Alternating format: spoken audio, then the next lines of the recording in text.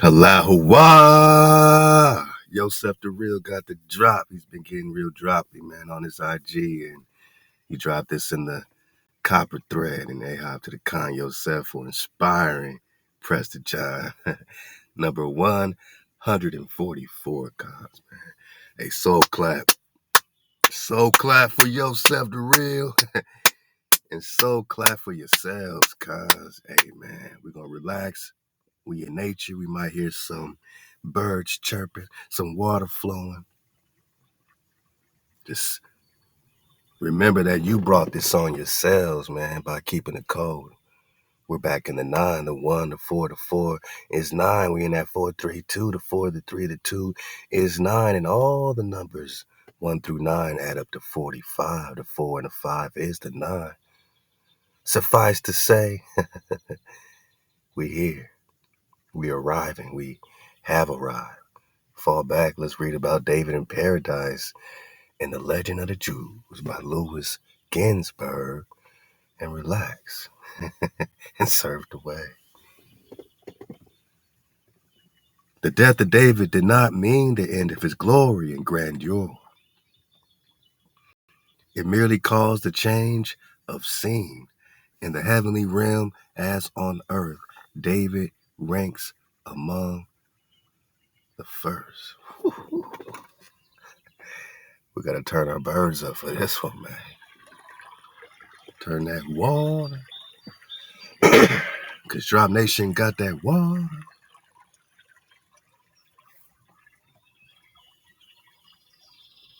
Yeah. Con. Just like Hosea 3 tells us, man, that we search for the Creator and we in the end of days, man. Jeremiah 30 says, David, whom I will raise up unto them in these end days. Ezekiel 37 says, one shepherd forever. My shepherd David is Khan forever, Prince forever. One shepherd. So in this investigation, we've been getting multiple lines of validation. And I've never even read this in The Legend of the Jews, ever. You know, almost a decade of dropping this drop. And we know this Prester drop has spread like the water. I don't claim the Prester John totality of investigations. Nah, man, this is you investigating you. I'll be reading these books, man, you know, different authors be coming out, and I know they are in our classroom, you know, one of our classrooms, because they're getting a lot of drop that no one was digging on 5 years, 6, 7 years ago, you know. And it's not for us to say, oh, you're stealing our information. No, this is not our information, man. So let's get this one thing straight. This belongs to the entire tribe. And if somebody else, you know, of course they gonna be in here and try to twist it into something that they want it to be. You know, whoever, the hijack's always gonna twist something. But Cons, this is your investigation. It's for us to defend it. It's for us to keep it going. And this is what Yosef has done, dropping this drop. For us to be here right now, somebody had to keep it going. You know what I'm saying? Keep that water flowing. So we're going to read, you know, some authors, you know, giving us some type of, you know, appreciation, you know what I'm saying, for a lot of this drop that they're dropping on. We're going to get some of that, you know, and remember, this belongs to you, Managi. We don't take this with us, right? We leave it here for our families, for our children. This is why we do this, so it's published.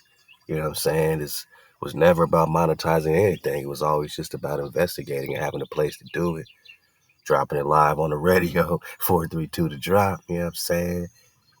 So, Halal HaWah, man, I just feel so good to be here, so glad to be here, so appreciative, man, of my tribe. And all I can say is top of the soul bone. Let's get it. Press the 144. One more time. The death of David did not mean the end of his glory and grandeur. It merely caused a change of scene. In the heavenly realm as on earth, David ranks among the first. In Psalm 89, David is called firstborn, right?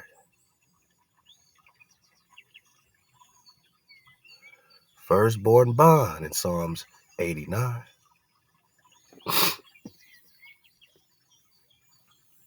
So it's not just some scholar, saying David ranks among the first, right?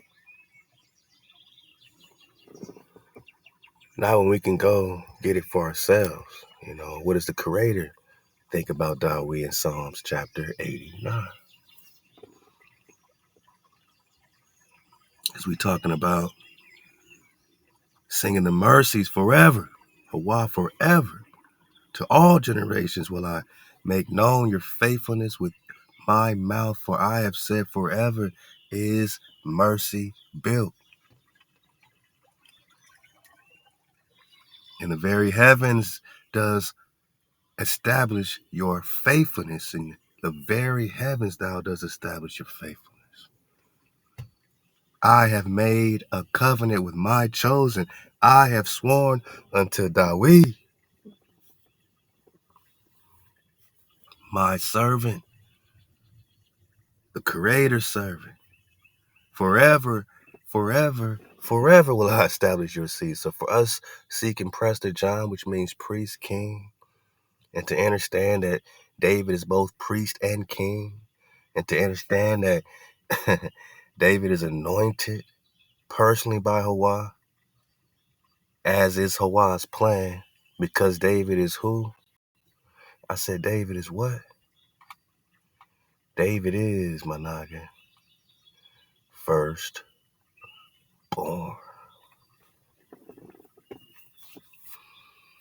David. Yeah. I have found David, my servant. With my holy oil have I anointed him. Shalak, so we ain't talking about no non-priestly king. Not if HaWah, with HaWah's holy oil, has HaWah anointed him. Sounds very priestly to me. And a priest is a Khan in Hebrew, K-A-H-A-N, K-H-A-N or K-A-N. Today they'll say Chan, like Jackie Chan. They'll put a soft C, ch. But we know it's a hard K, Khan. And they call you American or American, right?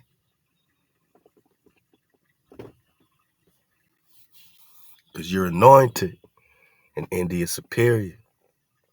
Verse 22, Psalms 89, with whom my hand shall be established, my arm also shall strengthen him. The enemy shall not exact from him, nor the son of wickedness afflict him. And I will beat to pieces his adversaries before him and smite them that hate him. But my fruitfulness, Shalak, my faithfulness and my mercy shall be with him, and through my name shall his horn be exalted, and I will set his hand also on the seas. That's all the oceans and the waters. This is how they connect him with the more, because the mooring up the place is the seafaring, To control the seas is to be the more, the Ka, the three, India Ka. I will set his hand also on the seas and his right hand on the rivers. And some say in the Prester John legend that he was able to control the flow of the Nile River. So it also connects with this hand being on the seas, as the Prester controlled the flow of the Nile River, man. He shall call unto me, thou art my father, my rock, my salvation. I also will appoint him firstborn, highest of the kings of the earth. Shalak, man, popping off. So I will appoint him firstborn, my naga. Means he's firstborn.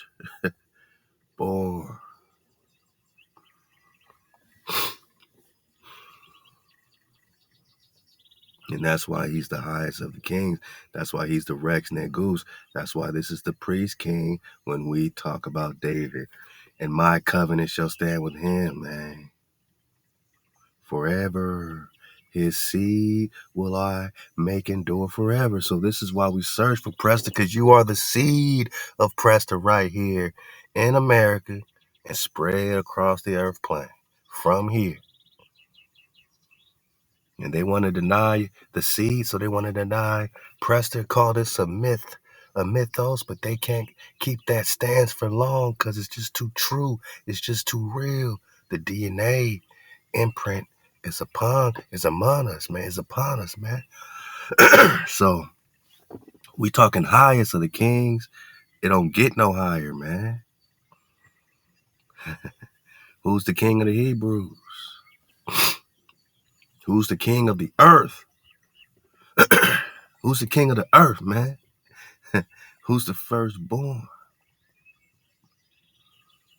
And HaWah's the rock of our salvation because we are code keepers. Now let's keep going, right? Let's keep going. Firstborn. David ranks among the first. We slowing it down. Letting that water flow.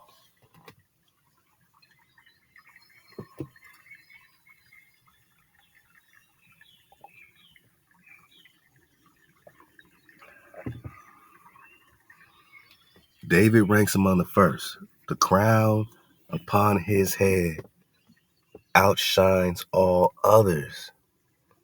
If the crown upon his head outshines all others, then my naga, he is the highest of the kings of the earth. And you are the seed that shall endure, the remnant, forever. The seed plays, the seed's important, and the covenant stands with David, who is firstborn by David. Yeah, man. It's that serious. It's that important around here. The crown upon his head outshines all others, and whenever he moves out of paradise to present himself before God or HaWah, sons. Let's just talk flat drop 101. Let's slow this down. Yosef the Real dropped this for a reason. Sons and stars. Angels, seraphim, and other beings run to meet him. We just got confirmation in the Bible that David is firstborn, highest of the kings of the earth. What we are paralleling this with is he's not only the highest of the kings of the earth, but he also ranks among the first in paradise, period. You want to know what the order is? You want to know what the signature is? What the Melchizedek is? What the priesthood is, man? What the seed carries? You want to understand the image of HaWah? You don't believe that HaWah will have HaWah's image represented in the last days, which is you, my Nagas? You don't believe HaWah will have HaWah's image represented always and always have order established? The son, not one son, but all the sons, right? Flat drop 101. So there's more than one sun. And no, we're not talking stars. We're talking suns. Why are they making a distinction between suns and stars if stars are suns? Always.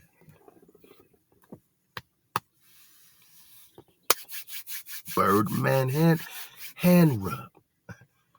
Why are they making a distinction between stars and suns if NASA tells us that these suns are just stars? These stars are just distant suns, right?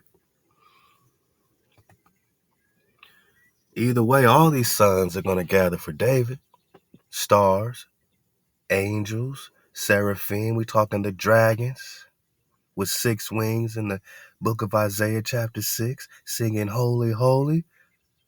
Our HaWah is holy. And other holy beings run to meet him. Like who, boss? They run to meet David. They run to meet David. Dawu. So, in the heavenly courtroom, a throne of fire of gigantic dimensions is erected for him, directly opposite to the throne of HaWah. So,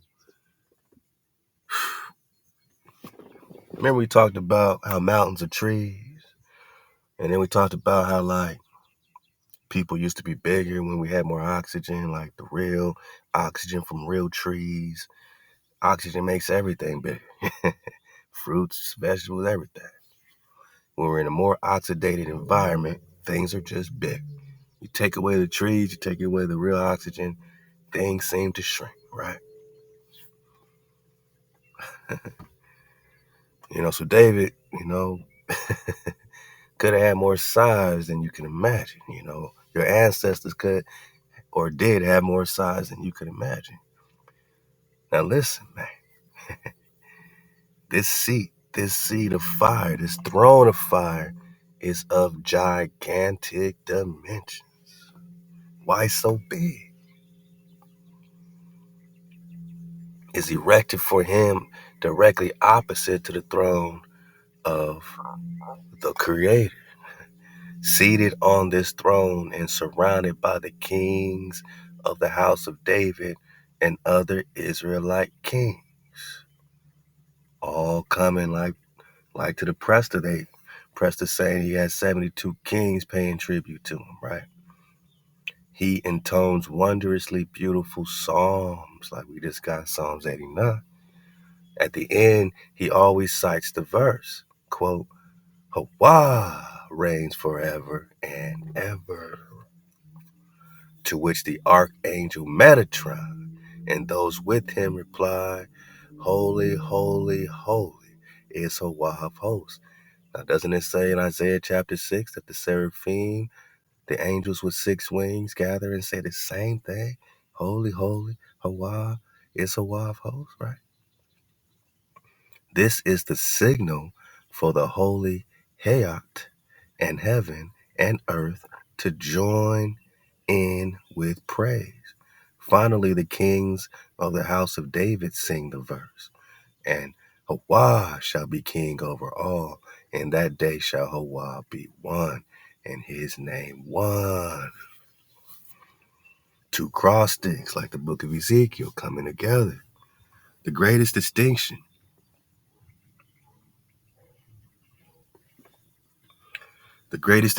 to be accorded David is reserved for the judgment day. When HaWah will prepare a great banquet in paradise for all the righteous. At David's petition, HaWah himself will be present at the banquet and will sit on his throne, opposite to which David's throne will be placed. At the end of the banquet, HaWah will pass the wine cup over which grace is said to Abraham with the words, quote, pronounce the blessing over the wine, thou who art the father of the pious or the righteous of the world. Abraham will reply, I am not worthy to pronounce the blessing, for I am the father, also the father of the Ishmaelites, who kindled HaWah's wrath. HaWah will then turn to Isaac, say the blessing, for thou wert bound upon the altar as a sacrifice. I am not worthy, he will reply, for the children of my son Esau destroyed the temple. Then to Jacob, do thou speak the blessing, thou whose children were blameless. Jacob will also decline an honor on the ground that he was married to two sisters at the same time, which latter was strictly prohibited by the Torah. All right. So HaWah will then turn to Moshe. Say the blessing, for thou did receive the law and did fulfill its precepts. Moses will answer, I am not worthy to do it, seeing that I was not found worthy to enter the Holy Land. HaWah will next offer the honor to Joshua, who both led Israel into the Holy Land and fulfilled the commandments of the law. He too will refuse to pronounce the blessing, because he was not found worthy to bring forth a son.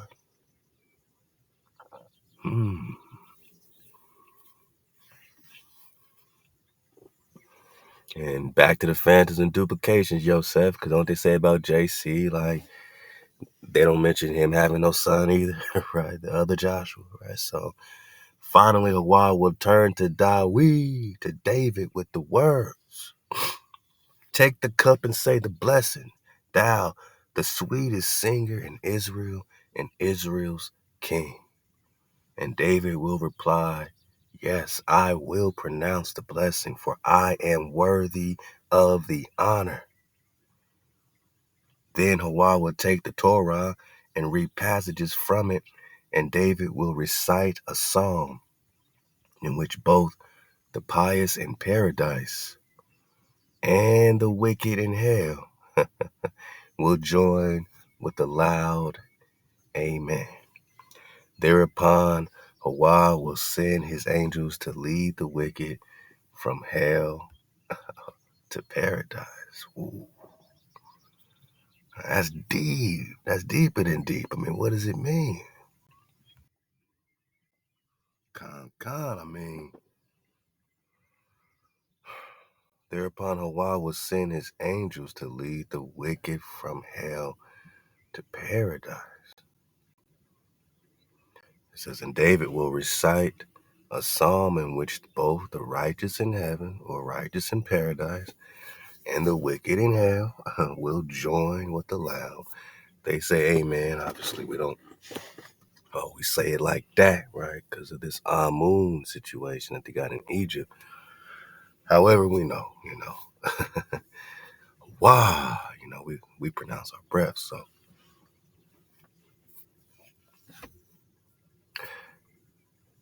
quick question. Do you believe right now that you are in paradise?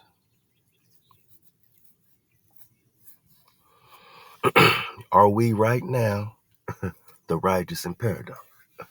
Obviously, well, with all this demon time going on around us, right? With all this wickedness around us, we clearly are not living in paradise.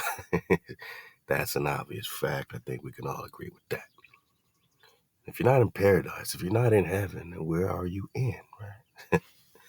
Now, there's levels to this, but this seems like those that are out of code, right, in the state of hell, meaning, you don't have your land, you don't have your security, you don't even have your breath, man. You know what I mean? That's being taken from us left and right. So, this seems to be a situation, man, where it's almost like the righteous in heaven and, whatever's happening on earth, which can be parallel to a hell or hellish, state of being. Thereupon, HaWah will send his angels to lead the wicked from hell to paradise. You can't be talking about literal demons being led to heaven, right? So whoever's in hell is not what we're being, taught in the Christian church of this demonic situation. It's just this out of cold, chaotic, so-called chaos situation. But this is just very interesting, leading the wicked from hell to paradise. Because even your Bible say that there would be a revelation, or there would be a rapturing in the revelations, or there will be, a period where Israel will return, right? Hosea 3. Now let's talk about the family of David. This is David had 6 wives, including Michal, the daughter of Saul, okay, who is called by the pet name Igla Kofkin, in the list given in the biblical or Bible narrative. Michal was of entrancing beauty. Remember, Genghis Khan went to war over Prester John's daughters, right? He wanted to marry into the David family, take David's daughters as wives, right? So, and David, had a big family, but he wasn't about to let Genghis Khan just bully his way into the David line.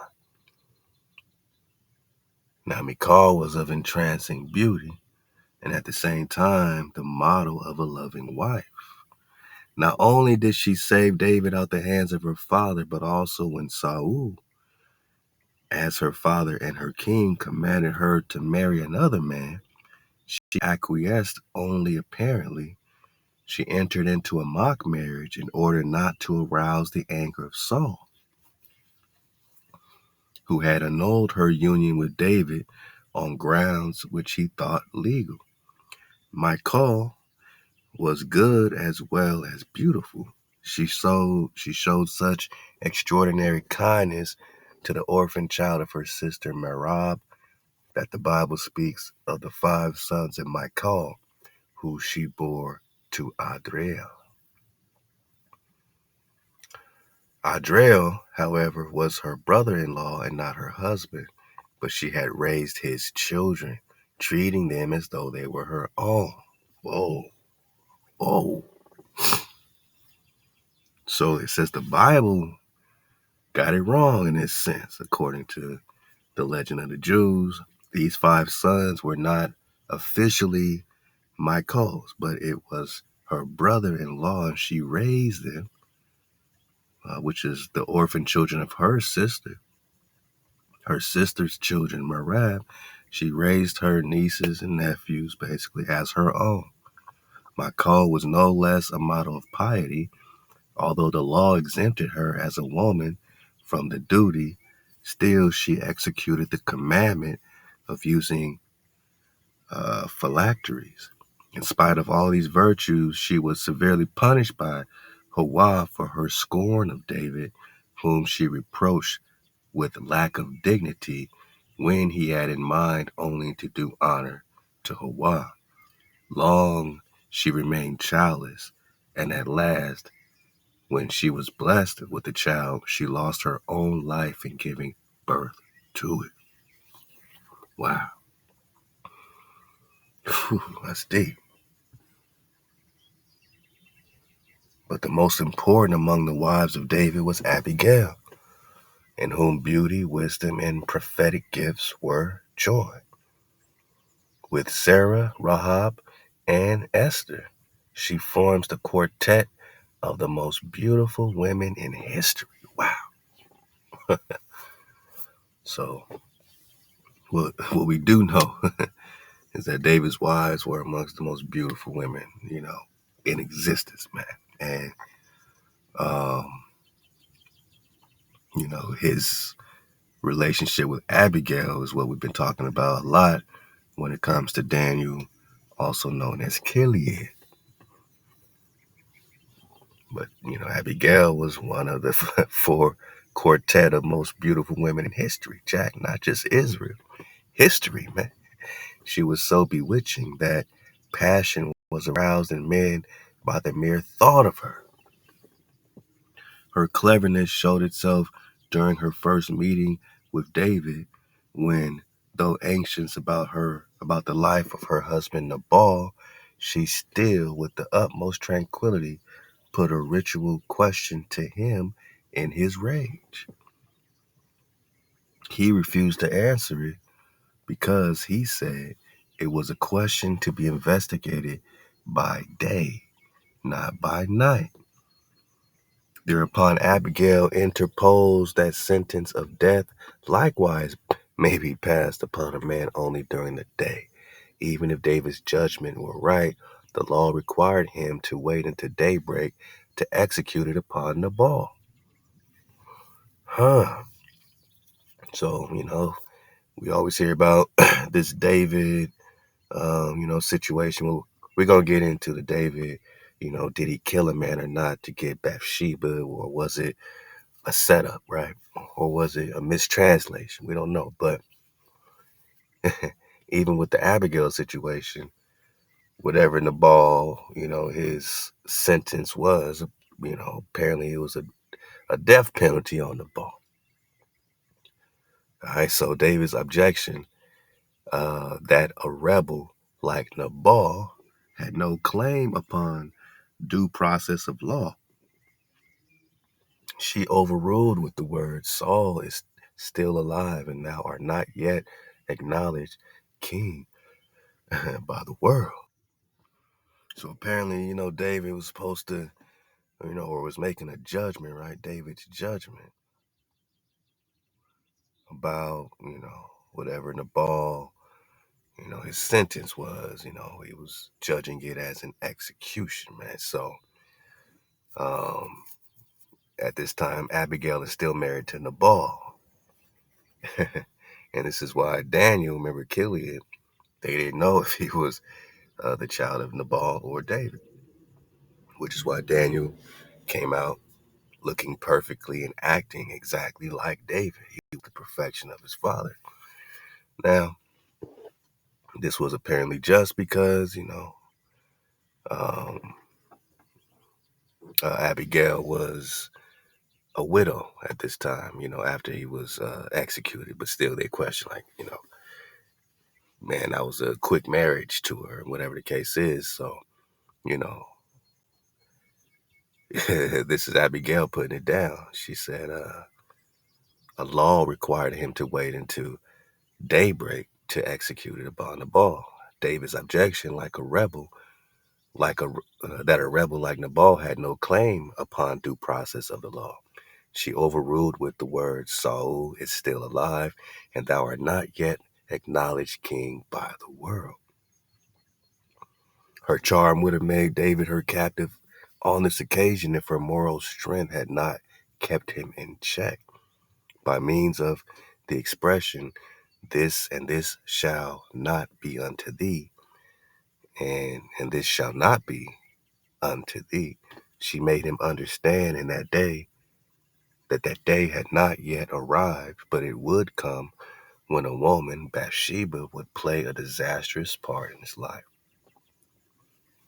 Thus, she manifested her gift of prophecy. So she prophesied about this situation with Bathsheba. She said she could have made him her captive at this occasion. It's like she chose not to. Again, her charm would have made David her captive on this occasion if her moral strength had not kept him in check. So she seemed to be in control of this situation by means of the expression, and this shall not be unto thee. She made him understand that the day had not yet arrived, but that it would come when a woman, Bathsheba, would play a disastrous part in his life. Thus, she manifested her gift of prophecy. So, I'm saying, she was like, nah, I'm not going to do that to you right now, even though I can. Because if she did, then you could accuse David of, he, took this man's wife and slaved this man for this and, that type of thing. And that's what the later accusations was, right, with this Uriah situation, which we got the whole parallel on that, a few times before on the King of Georgia flow or the Georgian, whole dynasty flow where you got Uriah, who's now called Uriel or something like that, Prince Uriel, who is a part of this David Sauceland flow. All of them are connected with these same Allens and Georgians and, Bragantoni dynasties and all this stuff like that. So they're all part of this royalty, right? And Bathsheba was supposed to be,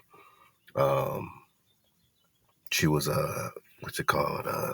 set up to be married to this Prince Uriel, or how do you say it? Uriah, Yuri, Yuri, Yuri. So it was like an arranged marriage is what I was looking for. But he ends up trying to usurp her and take over the dynasty, right? And this ties into the Princess Tamar flow, because Tamar is a Bathsheba. Sheba is a title. And this Tamar and this Prince Uri and this whole Georgian dynasty flow, this is the same Hebrew story being told. But in our scriptures, right, we got David and the Sheba not called Tamar. And, but it's still under the same title. Even Tamar is a title, man. So it's, what I'm saying? We've been digging on it. What I'm saying? On one side, you got Prince Uri who's trying to, take over the kingdom. In this Bible flow, we got Uri who's Uriah the Hittite. And he's, they make him more righteous. He's not trying to do anything wrong, but David just loves his woman. And this is why he gets Sheba. In the Georgian flow, Sheba and David, or Tamar and David, they were already childhood love, you know what I'm saying? Like sweethearts, they were already connected, but she was just arranged to be married to another part of his family, or, another, part of their dynasty, you know what I'm saying? Prince Uri was a part of their, what they call it, we gotta get back in there, man, with the Allens, the Ossetians, man. So when we were looking up the Ossets, Ossetian, the Ossetians, you know what I'm saying? All these are Hebrews. All these are different telling of these families and dynasties and these royals, man. We on 144, so we popping off, man. So let's keep going. Love to Yosef the real. So not even Abigail was free from the feminine weakness of Kotri, the words, remember thine handmaid, should never have been uttered by her. As a married woman, she should not have sought to direct the attention of a man to herself. In the woman's paradise, she supervises the fifth of the 7 divisions into which it is divided. Whoa. It's a lot of information here. So you're telling us that there's a women's paradise and a man's paradise? I don't know, man, that's deep. Or, in this paradise, you still have order where, the sisters are over the sisters, and, what I'm saying, the brothers are over the brothers type of thing. There seems to be some type of division, not division, but, maybe order to it. So, but there are divisions, right? Because it says in the woman's paradise, she supervises the 5th of the 7 divisions, man. So there are divisions by order, it appears, into which it is divided. And her domain adjoins that of the wives of the patriarchs, Sarah, Rebecca, Rachel, and Leah. So these are the wives of the patriarchs when you talk about Abraham, right, and Sarah, Rebecca, Rachel, Leah, right? So you're talking about Isaac's wife, you're talking about Jacob's wives, right? So she also occupies a domain that adjoins with them and supervises the 5th of the 7 divisions in the women's paradise. So Abigail still got it going on. Among the sons of David, Adonijah, the son of Haggith, must be mentioned, particularly the pretender to the throne, the 50 men whom he prepared to run before him had fitted themselves for the place of heralds by cutting out their spleen and their flesh of the soles of their feet. That Adonijah was not designated for the royal dignity was made manifest by the fact that the crown of David did not fit him. This crown had the remarkable peculiarity of always fitting the legitimate king of the house of David. So this crown is like a Cinderella slipper, man. Like you got to be able to fit that slipper, man. You got to be able to fit that crown. All right, you got to be a big head noggin, man. You can't be a small headed noggin. You got to be a big headed noggin. All right, cool. So now we're talking Chileab. Let's get it. All right, so Abigail, remember, she has a son, Chileab, but Chileab is also called Daniel. Now, they're not going to tell us here about Daniel, right? They're going to keep it Chileab. Just like in the Bible, for the most part, they just mention Daniel, but they don't say Daniel is Chileab. And this is when we got to continue to start the way. Love to yourself, real. Chileab was a son worthy of his mother Abigail. The meaning of his name is like the father. Man, where did we hear this before, right? Where did we hear this before? Because which had been given him because of his striking resemblance to David in appearance. We're just talking Chileab.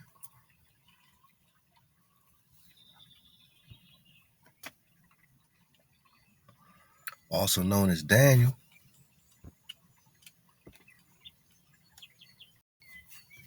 Second son of David, king of Israel, according to the Bible. He was David's son with his second wife, Abigail. So we just talk about Michal. And here comes Abigail, widow of Nabal the Carmelite, mentioned in 1 Chronicles 3 and 2 Samuel 3. So is this link telling us that Daniel and Chileab are the same person in Legend of the Jews? Nah, they just saying Chileab, right? We're not connecting it with Daniel, which means we're not connecting it with Nebuchadnezzar, which we've been talking about, which yourself been talking about. You got some Nebuchadnezzar drop too, man. Yeah. It's a big question we got, man. Is Nebuchadnezzar the son of King Solomon and Sheba? Then we asked, is Nebuchadnezzar Genghis Khan, since we just talked in titles? Did Genghis Khan kidnap Daniel, the son of the Prester, in the war, right? Hostage in war. Nebuchadnezzar comes in Daniel chapter 1, asking for all the nobles, the noble young sons, and he wants the daughters too. Here comes Daniel, right? Mishael and Abednego.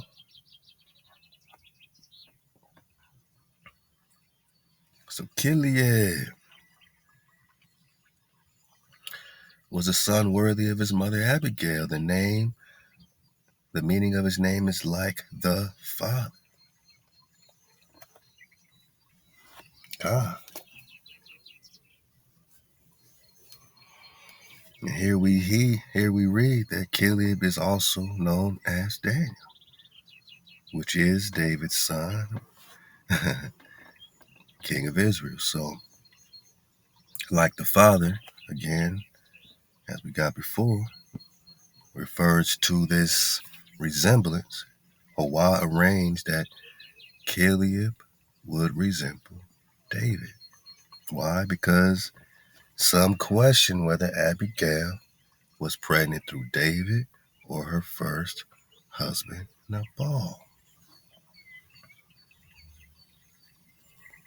So HaWah made sure he perfectly resembled Khan Dawi. It is possible his name Chileab, which can be translated perfection of the Father, is a reference to that legend. And again, he's one of the 4 Israelites who died without sin. They were code keepers all the way to the end, along with Benjamin, Jesse, and Amram, right? Later rabbinic traditions name him as one of the 4 Israelites who died without sin. I'm talking Daluya, Halal HaWah.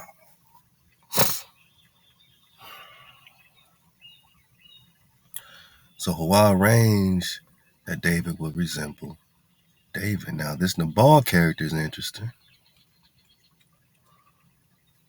I mean, and back to the Nebuchadnezzar flow, because we're going to get it some more. As we talk Nabal, I'm thinking Nebu. Defend your boundaries, man. But if Genghis Khan, which is a title, because that's not his real name either, is Nebuchadnezzar, which is a title, and Genghis Khan has Daniel, the son of King David, man, as hostage. But since he's in the family, right, if Genghis Khan is the son of Solomon, that would make Genghis Khan grandson of David,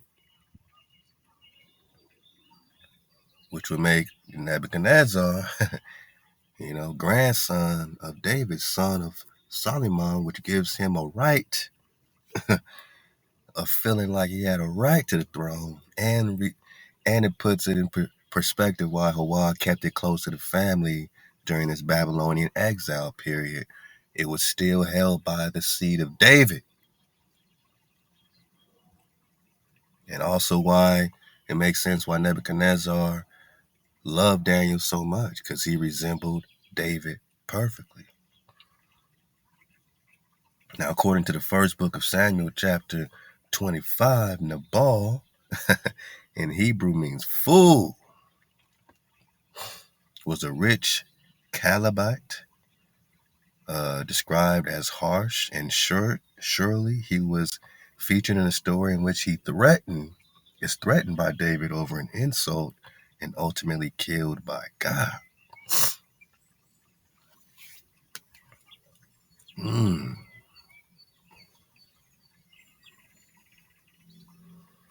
So the account states that Nabal lived according to the biblical narrative, David, who was not yet king, this is why Abigail reminded him he's not yet king. You know what I mean? So David, who's not yet king, and his band of men who had been fleeing from King Saul went to the wilderness of Paran. The account states that Nabal lived in the city of Maon, M-A-O-N, and owned much land in the town of Carmel. So him being called a Carmelite is like saying that you live in Texas, you're a Texite. So it doesn't really describe his tribe. It's just saying he lived in Carmel.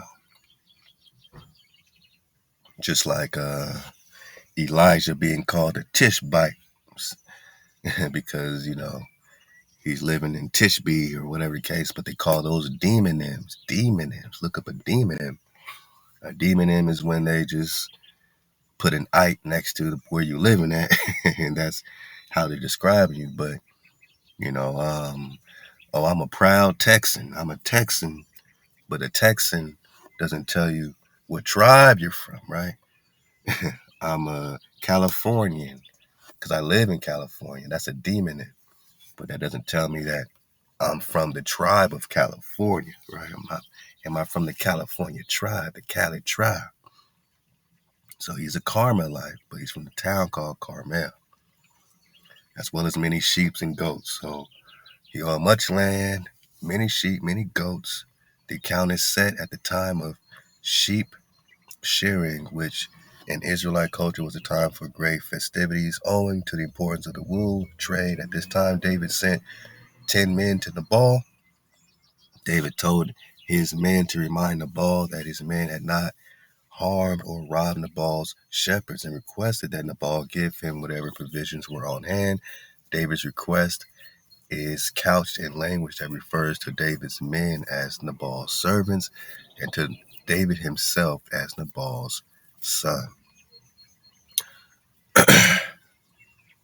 Nabal harshly rebuffs David's request. Who is David and who is the son of Jesse? There are many servants these days that break away. Every man from his master. Shall I then take my bread and my water and my meat that I have killed for my sharers and give it unto men of whom I know not whence they are? Upon hearing Nabal's reply, David and 400 of his men armed themselves with swords, and one of Nabal's shepherds, considering Nabal too abrasive to approach about the issue, warns Nabal's wife Abigail of the situation, along with the positive account of his previous experiences with David and his men. Abigail chose to intervene in order to avert David's wrath. So here we go again. In the account, while David armed his men and set off with 400 of them for Nabal's home, leaving 200 men behind to look after the supplies.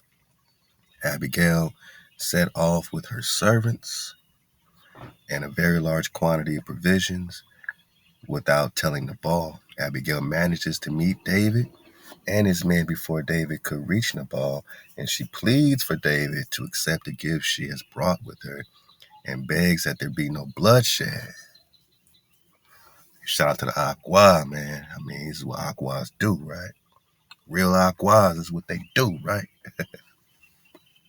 They don't try to backdoor a Naga, set a Naga up. I mean, not the real sisters, right? She's trying to stop the bloodshed. So, asking to take Nabal's blame herself and contemplating, man, she said, blame it on me, contemplating David or complimenting David by stating that HaWah would make his dynasty long-lasting and David sinless and divinely protected. As a result of her actions, David recognized that he's about to sin and calls off his threat and sends Abigail home in peace. Abigail does not tell Nabal about what she has done until the following day, as when she returns, Nabal is drunk and high-spirited due to the kingly banquet. But when she does tell Nabal, he has a heart attack, possibly a stroke, and dies 10 years later. The account ends with David hearing about his death, recognizing that it was a punishment from HaWah, and asking for and receiving the hand of Abigail in marriage. And then they said that they got married too swift, but David did not put Nabal to death. He did not execute Nabal like he thought about it when he heard them insults. The sister saved that, Abigail. Okay. And then Abigail and David had a bond. And because some question whether Abigail was pregnant through David or her first husband, Nabal, HaWah arranged that Chileab would resemble David. Chileab translated perfection of the father, who was also known as Daddy.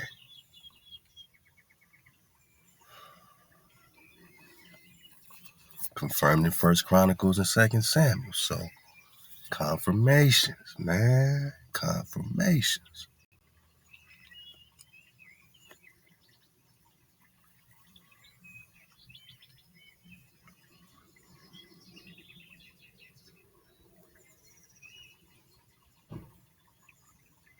And again, Tamar is the title because David also has a daughter named or under the name Tamar. You know what I mean? But we got it before that. Tamar is also, you know what I'm saying, called Sheba or Bathsheba as well. So these are all just titles. And of course, you have Tamar the Great, right? And she actually has to hold the kingdom down. This is when King David is called King Consort, because Tamar is still, holding down the reins in the Georgian dynasty. So we parallel a lot of the Georgian flow, because we know we got Georgia here. Ray Charles, Georgia on my mind. And the Cherokee flow is the Kara Katai. The Cherokee, the cha-cha, is the hard K, remember? So the Cherokee is the Kara, the Kara Ka, the Kara Katai is Cathay. We're going to get that. Katai is Cathay. So it's all happening, man. Just right quick, just thinking about this Nebuchadnezzar flow. Love again to Yosef the Real, man. This is brought to you by the Khan Yosef. We're getting it straight from the IG flow, man. Hey, hop to the cons, man. We just popping off. Don't mind us. This is also from the legend of the Jews on the Nebuchadnezzar. So, you know what I'm saying? You pull up the links. You got all this already. You know what I'm saying? We're in the volume 4 flow.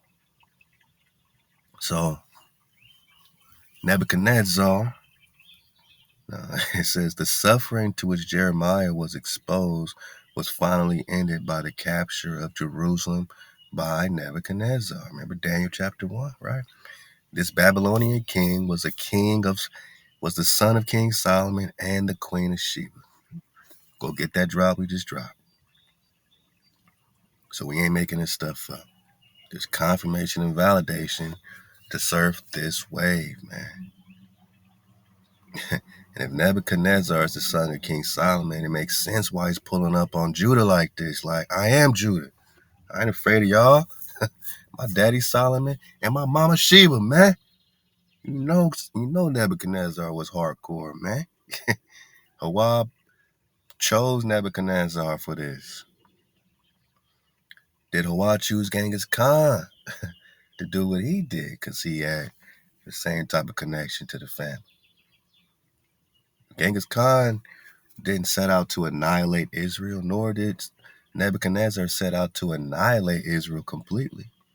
He brought him in and took care of the nobles a certain way, He ran his hijack, but at least the royals and a certain seed was still protected, man. So his first contact with the Jews happened in the time of his father-in-law, Arib, whom he accompanied on his campaign against Hezekiah. The destruction of the Assyrian army before the walls of Jerusalem, the great catastrophe from which only Nebuchadnezzar and 4 others escaped with their life. So he was saved, right? Inspired him with fear of God. Later, in his capacity as secretary to the Babylonian king Merodach-Baladan, it was he who called his master's notice to the mention of the Jewish king's name before the name of God. Thou call him the great God, yet thou dost name him after the king, he said. Nebuchadnezzar himself hastened after the messenger to bring back the letter and have it exchanged. He had advanced scarce 3 steps when he was restrained by the angel Gabriel. For even the few paces he had walked for the glory of God entered him his great power, or earned him his great power over Israel. Whoa. So he earned his great power over Israel when in Daniel chapter 1, he's checking in, right? He was sent specifically for that purpose. A further step would have extended his ability to inflict harm immeasurably. So Gabriel came in and said, whoa, that's enough. You earn your spot to advance on Israel right now, because they're out of code now. They ain't listening now. We can't give you one more step because that's going to extend your ability to inflict harm immeasurably. But for now, you've earned great power over Hasharala, Israel. Okay?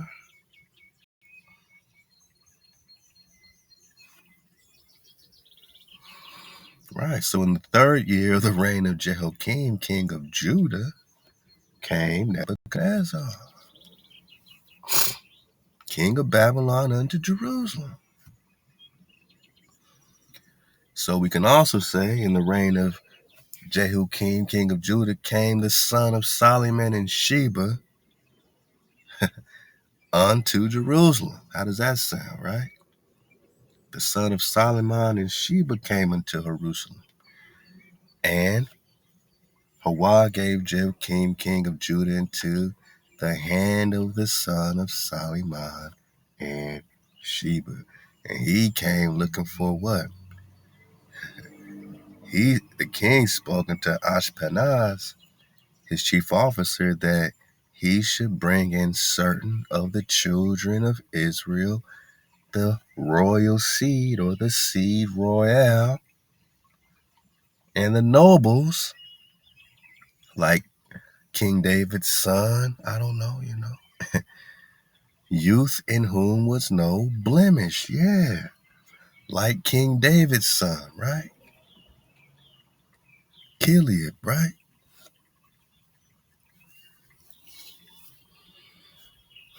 Or Daniel, right?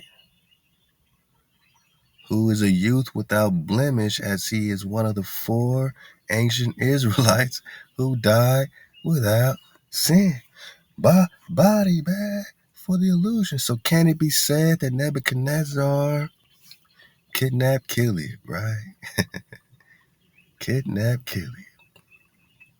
But he also rose him up to be the Khan in this Babylon, right? Which, in the Jewish documents, there was a beef, a schism, because they said, how can this hijack name you king of the Jews or the exilarch when this is who has us in captivity? We can't let the president of the U.S. tell black people who's going to be their leader, right? We can't let Nebuchadnezzar tell us Hebrews or Judah who's the king of Judah. But can the son of King Solomon do that? You know what I'm saying? Is this why Nebuchadnezzar did that? Because he is the house of Judah. And Chileab is one of the four ancient Israelites who died without sin. And Daniel is a youth in whom was no blemish, a noble, a seed royale.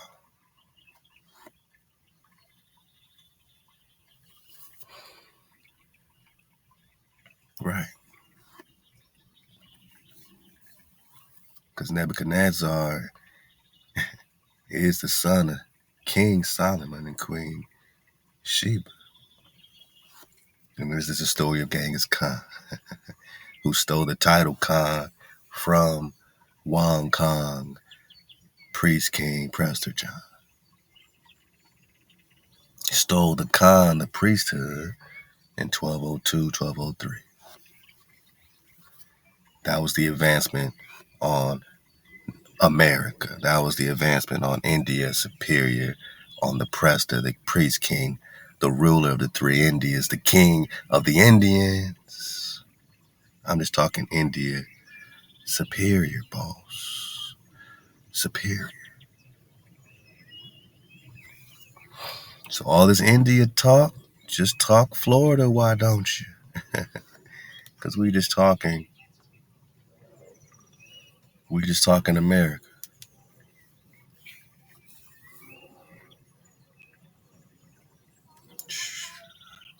Close it. We're just talking America, boss. We're just talking America, boss. Halal HaWah. So India's superior is Cathay. So when you hear this Katar, this Caithness, remember Cathay is America, is India superior, is Florida. And when you keep hearing this King of India talk, remember India superior is you, manat. Mexico is China. There ain't no soft cha-cha. It's a hard K. And the Kenna is the Kana. The Kenna is the Kana.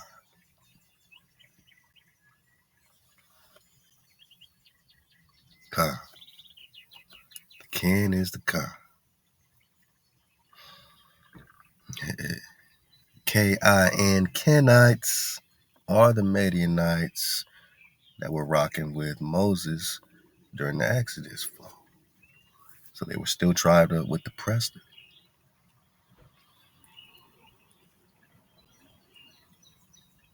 Let's go.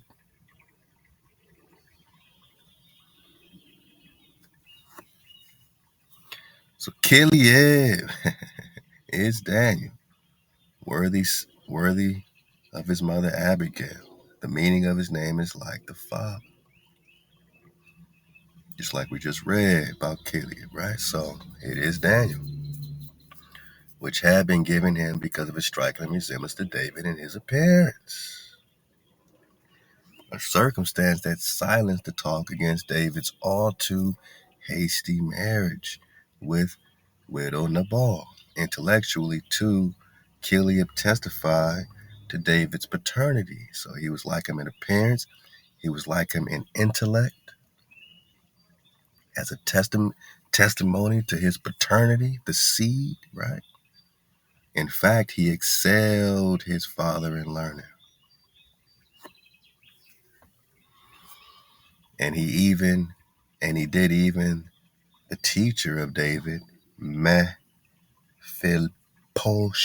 the son of Jonathan, on account of his piety, he is one of the few who have entered paradise alive. Whoa! And just for the body bag for the illusion, I looked up, since we know we're talking Chileab, and we understand that Chileab is also known as Daniel.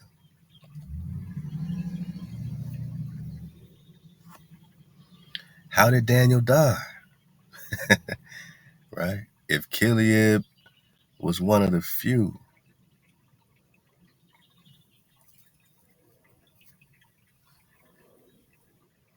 on account of his piety, right? Chileab is one of the few who entered paradise alive. Jack, how did Daniel die? Anybody talk about that? Just looking it up. Something to Google today. Okay. So let's see your different stories about this, man. I can't wait. I can't wait. According to the Bible, Daniel lived to a very old age, all right? Likely around 85 years old. It seems like they're guessing, boss, because Chileab entered paradise alive, boss. Seems like they don't know, boss, but they know he was an old age, huh? He was taken captive when he was about 17 or 18. So about 17 or 18, right? That's around the time they're saying that the royal seed or the seed royale, the nobles, youth without no blemish, is taken in by this Babylonian king or this truly Israelite king who is Nebuchadnezzar.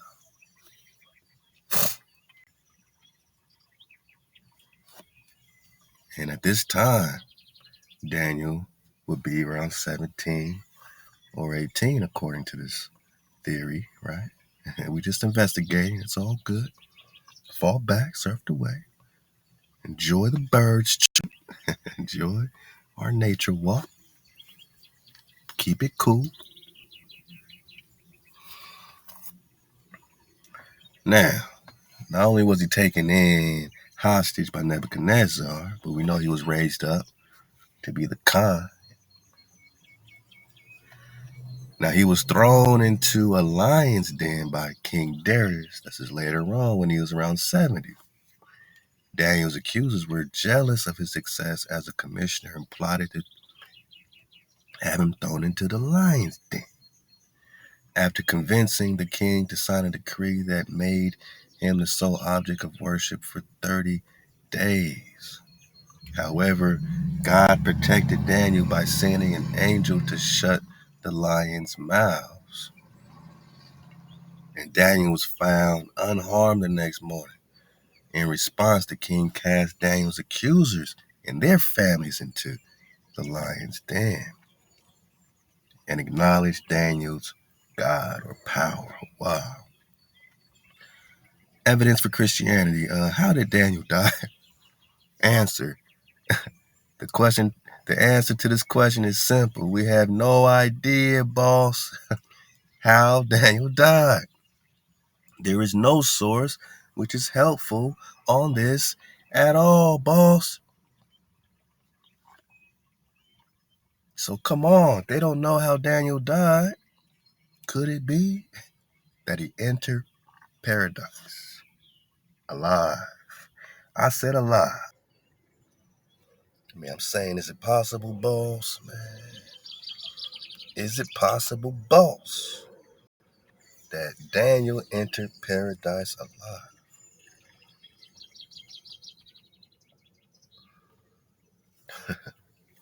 I guess it has to be possible, boss, if they don't know, right? If they don't know how Daniel died. We have no idea, boss. We have no idea how Daniel died. There's no source which is helpful on this at all. And you look it up, man, you let us know. Some say he is believed to have died in Babylon. Mm-hmm.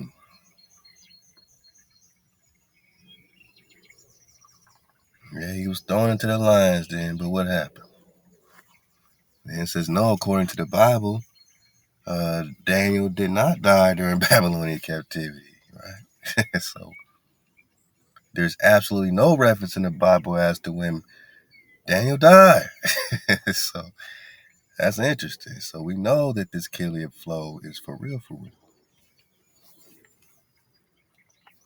that this Daniel is the actual Chileab we're talking about, right?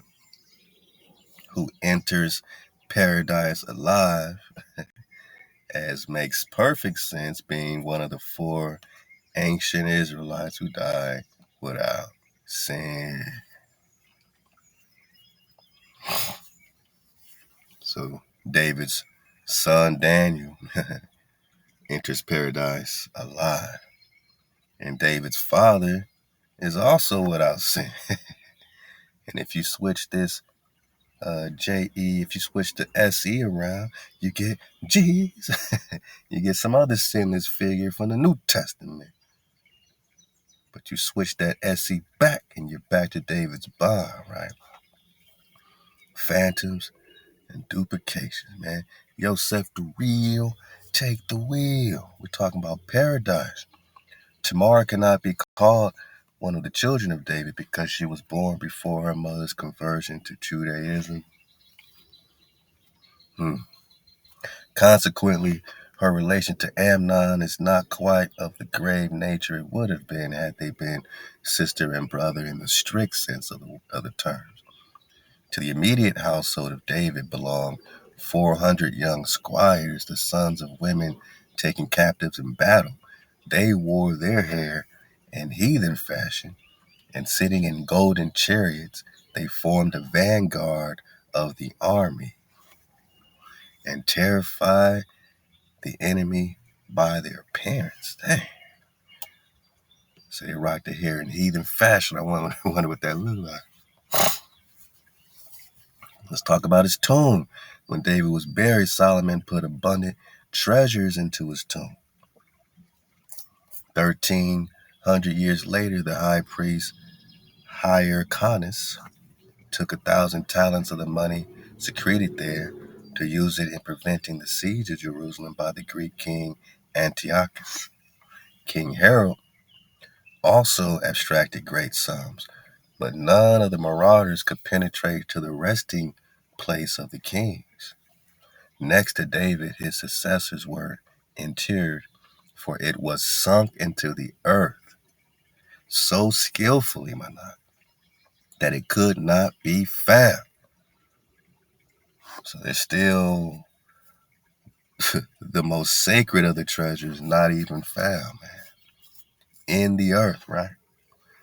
Once upon a time, a Muslim pasha visited the mausoleum, and he was looking through the window into it. A weapon of his ornamented with diamonds and pearls dropped into the tomb.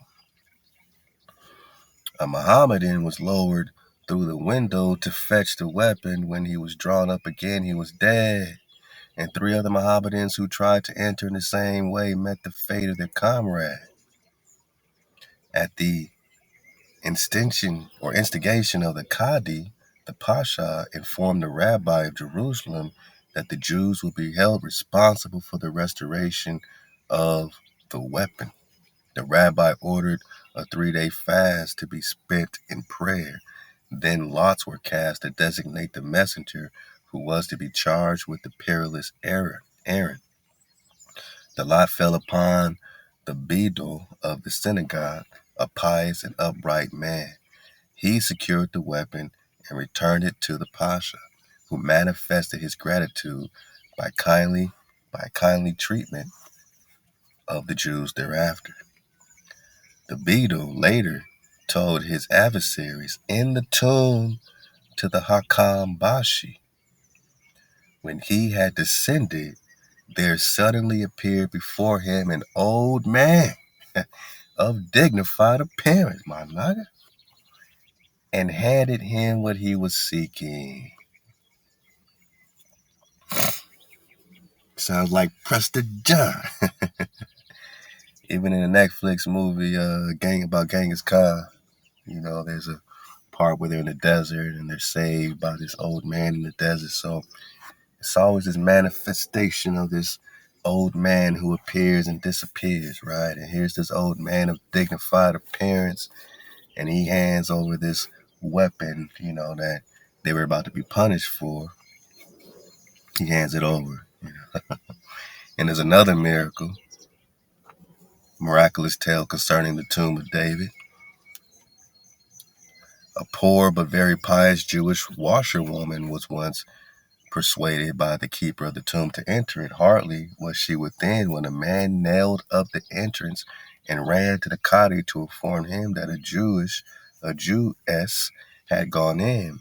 Incensed, the Qadi hastened to the spot with the intention of having the woman burnt for her presumptuousness. In her terror, the poor creature had begun to weep and implore God for help. Suddenly, a flood of light illumined the dark tomb, and a venerable old man took her by the hand and led her downward under the earth until she reached the open.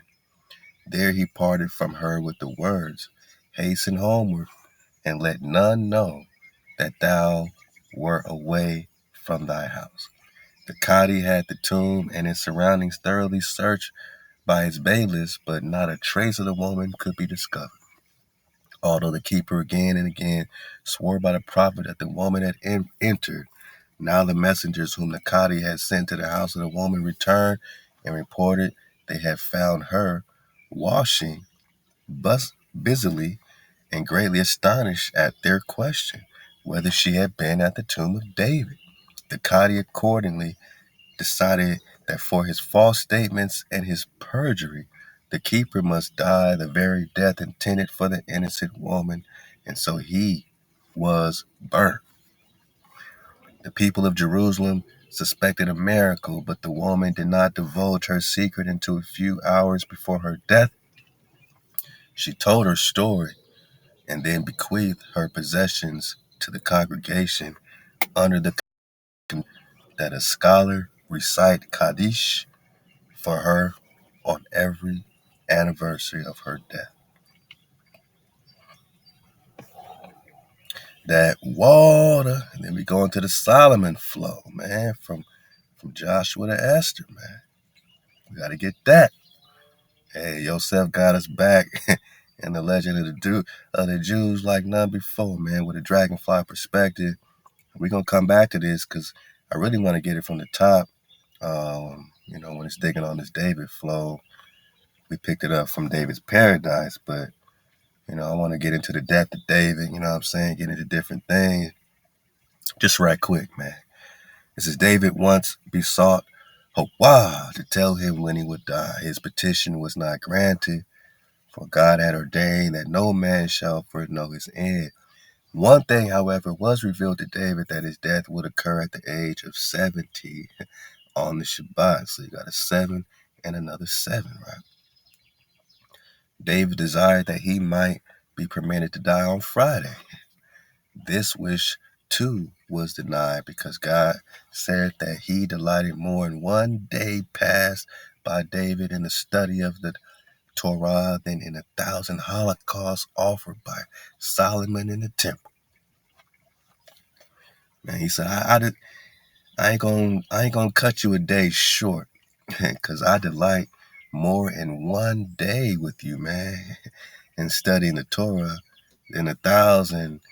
What they're saying, holocausts offered by Solomon and the temple. Then David petitioned that life might be vouchsafed him until Sunday.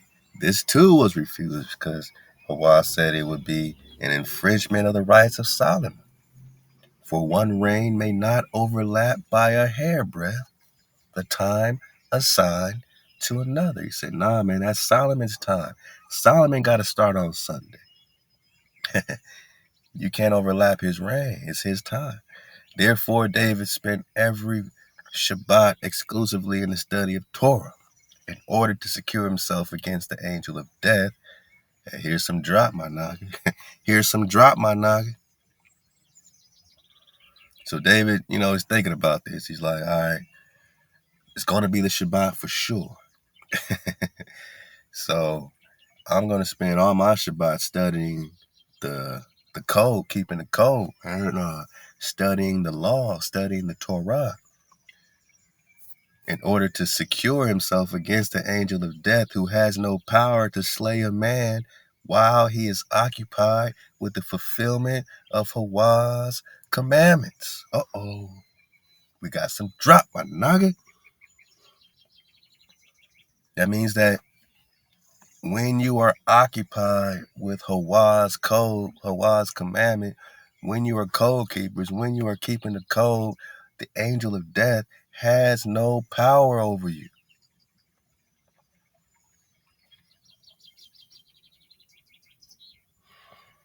You know what I mean? Now, even in David's case, remember, David will rise again, according to Jeremiah 30. He wasn't truly slayed by no angel of death. Even this story is a bit fishy because they say he just fell down or got swallowed up in some stairs or some steps or something like that. They say the angel of death had to resort to cunning to gain possession of David one Shabbat day, which happened to be also the Pentecost holiday. The king was absorbed in study when he heard a sound in the garden. He rose and descended the stairway leading from his palace to the garden to discover the cause of the noise. No sooner had he set foot on the steps than they tumbled in and David was killed. Stop it, man. Stop it, boy. So they're saying the angel of death distracted David with some sound, some noise, and David went to look for what it was, and he stood on the stairway, and the stairway collapsed. That's it. End of story, right? Nah, man. It sounds like that Daniel flow, like they don't really know what happened to David. You know what I'm saying? They don't really know. They don't know where the Prester went. Did he go into the Marvel flow? Did he go into suspended animation on their ass, man? Did he do his Moshe, where his body was unabated, his eyes were never dim? Because I don't believe he just was on some foots of the steps and they tumbled in and that's it. David is gone, right? So the angel of death had caused the noise in order to utilize the moment when David should interrupt his study. The king's course could not be moved on the Sabbath, which was painful to those with him, as it was lying exposed to the rays of the sun. So Solomon summoned several eagles, and they stood guard over his body, shading it with their outstretched wings or pinions. So, come on, boss. Did Solomon send eagles or a couple dragons to shield the situation with David? So it's private.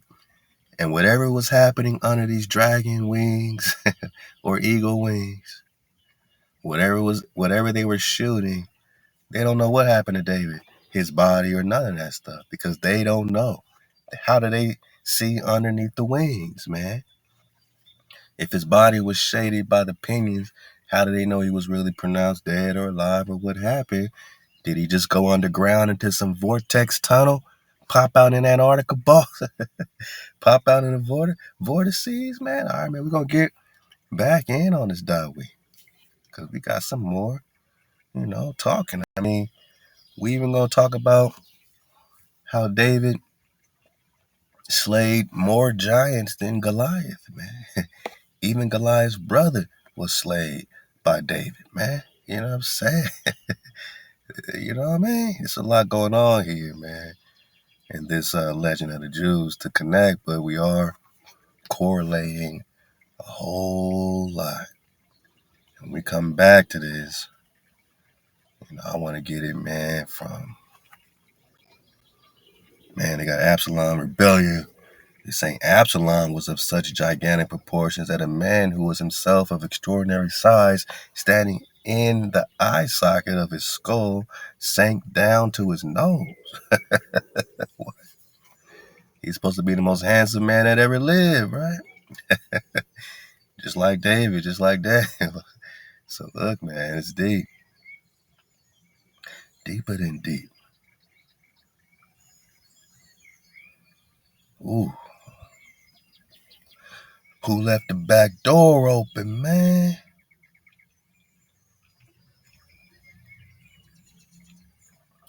Remember we said, did David kill him, man?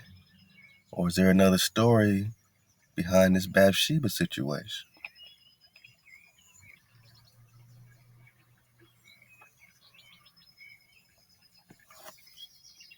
I mean, we just belly flopping. Halal HaWah, his great piety invested his prayer with such efficiency or efficacy that he could bring things in heaven down to earth. It is natural that so godly a king should have used the first respite granted by his wars to carry out his design of erecting a house of worship to God. But in the very night in which David conceived the plan of building the temple, God said to Nathan the prophet, "Hasten to David. I know him to be a man with whom execution follows fast upon the heels of thought." So he says, man, once David puts his mind to it, he gonna do it, man. Hold up, though. I should not like him to hire laborers for the temple's work and then, disappointed, complain of me. I furthermore know him to be a man who obligates himself by vows to do good deeds, and I desire to spare him the embarrassment of having to apply to the Sanhedrin for absolution from his vow. When David heard Nathan's message for him, he began to tremble and said, verily, God hath found me unworthy to erect his sanctuary. But God replied with these words, Nay, the blood shed by thee I consider as a sacrificial blood. But I do not care to have thee build the temple, because then it would be eternal and indestructible. Whoa. And I guess, according to HaWah's plan, the temple was going to be destroyed. So he didn't want David to build it because it would be eternal and indestructible. It wasn't time for that eternal kingdom yet. But that would be excellent, said David, whereupon the reply was vouchsafed him, I foresee that Israel will commit sins. I shall wreak my wrath upon the temple. It can't be indestructible, Dawi, when I got to wreak my wrath upon the temple, and Israel will be saved from annihilation. However, thy good deeds shall receive their due reward. The temple, though it be built by Solomon, shall be called thine. It's still David's temple, but it's built by Solomon.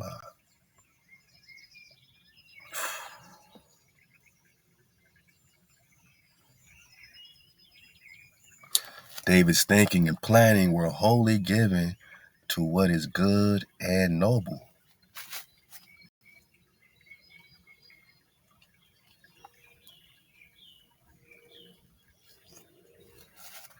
So David's thinking and planning were wholly given to what is good and noble.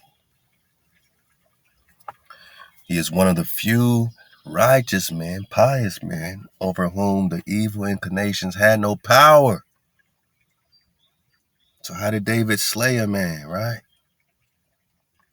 To steal his wife like they're trying to rewrite in the Biblios. When David, whom the evil inclination had no power, even the angel of death had to use some trickery. By nature, he was not disposed to commit such evil doing as his relation to Bathsheba involved. Is David innocent of murder? Right? Because even in the Georgian flow, he had to help Tamar, or Bathsheba, escape from this evil Prince Uri, who was trying to usurp the kingdom, hijack the kingdom. So he did help slay Uri in reality in the kingdom of Georgia, which is the same Israelite kingdom. Phantoms and duplication. But did he murder Uriah to slay him for his woman type of thing? So it says, no, man. It is not. It was not disposed. He was not disposed to commit such evil doing as his relationship to Bathsheba involved, as they trying to say. HaWah himself brought him to his crime. Whoa. It wasn't that David just fell into this lust with Sheba. HaWah himself brought him to his crime, that he might say to other sinners, go to David and learn how to repent. Whoa. Whoa, my nigga. Because if David's going to be king forever, right? Priest Khan, HaWah is making sure that other people can go to him and learn how to repent. But how can they learn how to repent if David never had to repent? So the situation is happening as an example of how to repent, not because David fell into some weakness, but HaWah himself brought him to this sin, right? Now keep reading, because David really brought it on himself by asking HaWah to prove him. He wanted to be proven. We're in this situation today, not just because we're out of code, but we're being proved, my noggin. And I know it's hard every day. Dealing without the monies, dealing without your land, dealing without your titles, right?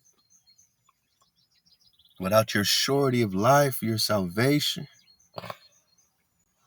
But we know it's upon us because we're keeping the code, and the angel of death has no authority when you are in the house, when you're in code,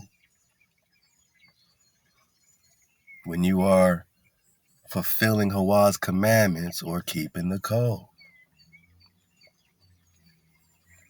Con. Hey, this is just the intro. We just get started, man.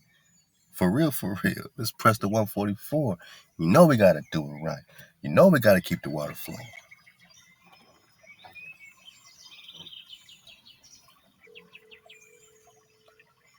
Halal HaWah. You hear that? You hear HaWah calling, man? It's HaWah's time. HaWah himself brought David to this crime, right? That he might say to other sinners, go to David, learn how to repent. Nor indeed may David be charged with gross murder and adultery. David can't be charged with murder. David is innocent of this crime, but he's only going through it so that he can show Nagas how to bounce back, man. How to go through hard times, how to go through all this evil. People doubting you, people turning their back on you, everybody forming up against you, right? How can you trust David to, give you that advice if you're dealing with somebody who is so blameless, so quote unquote sinless that he's untouchable, right? Because who can live that path of a sinless Naga? There's only 4 ancient Israelites who died without sin.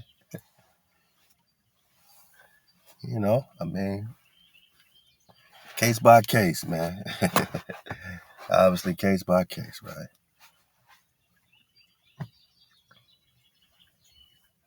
But there's very few. Let's just say that.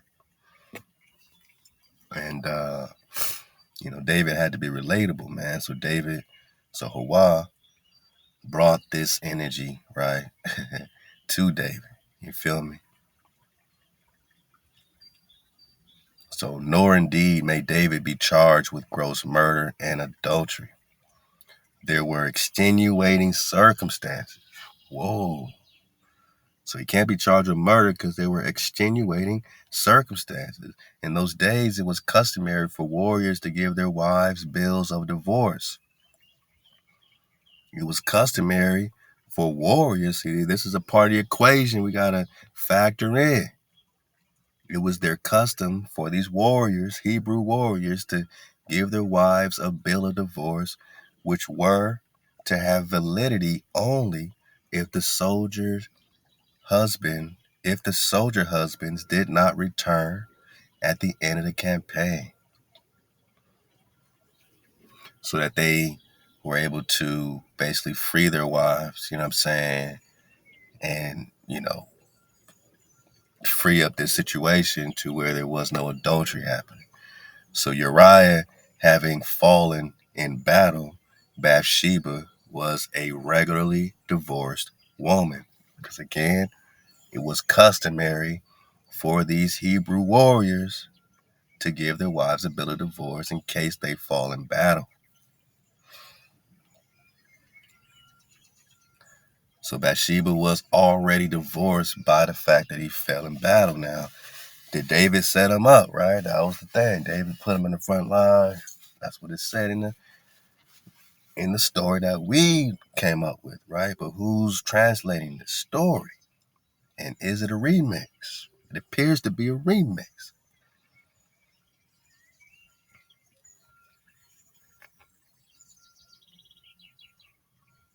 As for the death of her husband, it cannot be entirely at David's door, for Uriah had incurred the death penalty by his refusal to take his ease in his own house according to the king's bidding. Remember in the script, when it was talking about scripture, it was talking about, David told him to go in his house, and, he said, no, I'm not worthy of going in my house while everybody else was at war. And they made him such a pious, righteous man that he didn't want to go in his own house because, his other soldiers weren't able to do the same, you know what I mean? Or just go reread the story. So their twist on it, or they're saying that, nah, it was a death penalty by his refusing to go in his own house, to listen to the king when the king's telling him to be with his wife, be with his house, right? He didn't do it. He didn't listen to the king's bidding. And I'm sure it goes deeper than that, just like the Georgian flow. So, moreover, from the first, Bathsheba has been destined by HaWah for David, just like in the Georgian flow. Bathsheba is Queen Tamar, who was already destined for David's sauceland. And David's sauceland is the son of Prester John. And the Prester title went to David's sauceland like the David title. The David's a title, Tamar's a title, Prester's a title. So we're dodging all these titles to get to the skinny, right? We want the skinny, no fat. We want the skinny, we want the truth. We're peeling the layers. So David can't be blamed, one, because she was divorced by the Bill of Rights, as it was customary for the warriors to give their wives Bill of Rights, which were to have validity only if the soldier's husband did not return at the end of the campaign. Uriah having fallen in battle, Bathsheba was a regularly divorced woman. As for the death of her husband, it cannot be entirely laid on David. Can't be at David's door, for Uriah had incurred the death penalty by his refusal to take his ease in his own house, according to the king's bidding. Moreover, from the first, Bathsheba had been destined by HaWah for David, but by way of punishment for having lightly promised Uriah the Hittite, an Israelite woman, to wife. See how deep this goes? So it flipped back on David because he promised Uriah the Hittite, an Israelite woman. What kind of, you know what I mean? So HaWah was like, nah, man, you can't just be giving our women to the Hittites. So the bounce back for promising Uriah an Israelite woman is that this woman would be Bathsheba, who was promised, and she wasn't supposed to be promised to a Hittite. But since David had promised Uriah an Israelite woman, HaWah said, all right, well, it's going to be her who's promised to you, I promise her to you. She's destined by God for David, right? But by way of the punishment for having lightly promised Uriah the Hittite, an Israelite woman, to wife in return for his aid in unfastening the armor of the prostrate Goliath. Whoa! The king had to undergo bitter trials before he won her. So part of this trial in winning his wife was dealing with this slander and all this stuff. Now, why did all this happen? It says, furthermore, the Bathsheba episode was a punishment for David's excessive self-consciousness. Whoa. What does it mean, right? How was he so self-conscious? What did he want? He had fairly besought HaWah to lead him into temptation, that he might give proof of his constancy. He wanted to prove his conhood. He asked HaWah to be proven. He asked HaWah to lead him into temptation, man. What? Whoa. So David he asked HaWah to lead him into temptation that he might give proof of his constancy. It came about thus. He once complained to HaWah, "O Lord of the world, why do people say God of Abraham, God of Isaac, God of Jacob? Why not God of David?" This is his excessive self-consciousness, right? This is his self-conscious speaking now. Why not God of David? Why God of Abraham, God of Isaac, God of Jacob? The answer came, Abraham, Isaac, and Jacob were tried by me. But thou has not yet been proven. You ain't been proved.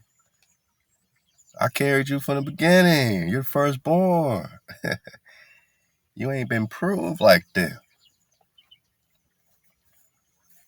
David entreated, then examine me, O Lord, and try me. And HaWah said, I shall prove thee, and I shall even grant thee what I did not grant the patriarchs.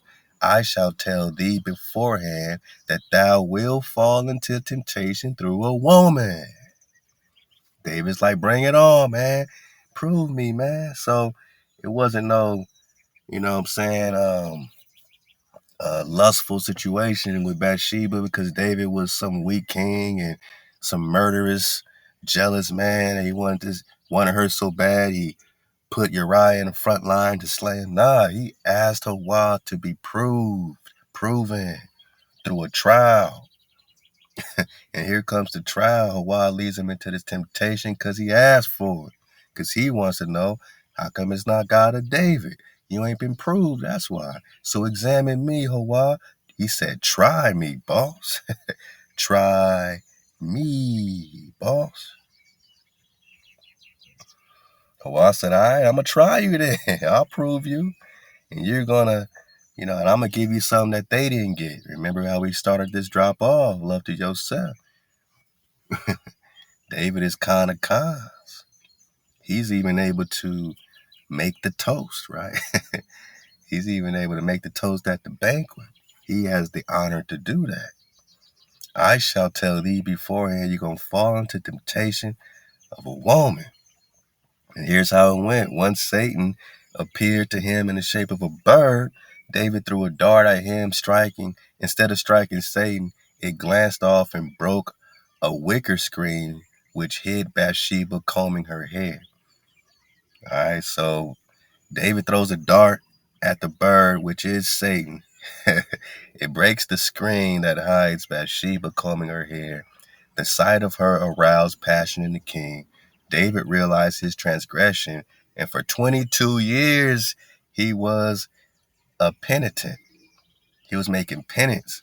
He was afflicting himself for 22 years just for feeling the passion aroused for this woman, right? 22 years he punished himself. Daily he wept a whole hour and ate bread with ashes. This is the righteousness of David. He didn't even do nothing. He didn't even touch the woman. But for 22 years, and imagine this woman is still as beautiful 22 years later. That's crazy. And he had to undergo still heavier penance for a half year. He suffered with leprosy. Did y'all know that? So now he's tried with the physical ailment of leprosy, man. And even the Sanhedrin, and that was for 6 months. So HaWah gave him a 6-month leprosy, 22 years of penance, right? Eating bread with ashes. Even the Sanhedrin, which usually was in close personal attendance upon him, had to leave. So he had no help from the homies, his protection left. He lived not only in physical, but also in spiritual isolation, for the Shekinah departed from him during that time. Even Big Mama had to leave. Woo! Don't that sound like you and me, my naga? Going through this hard time where we sometimes feel like, man, does HaWah hear us? For a time, nagas were without wisdom. We're just now waking up out of our slumber, out of spiritual isolation. Doesn't it seem like it's some type of parallel to the seed of David what we're dealing with? You're just thinking he went through the trial of the Absalom flow, which we'll get next time, Absalom's rebellion, right? But not only was he separated from his kingdom while his son rose against him, Absalom, right? And he had to go through all this, and Absalom was slayed and all this stuff. So he went through that, but he also went through 22 years of penance just by staring at this lady, lusting after this lady for this passion that he felt before even touching her, man. He wept an hour, ate the bread of ashes, went through leprosy, Managi, went through all this stuff, man. You know what I mean? Whether this was 22 years before he touched her or 22 years after they were together, either way, 22 years. And he was proven, you know what I'm saying, in the end, which is why he's raised, forever Khan, forever king, Khan of Khans, man. Man, so connect all this with the Chileab flow, the righteous flow, the four Israelites, ancient Israelites who died without sin, and understand that David had to be proven and walk through this fire of this transgression that he brought on himself with his own self-consciousness, asking like, how come they don't say King of David or God of David like they do God of Isaac, Jacob, and Abraham? You know what I mean? So you got to be proven. And when you go through that, I'm gonna grant you something that I didn't even grant to Abraham, Isaac, and Jacob. You're gonna be calm forever. But even the Shekinah had to depart for that time. But Mama, Big Mama, always returns. Halal HaWah. 1221, Jacques de Vitre, Bishop of Acre, returned from the disastrous Fifth Crusade with good news, boss. King David of India, King David of India, King David of India. Yeah, we talking that Mongol flow. And the connection with Prester John and King David, right? Because we keep talking David and we've been talking Prester John. Now let's merge these characters into one and put Humpty Dumpty back together again, put our story back together again. That this is recent history. Scaliger and Batavius jammed up our timelines. Anatoly Fomenko, the Russian chronographer, is putting it back, showing the three major chronological time shifts: 333 years, 1,053 years, and 1,778 years, boss. Respectfully, right? Respectively. So this is what's happening. The King David of India is the King David of India superior.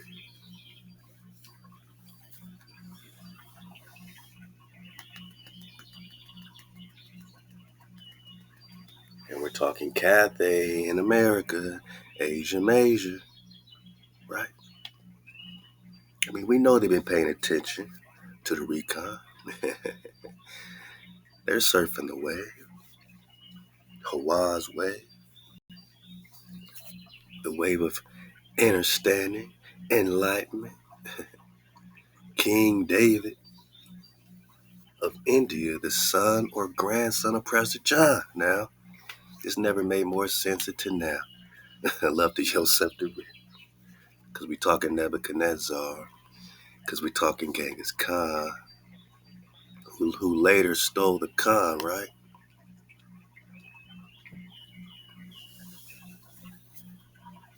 And they're confusing Genghis Khan with Prester John because of this title David. Because David, the title, was taken, stolen from Prester John, the real David.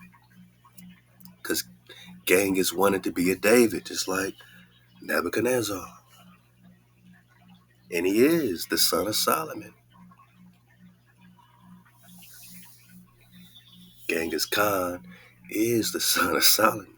We're surfing the wave. So if Genghis Khan is the son of Solomon, he's the grandson of David,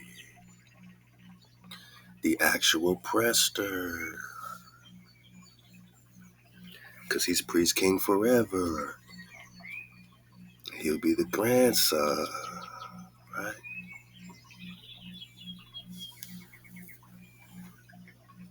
Surf the wave.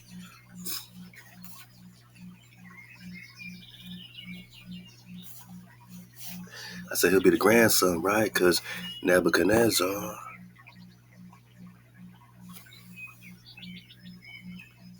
Babylonian king was the son of King Solomon and Queen Sheba.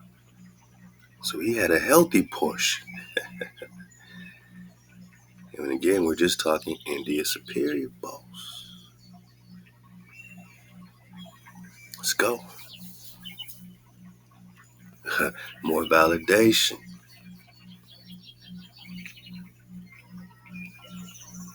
So King David of India, according to Jacques de Vitry in 1221. Remember, Genghis Khan invaded Prester John in 1202 in Tangu. We got that a million times. Tangu, 1202. Tangu is in America, as you see it on the map here. Talking upper Canada type flow, right? So he came right this path here, just said bang, right? Bang. So by 1221, Genghis already stole the Khan, which is why they're confusing Genghis with the King David of India flow when the real India Superior David is being invaded in 1202 in Tangu. This map is from 1548. Cateo, right? Cate, yeah.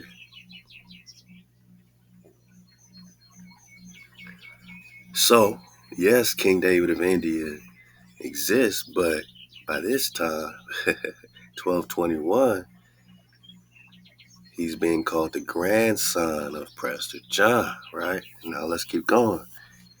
So he had mobilized his armies against the Saracens. Now, why would that make sense?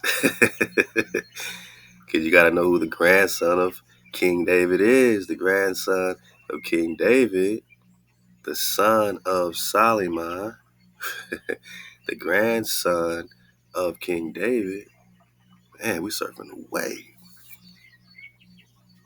It says, however, King David, as it turned out, was the Tigris Mongol ruler, Genghis Khan.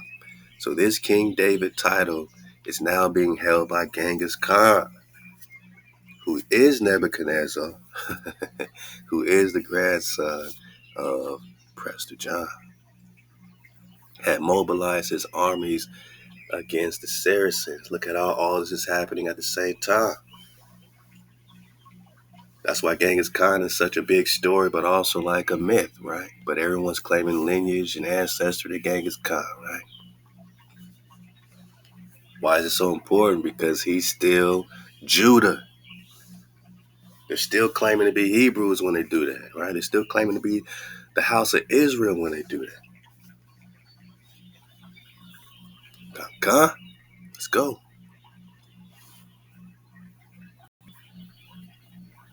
So why is it important that he mobilize against the Saracens? And I mean, we're just surfing a wave here, but it dawns on me that since this is not King David by 1221, right?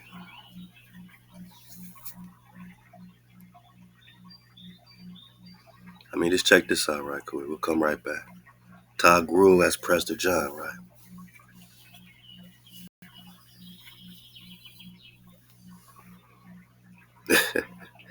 Tangu is Prester John, right? Because, let's read it. We're talking Prester John in the Occident. This whole picture, as of course they hijacked it. It's depicted, 15th century is depicted with the gown of a cardinal rather than a king. So they hijacked the image. Now he's a cardinal, not a king. And with his attendants to the right holding Christian crosses, hijacks. In relation to his identification with Prester John in the Occident, he is receiving 2 envoys from Genghis Khan kneeling. So Genghis Khan was paying obeisance. He was paying tribute to Prester John, or his granddaddy. Tangu is one of the other titles or names for King David or Prester John. also known as Wang Khan. Wang means king, Khan means priest. Ong Khan,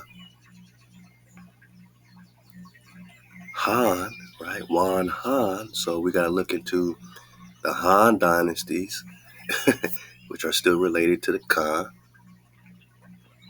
Han, Wang, which turned to Juan in Spanish, Juan, which is John. Even the last airbender, I think his name was Ang or Ong or something like that. Right? They have it in different ways. So now he died, they said, in 1203. Why? Well, let's keep reading. So he was the Khan of the Kariots. He was the blood brother, Anda, of the Mongol chief Yesugi, and served as an important early patron and ally to Yesugi's son Temujin, later known as Genghis Khan. So they're saying his relationship, he was, bonded, you know what I'm saying? He was a blood brother, which pretty much meant like they were brothers in battle. It wasn't like literally, this is my brother, but, we are pledged together in battle, you know what I'm saying? That we'll, fight by each other's side, die by each other, you know what I'm saying? So, one story is that, Genghis is the son of his blood brother, Yesugi. Or is Genghis the grandson, you know what I'm saying? The main source on his life is the secret history of the Mongol. But yeah, so they're saying he died in 1203. Now, 1203 was supposed to be the same year as the invasion of Genghis Khan. Wang Kong was the name given to Tangu by Gurkhan-led Jin dynasty of China. So we got to look into the Hans, we got to look into the Jins, man. Wang means king or prince. During the 13th century, Tangu was one of several Asian leaders. We're talking Asia Major, we're talking India Superior, we're talking America, man. Leaders who identified with the legend of Prester John, but also King David, a brother to John.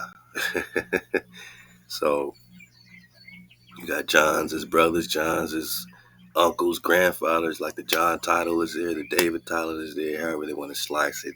In their story, we're putting our story together, for ourselves, man. So but we see all this intermingling with the Johns, the Davids, all coming in, the Wong Khans, and then you tie in the Genghis flow, which they don't say is fake. They claim DNA ancestry to Genghis Khan.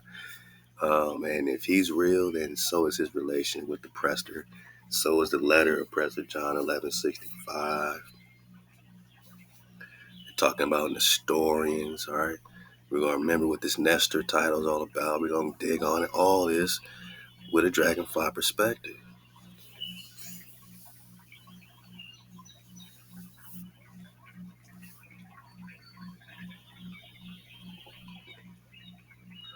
Although the Kariots converted to Nestorianism, they say a sect of Christianity. Other authors say that that's like calling them pagans, like saying that they're not really down with this version that we are rocking with Christianity. They're connected somehow to what we rock with in Christianity, which is the Hebrew Bible. They're connected to these Hebrews, but they're not believing in OJC, Jack. Nestor, right?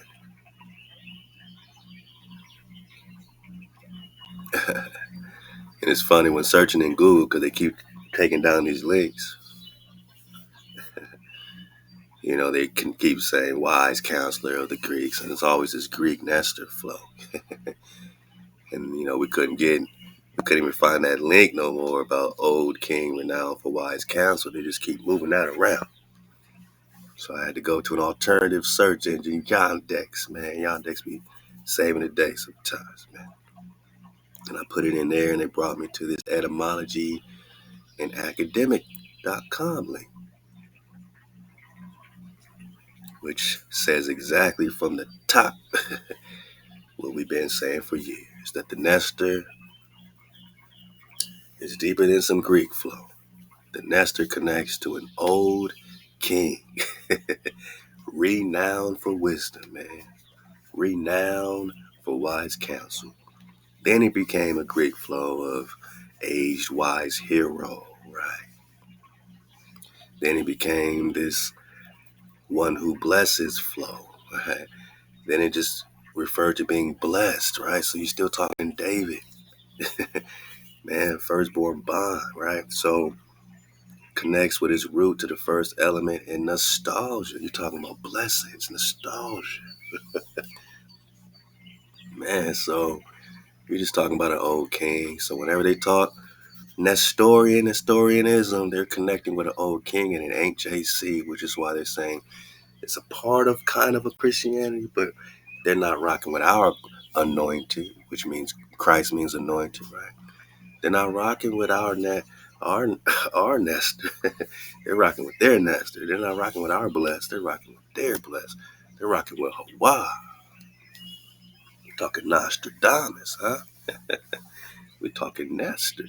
Old king renowned for wise counsel. That means he got mama. He got that Shekinah flow. I said, man, that's crazy,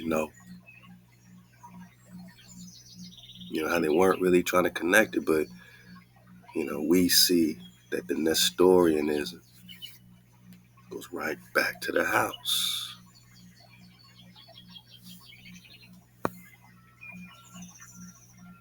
He was born around 1130 to Nestorian family of the Carians. Nestor, right? His father was Syriacus Baruch Khan,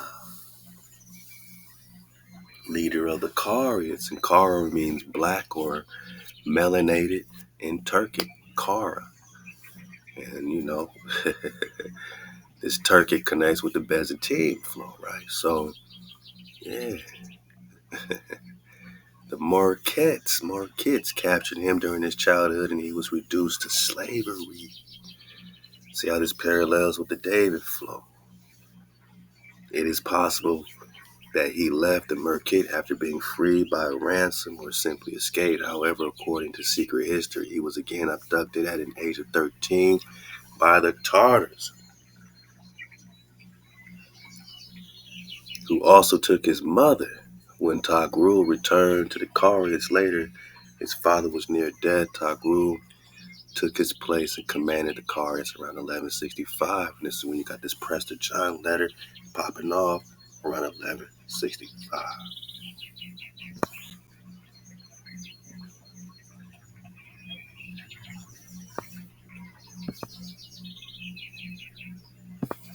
I'm just checking out these dates. You got the drop.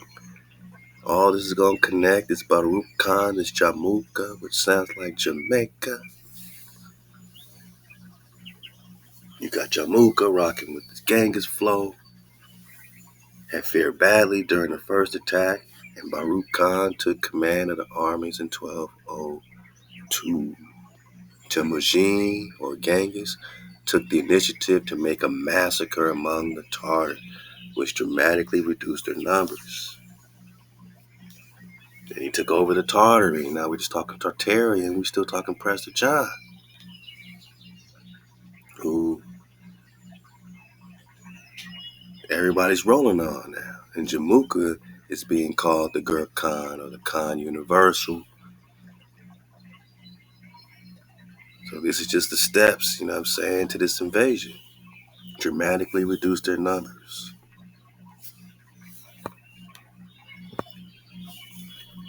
Tangu was more than 70 years old by 1203. Right, I told you about that day. So when they start talking 1221, we're not talking about the same Tangu anymore. We're talking about somebody else calling themselves Khan, like Genghis Khan. Somebody else calling themselves David. Somebody else calling themselves Prester.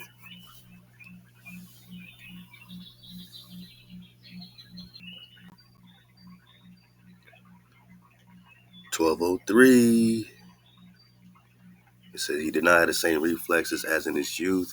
His son Yaga Sengun took command of the Karian armies, and Tangu became a figurehead.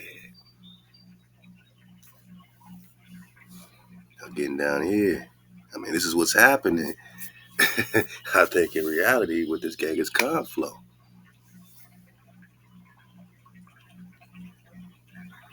Tagru was present and assumed command, but he was more or less unable to fight himself given his advanced age and withdrew his men from the fight.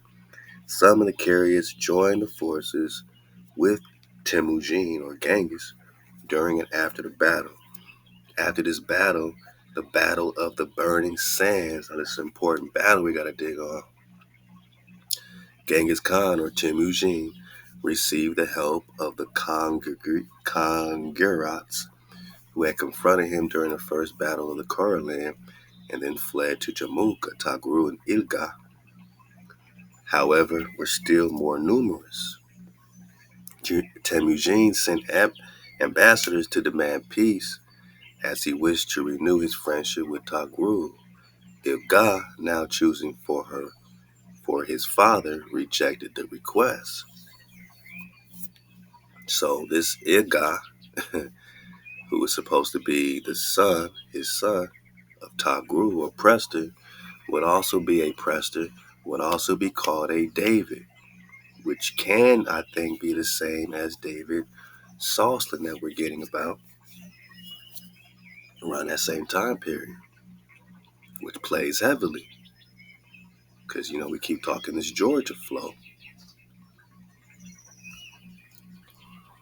Georgia on my mind.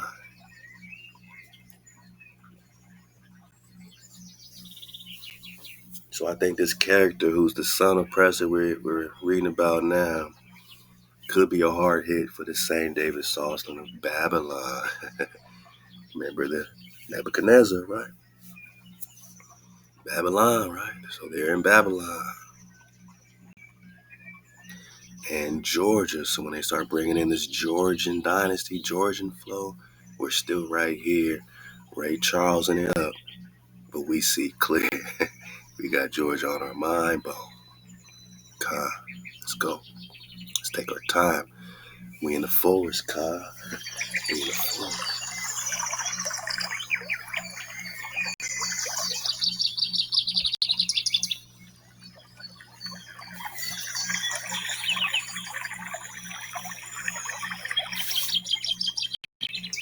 Wow.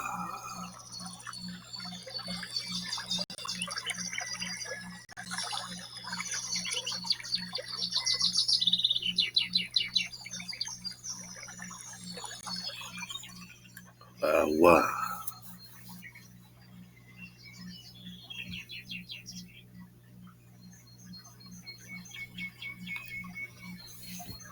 So this Battle of the Burning Sands is very important.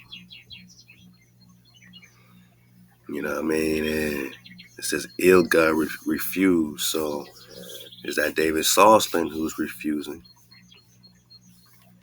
It says now choosing for his father. Rejected the request. Is that David Soslan rejecting this request? Because David Soslan, as we got time and time again, is the son of Raja Hiraja Chola II, Jataran, Emperor of Soli, Soliman. So the Solomon title predates just King Solomon, as Prester John, Raja Hiraja, is also a Soli, Emperor of Soli. All these titles for the same Khan, Prester John.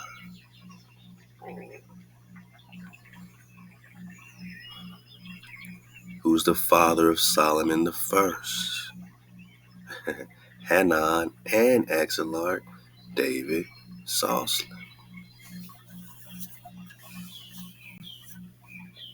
We're keeping all these histories in play. Mongol history, the Hebrew history, the Native American history, the India history, man, all this flows. All of it's connected in the Prester investigation. We can go biblical. We can go, Georgian dynasty history. You know what I'm saying? We can go right here back to the Mongol flow. And the Mongol just means great one. And who's the great one? They connect the Mongols with the Moor because it means great, and who's the greats? So we'll be under the titles of the Moors sometimes, we'll be under the title of Mongols sometimes, or Tartars. But sometimes with Tartary they're talking Genghis, and other times with Tartary they're talking Prester, depending on the time period. Specifically when they zero in around the Prester, they start talking Kara, Katar. And the Katar is the Cathay.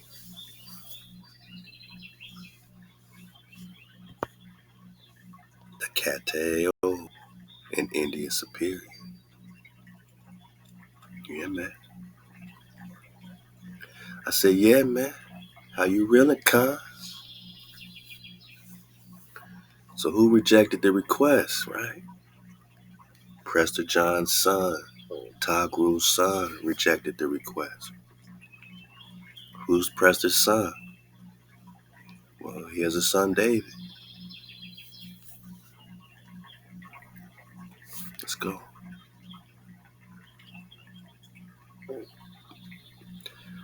Now, this David is son of another David, right? Son of a Prester, right? So keep all this in mind, how all this starts to correlate. I ain't talking their history, I'm talking your story. Other tribes joined Genghis or Temujin during that year. He was then in possession of 11 tribes, which formed a third, the whole population of Mongolia. So Genghis had 11 tribes rocking with him.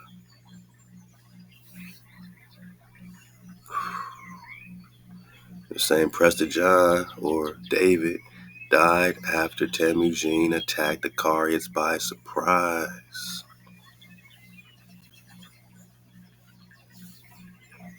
8,000 Mongol horsemen faced Karyats for 3 days, but eventually Karyats surrendered. Tangu fled to Tayankang, but was killed by a Naman soldier named Kore Subeki, who did not recognize him. So he was killed by friendly fire, man. Because the Namans was like family. Like, there was one tribe with the Karyats. So they're saying he was married to a Khatan woman. And again, who's the Kara Katar?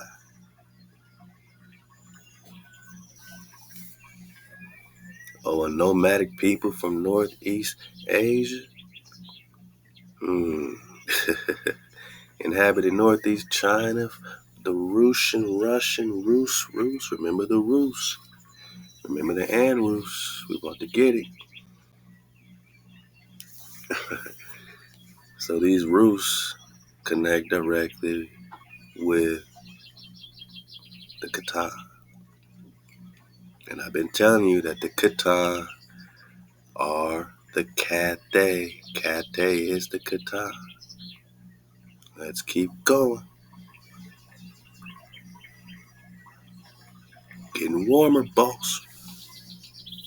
So this same Prester was killed by friendly fire, but there's different variations to this story. Again, nobody knows what happened to Dawi. Let's go back.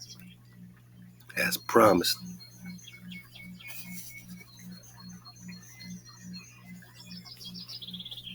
So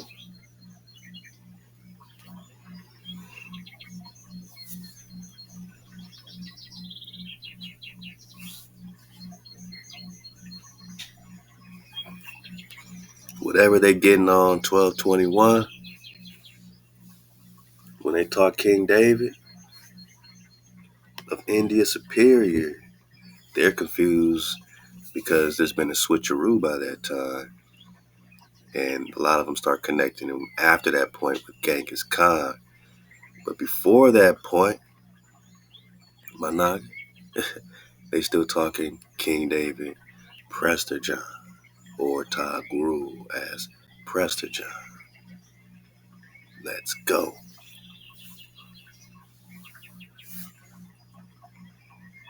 And it's, interesting just to read how all this connects. with the Americas.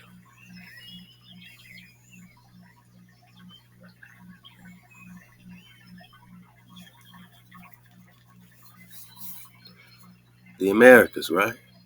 How does Prester John connect with the Americas to them? It says the Italian historian Peter Martre de Anghiera identified the land of Prester John with Kikora in his decades of the New World. I said New World, Bo? Nueve? Somebody's connecting him with the New World, whatever this Kikora is. A legendary Native American kingdom or tribe sought during the 1500s, man. Who's ruling? Who's the Holy Roman Emperor in the 1500s? One of them is Black King Charles, right? Black King Charles, who's searching for Prester John himself, even in the cities of gold. They're looking for the cities of gold in America. They're looking for the land of Prester John. They're looking for the fountain of youth. They looking. They searching.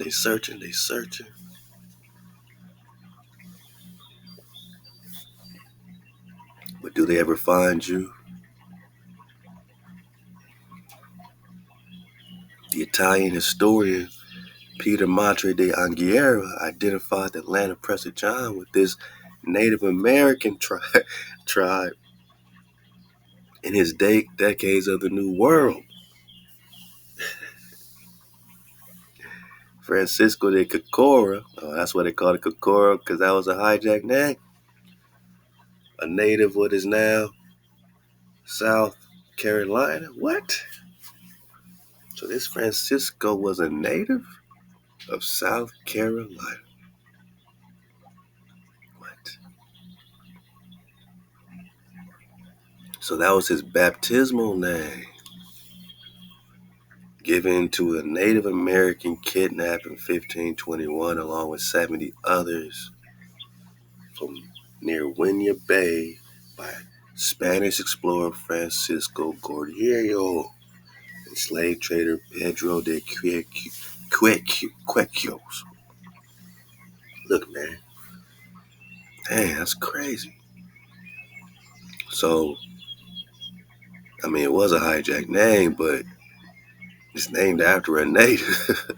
A native, right, who was kidnapped along with 70 other Nagas. And this native of what is now South Carolina, and don't they keep saying carrots? And the Cara is the Cara, right? Carolina is Carolina, or the Cariots, right? The Cara Katar is the Cathay, which means pure land. And the Cara means melanated, black, whatever you want to say. So you're saying the melanated land of the blacks, so like the Ethiopia, the the pure land of the copper color races found here, however you want to say. Definition of an American, 1828. And the native is natural by law. And A-Hop to the Con, who just did an amazing interview on the Soulbone podcast. Look out for it, man. Where a con can be a con and have a conversation. We're talking Carolina.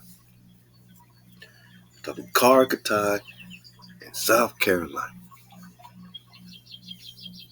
A lot of us got peoples in Carolinas. My grandma, her people go right to the South Carolina, right? Who was captured by Spaniards and taken to Spain. So they captured the Nagas here, took them to Spain. Who's the king of Spain? Black ass King Charles is still running that, man. By Lucas Vasquez de Edion, who had told Aguirre that his land was ruled by priests. And this is that connection with the Prester which means priest. To the Americas, Ka, which means priest. Ka.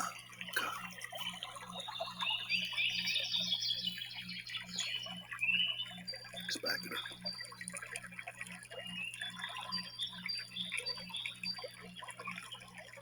You get all this drop, man. See how it always connects to Lango or Lebna Dango Dawi. They call it Lebna Dango Dawi. The Portuguese were looking for him, right? Prester John was the name by the year which the Europeans knew the emperor of Ethiopia. And they got led on a wild goose chase because this emperor of Ethiopia, it was a different Ethiopia than where the Prester was, right? Ethiopia was a vague name, just like India, for wherever dark-skinned people are. But their admonitions did little to stop Europeans from calling the king of Ethiopia Prester John, because these Portuguese are searching for the Prester. They're searching for Prester John of the Indies, the lands of the Prester John of the Indies, which wasn't Africa, boss, over there. It was Afra over here. Afra means earth, dust, earth. That's the trickery of the world. This is Africa, man. This is what they call in the Maxim maps, Northwest of Maxim, right? Or Northwest Africa, boss. The land of the Indies is India Superior. We're talking David, king of the three Indias, emperor of the three Indias, and who's searching for the Prester? The Portuguese were searching for 500 years, boss.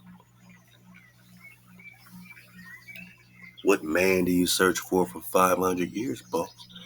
Unless it's not just a man you're talking about, an anointed king, a priest, Khan, who has the fountain of youth, Khan. They know. Oh, they know.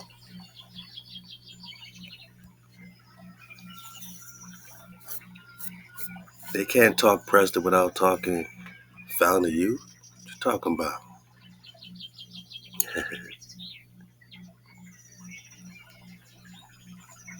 Nah, man.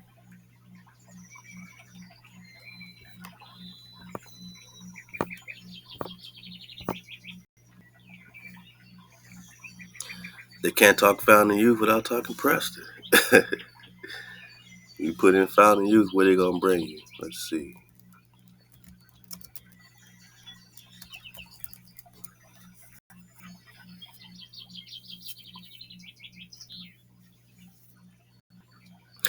Fountain of youth, mythical spring, right? Magical waters.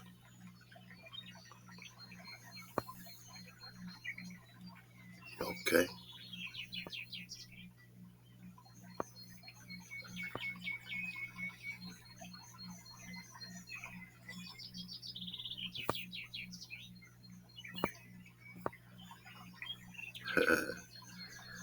It gets into the travels of Sir John Mandeville, who always talks about the Prester.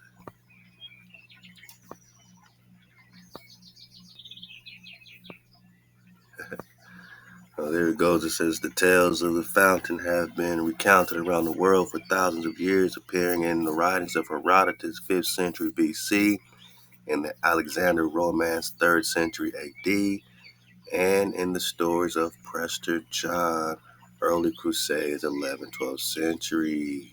Remember, they shifted time back 333 years, 1053 years, and 1778 years, man. That's when they start digging on this magical waters, fountain of youth, or some other remedy to aging, generally associated with magical waters, right? All right, all right. So they bring you to Prester John when you look up fountain of youth. Come.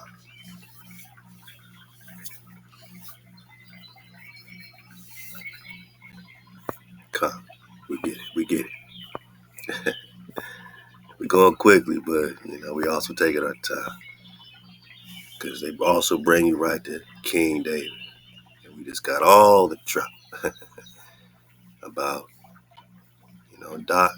Dawi's bond, Daniel, and his Nebuchadnezzar flow, and how this David connects now with Genghis Khan, and how all this connects with this 1203 situation of invasion, who's king of the Cariates, and now we're connecting the Cariates with the Carolinas, right? Khan.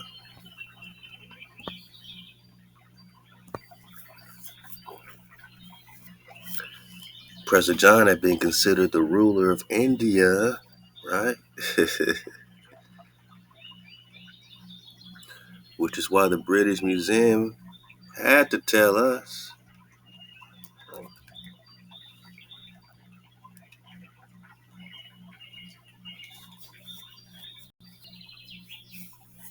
that the Prester we're looking for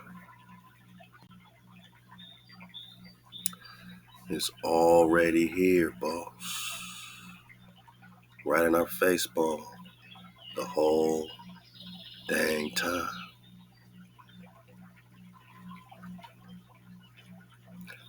I said the whole dang time.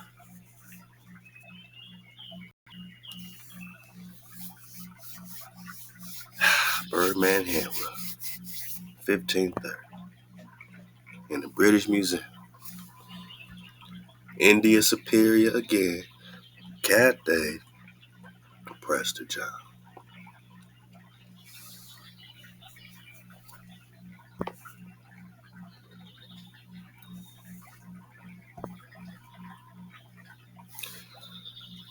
Cathay, Prester John, India Superior. Cathay, India Superior, same thing, Prester John.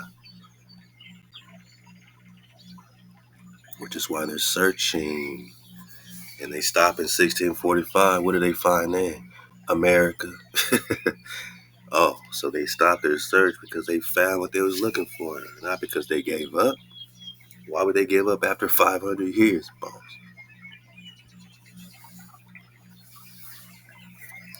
Prester John had been considered the ruler of India, which is why it's called India Superior, which is why the British Museum put Prester John right in your face.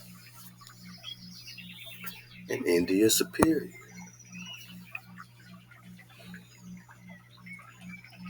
That's why he's King David of the Indies, King of the Indians.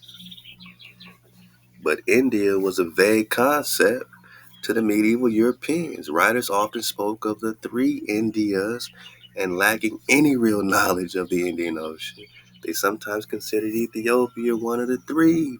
One of the three.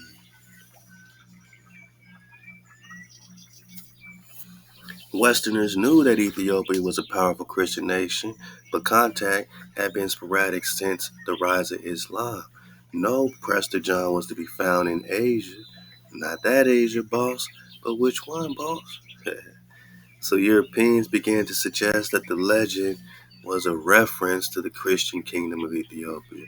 Evidence has suggested that locating Prester John's kingdom in Ethiopia entered the collective consciousness around 1250.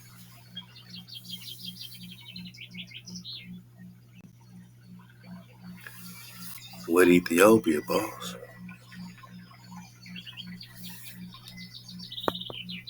Hijack City. Hijack City.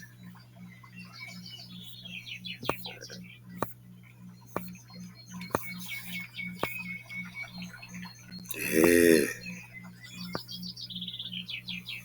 So where else can you combine the Mongol history with the Ethiopian history, with the Native American history, with the Hebrew biblical history, with the European Georgian dynastic flow, and the China flow, all in one place, nowhere else, my nine. But with you, right? Because Prester John represents you. It's David's seed that is forever, right?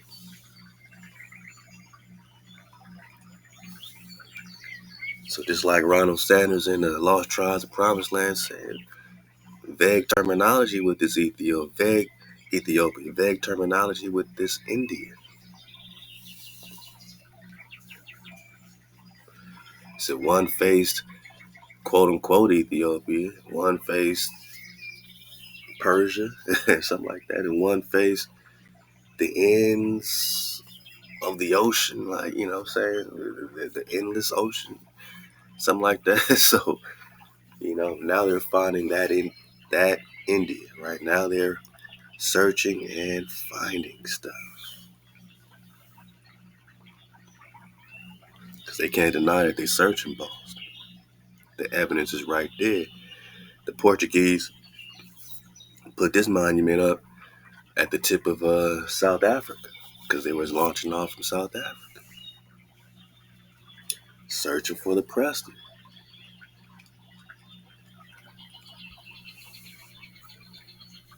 Con.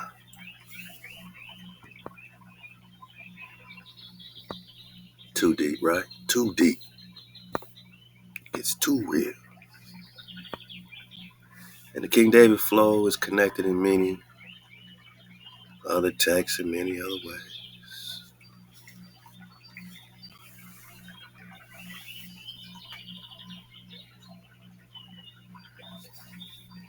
I pulled this up because I want to get a copy of this, you know. Any of my cons book here, the Prester John legend between East and West during the Crusades, entangled Eastern Latin mythical legacies by Ahmed M.A. Shear, man. Holla at your quality. So I'm told it has some drop. These chapters look very interesting.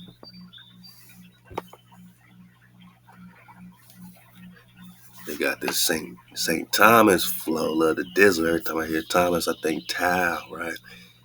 Dizzle put a song with that one. So, and the origin of Prester John, the Prester John legend, Otto, all that. Battle of Katar, which is the Mongol flow. Man, they putting stuff together over here. Prester John letter, the Byzantine, remember? Byzantine was taken out 1453, 1 year after the 1452 Doom Diversus Papa Bull. Saying subjugate the Saracens. But who are the Saracens? Yeah.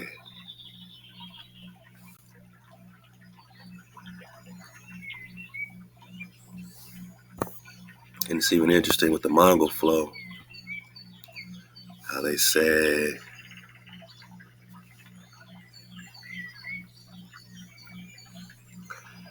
had mobilized his army against the Saracens, but we're just talking about Genghis, right?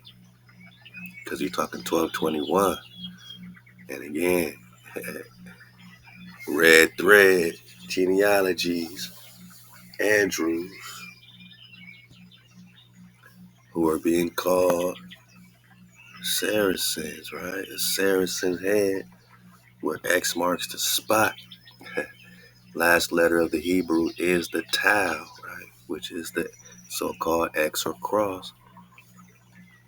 The word Saracen was used in the early centuries of the Roman or Rimani. The Rimani in Hebrew means pomegranate.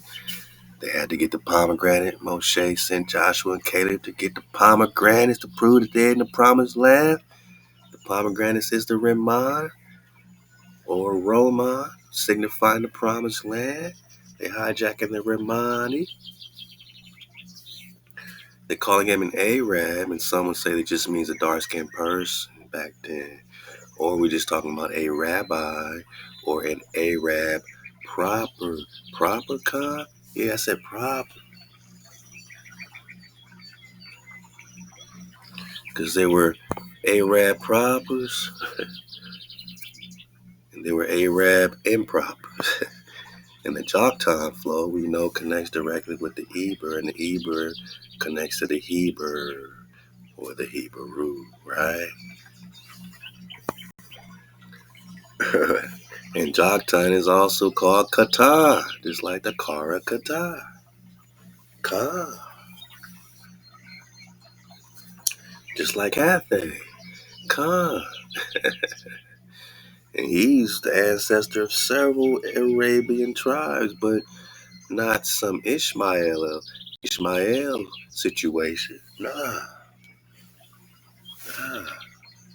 Hatan is the first king of Yemen, but not no Islam situation. We're talking Hebrew. We're talking Hebrew. And his son and successor, Yarub, was the first person to speak Arabic, but I ain't talking about Islam. I'm talking Hebrew. Before they made it a modern, day Arabic flow, the first Arabic was still connected with Hebrew. Managi. This is why it's so similar to the Hebrew, right? But but the legendary form of the tradition that Catan was the progenitor of the southern Arabs or the Arab proper, right? We said, damn, we didn't know there was a proper and an improper. Yes, there's improper because the Ishmaelite Arabs were originally of non-Arab stock. Stock. It's a non-Arab stock, but today the Ishmaelites would say that they're the Arabs. Yeah, I mean, they all connect back to this Ishmael flow. But he's non-Arab because he's not a rabbi. And an Arab is a rabbi, a lawgiver. A real lawgiver is giving you the code of HaWah, the creator, not a remix. But they are pretending to be Arabs. But the real Arabs are the propers, not the Mustarabs. We're talking about the genuines, right? Because they wanted to marry into our family through our, daughters and sisters and all that. So, look, man, this tradition was probably invented at a later date in order to establish a cultural relationship between northern and southern Arabs. Why? Because they wanted to intermarry with genuine Arabs. The genuine Arabs are the Arab proper, and the Arab proper were directly connected with Catan or Joktan or Yucatan. Yeah, we talking Mexico. The propers connect with the Mexico because the Mexico is the Meshi. The Meshi is the Moshe. The Moses connects to Cathay or Catan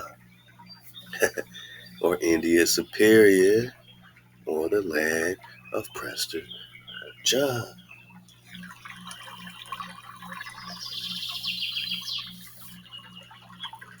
So who are the Andrews?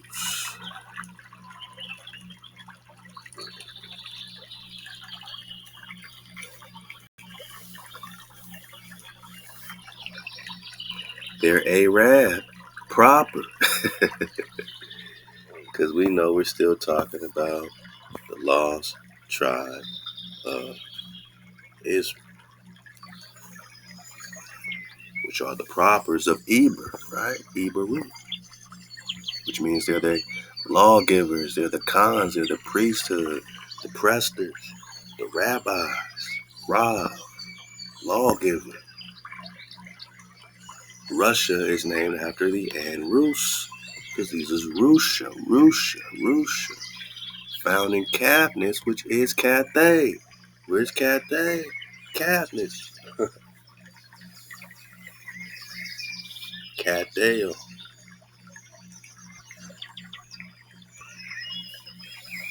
And they're being called Saracens.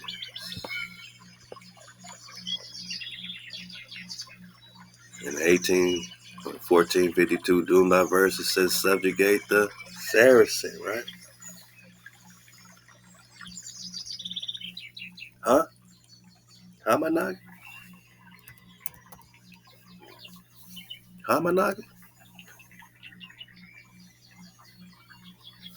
I said the 1828 definition of American is the copper-colored race found here, which is the Saracen. In 1452, the Duma versus Papal Bull, that Pope Nicholas V, he issued this to reduce any Saracen. They put in parentheses Muslim. Nah, Saracen. Saracen, where X marks the spot, which is the Olmec Shi, Xi, Shia, which is the Western Shia in the Mongol history, is the Shi and the Olmec flow, and the Olmecs are being invaded by none other than Genghis Khan. And these Shi connect directly with the Rus or Russia, which they put in the history of Genghis Khan invading Russia. He's invading the Rus, which are the truth. He's trying to steal the Khan from Prester John in 1202. The Saracen.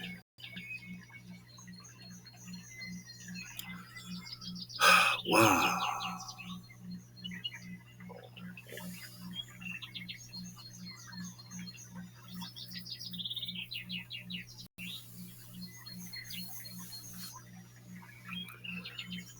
So, you know,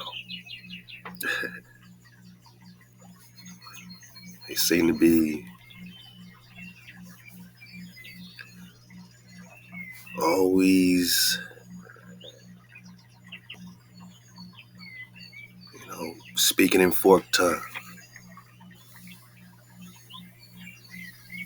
Trying to bring down the Saracens.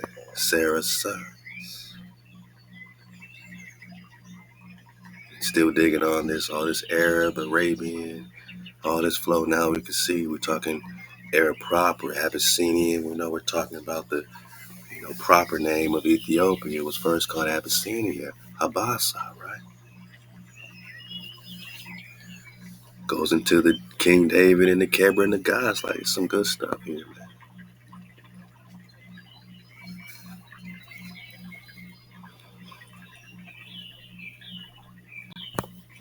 Some good stuff here in the Mongol flow. So yeah, we gotta dig on this book. Prester John legend between East and West during the Crusades and Tangu, Eastern Latin, mythical legacies. Yeah, they're connecting King David a whole lot of times with Prester John. Genghis Khan. We belly flopping here, man.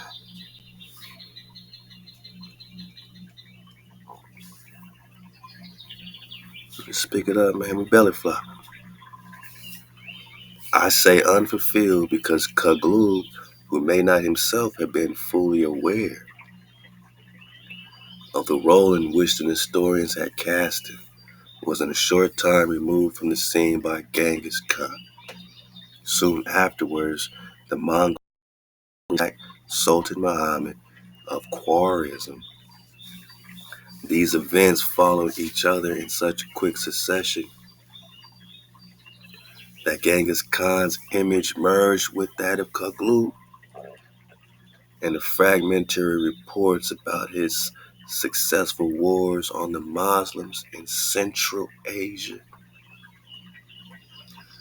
reaching the Near East and Europe, caused the West to believe that he, Genghis Khan, was Prester John. Here we go. Because he stole the title. He went under that same title after 1202, 1203, so they're mixing them up. But they're also saying, or King David. So it's all synonymous, man, with this king of the Indies. King David or Prester John. Prester John or King David.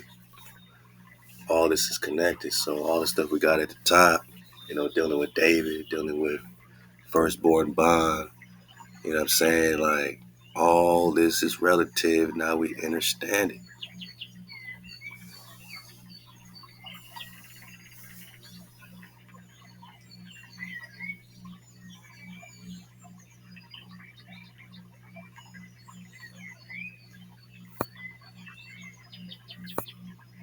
Yeah. Now we understand David's paradise. The death of David did not mean the end of his glory and grandeur. It merely caused a change of scene in the heavenly realm as on earth. David ranks among the first. Stars, suns, angels, seraphim, everybody ran out to meet Dawid. Because King David is Prester John.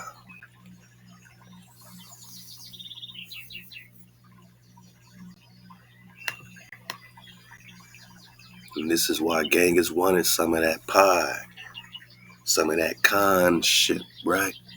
That Khanhood. Yeah, Genghis Khan wanted to be, a superior Naga, right? But are we still just talking Nebuchadnezzar, the son of King Solomon?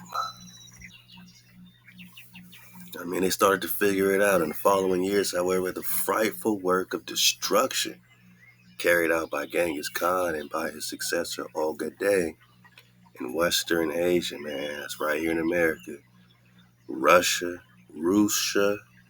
right, and Eastern Europe, cast serious doubts on this edification. So all this talk about Genghis Khan being Prester was put into serious doubt once they saw all the destruction of Genghis Khan or Nebuchadnezzar, you know what I mean, in Babylon. But he was given the right to do so for a time, you know what I'm saying? Do so he did. Invade he did.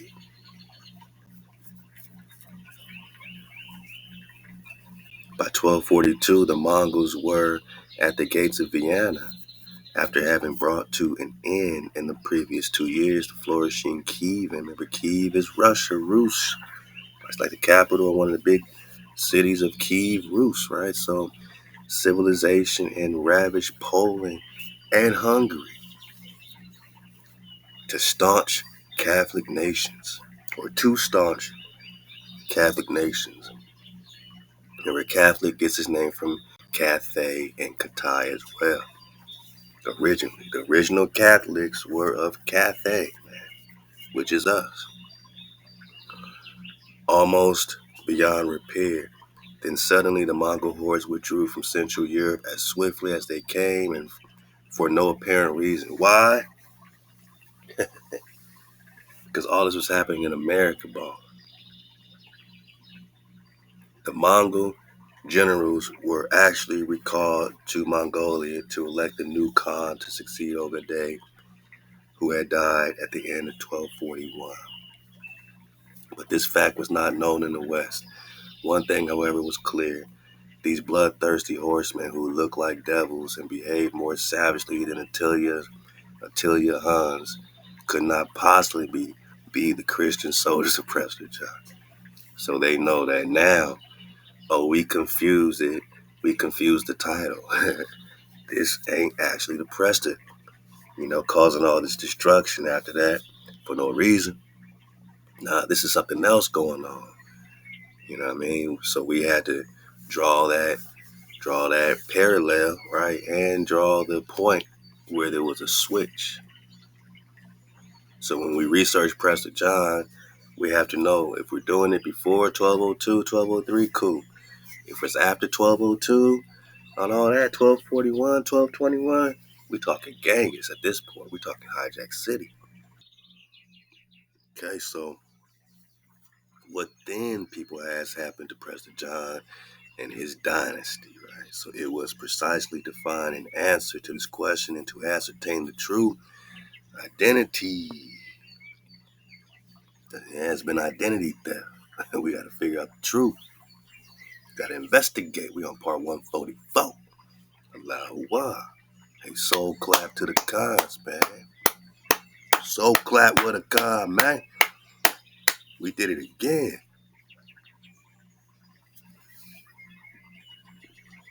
So they looking for an answer to the identity of the Mongols.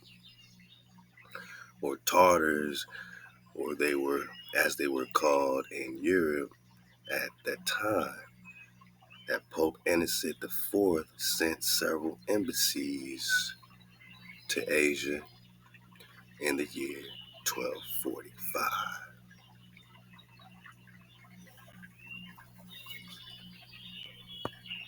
Yeah, these Mongols are melanated, my nigga. I mean, who's surfing the wave on the Discord, man? Go click the link below. Over 100 cons in here chatting, man, every day, drop every day.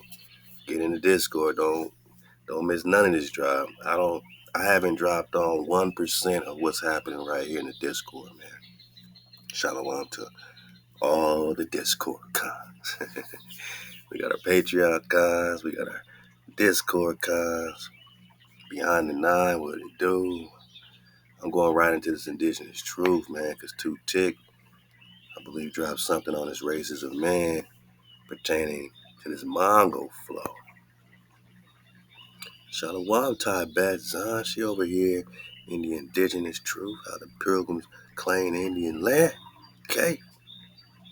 2 Tick Rick dropping this drop about the lost civilizations, prove Native Americans are Hebrews. This is what we talking about, right? Oh, Saint Jane, okay. Oh, I knew it. 2 Tick Rick said body bag for the illusion. Now dodge the hijack on the American man, but the Australian, the Caucasian, the Mongolian are all melanated like a mug, man. So Genghis had to be a melanated man like we dropped before. European, we already know Black King Charles is the European. So that would be melanated. We know that. The Arctic, we got dropped. The closer they got to these cold regions, the darker people got. You know what I'm saying? We got that drop. So all these people, they just didn't want to make them all melanated. But, you know, they would all be melanated. You know what I'm saying? Especially the European. Because we just talking Russia. And who's the Russian, man? The An-Rus, man. Look at the Mongolian.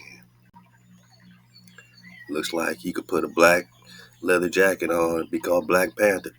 The Black Panther part. That's the Mongol, man. All right, 2 Tick. We in the Discord. Click the link below and surf the wave. We on the flow right now. We in the flow right now. So when we keep reading Mongol horrors, just keep thinking melanated. All right, we're still talking Prester John. Oh, and by the way, my bad. My Beezy. It's a great document, 31 pages, called Prester John and Europe's Discovery of East Asia by I.D. Rocket Wilts. 32 George Erston Morrison Lecture in Ethnology, 1971. Australian National University Press. Canberra, 1972. We ain't on no play. Got a lot more to dig on than that. But you get the gist of it. When we talk King David, we're talking Prester John.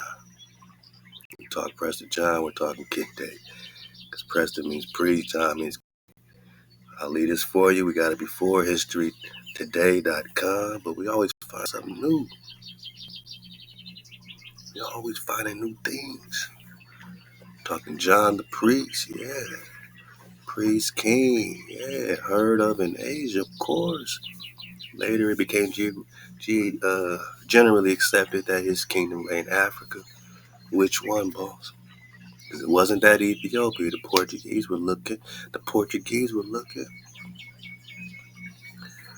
It says Prester John had a profound effect on the history of European exploration and discovery.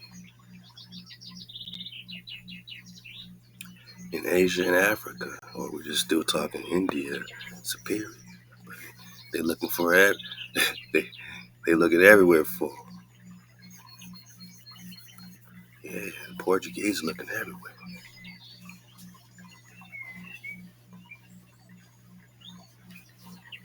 Huh?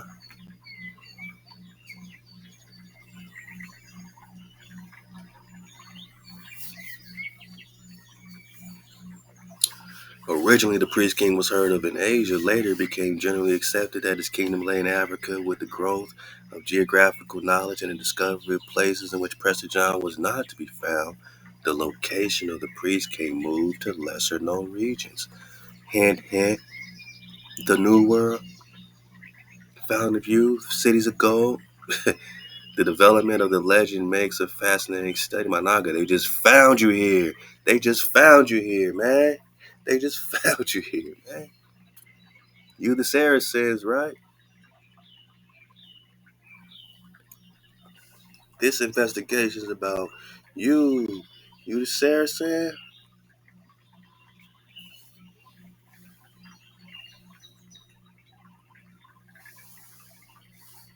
1492, Columbus saw the ocean blue, huh? 1452, they come already looking for you, man. This is their declaration to invade you. Anybody that don't believe in their hijack. Yeah, these Portuguese slave trade, right? The Portuguese are looking for them. This is 1452. The Portuguese is already looking, man. They've been looking since 1145 to 1645. We still talking 1452. This facilitated the Portuguese slave trade from West Africa. Now Africa's apologizing for their involvement with the slave trade. Go get that on the Patreon. They're looking for Prester John. They're looking for the Hebrews. Why? So they can enslave these natives and non-Christian people in Africa and the New World. That's why Africa's apologizing. We weighed all and singular the premises with due meditation, and noting that since we have formerly by other letters of ours granted among other things free and ample faculty to the aforesaid King Alfonso to do what? To invade, search out, vanquish. They're looking for him, right? Vanquish and subdue all Saracens and pagans. Whoever don't believe in Zeus, Jupiter, their God. Wherever place, they're going to take your kingdom, dukedom, principality. They're going to take your dominions, your possessions, and all your movable and immovable goods. They're going to take them and reduce you to perpetual slavery. Who? The Saracens.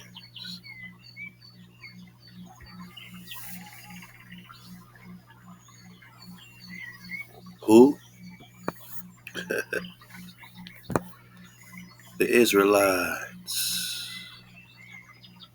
In America, boss? Yeah, you know. The Andrews, boss. Found in captives? Yeah, man, you know. Found in Katar, boss. We're still talking Katar. Katar is Cathay. Yeah, boss. We still talking Katar. Many elements in the corpus of medieval mythology played their part in paving the way for the appearance of the priest king. The legends of the exploits in Asia of Alexander the Great contain many details of the wonders which could be expected in the Orient. The associated story of Gog and Magog, and of the wall which Alexander built to prevent these malevolent or peaceful people from devastating the civilized world, or excuse me, malevolent, not benevolent, my bad. So we're talking about evil people. So this wall was built to prevent these evil, malevolent people from devastating the civilized world. gave strength to the idea that the safety of Christendom might depend upon some force outside its borders. That's the cover story. That they're searching for Prester John to help them against some force of the Muslims or Islam or some force. But in reality, they're all working together, Psalm 83 Confederacy, searching for the promised land, to steal it, to take it, right? To take all the resources, to take the magic. They're looking in the far corner of the earth, right? Yeah. They're looking for Prester John the priest.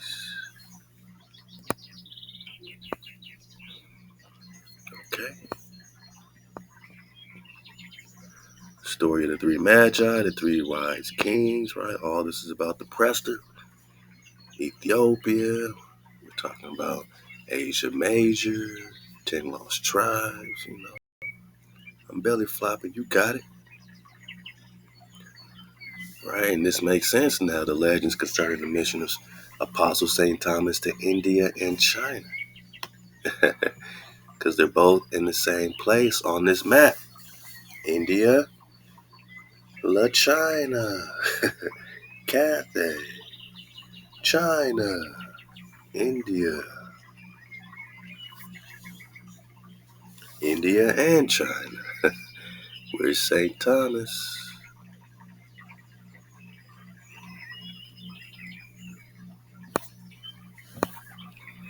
Yeah, you got this drop, man. I just love digging on it. I'm always finding something new, no matter how long we drop something. You know what I'm saying? It always sparks this brand new wave, man, of water. You know what I mean? Everybody received a letter from Prester John. Everybody received a letter. Oh, but they say it's a forgery, of course. They say Prester John's a myth. More than 100 manuscript copies of the letter in several languages are known to exist, but all 100 manuscript copies must be a forgery. Is that right? Is that right? Look how they hijacked the images. You ain't fooling nobody.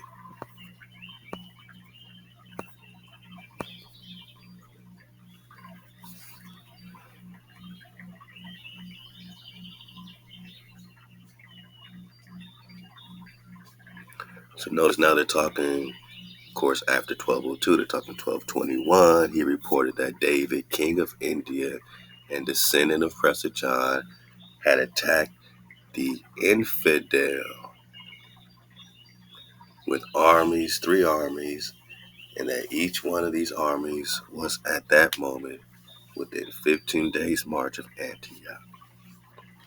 Here at last, he wrote, was the long-awaited hammer of the infidel. So who they call an infidel?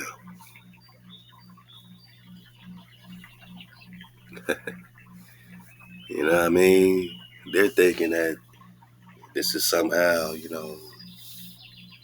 attacking, what I'm saying, these, uh, armies that are, rocking, I guess, at this time with Genghis Khan, rocking against these, you know, Christians in 1212 and 1218 and all this stuff like that.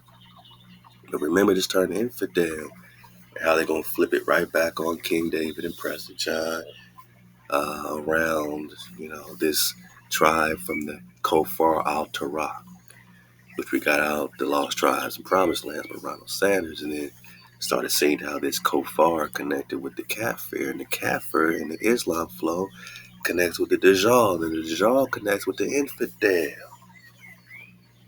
So later they're going to connect Prester John and call him a pagan, call them infidel.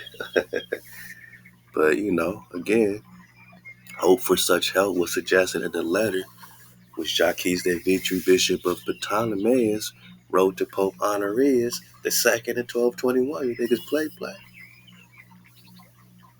They're looking for hope, right? He reported that David, king of India and descendant of Prester John, had attacked the infidel with 3 armies, and that one of these armies was at that moment within 15 days' march of Antioch. Here comes the help. Here comes the hammer of the infidel. Uh-oh. But it was just Genghis, huh? David of the line of Prester John could only be Genghis Khan. Well, in 1221, I guess so. I guess David, the title, was stolen at that time by Genghis. But again, we see how they keep circulating, because why would Genghis even associate with David if David didn't exist? Genghis Khan is further proof of David's existence and reality and power, that he would even want that title. That means it's coming from some place, right? And is Genghis the grandson of King David? Is he the son of Solomon like Nebuchadnezzar, right? Let's keep going. Oh, here we go. So, look, hold up. There's little difficulty in detecting the Central Asian origin of the story. 1218, the Mongols under Genghis Khan overthrew the Katar Empire, which had in about 1211 passed under the control of an adventurer of the Naaman tribe. Remember, the Naamans are responsible for the friendly fire that killed King David, Prester John, 1203. We just read it.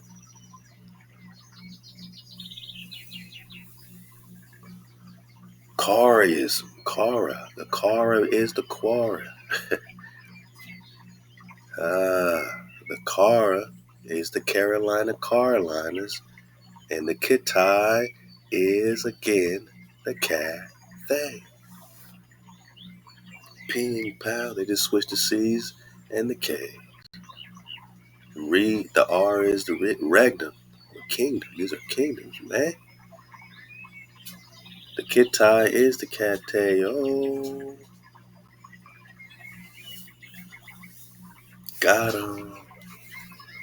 The Kara is the Kara. That's just where they're getting Carolina from. Wow. And the Nestor. And the Nestor is the old king renowned, but Google's not going to let you get that. You got to put it in Yandex, and then they'll let you get that. That the Nestor is the old king, renowned for wisdom. So more and more you're going to see Nestorian put on the Christianity, because it's not their typical Christianity. The Nestorian connects to an old wise king, an old wise Khan of Khans. We got that water. You got that water. Hey, how natural by law. Can't wait to drop that interview, man. So much frequency and clarity, man. Hey, hop to the car. You know what I mean? Spending that great moment with the Soul Bone. Hey, how Ty Bad Zahn, CJ Battle, Brother Nature, Aqua Sand, Chef Khan, RKJ, Clave, all the cons involved. My Jigga, Yosef, take the wheel. All right.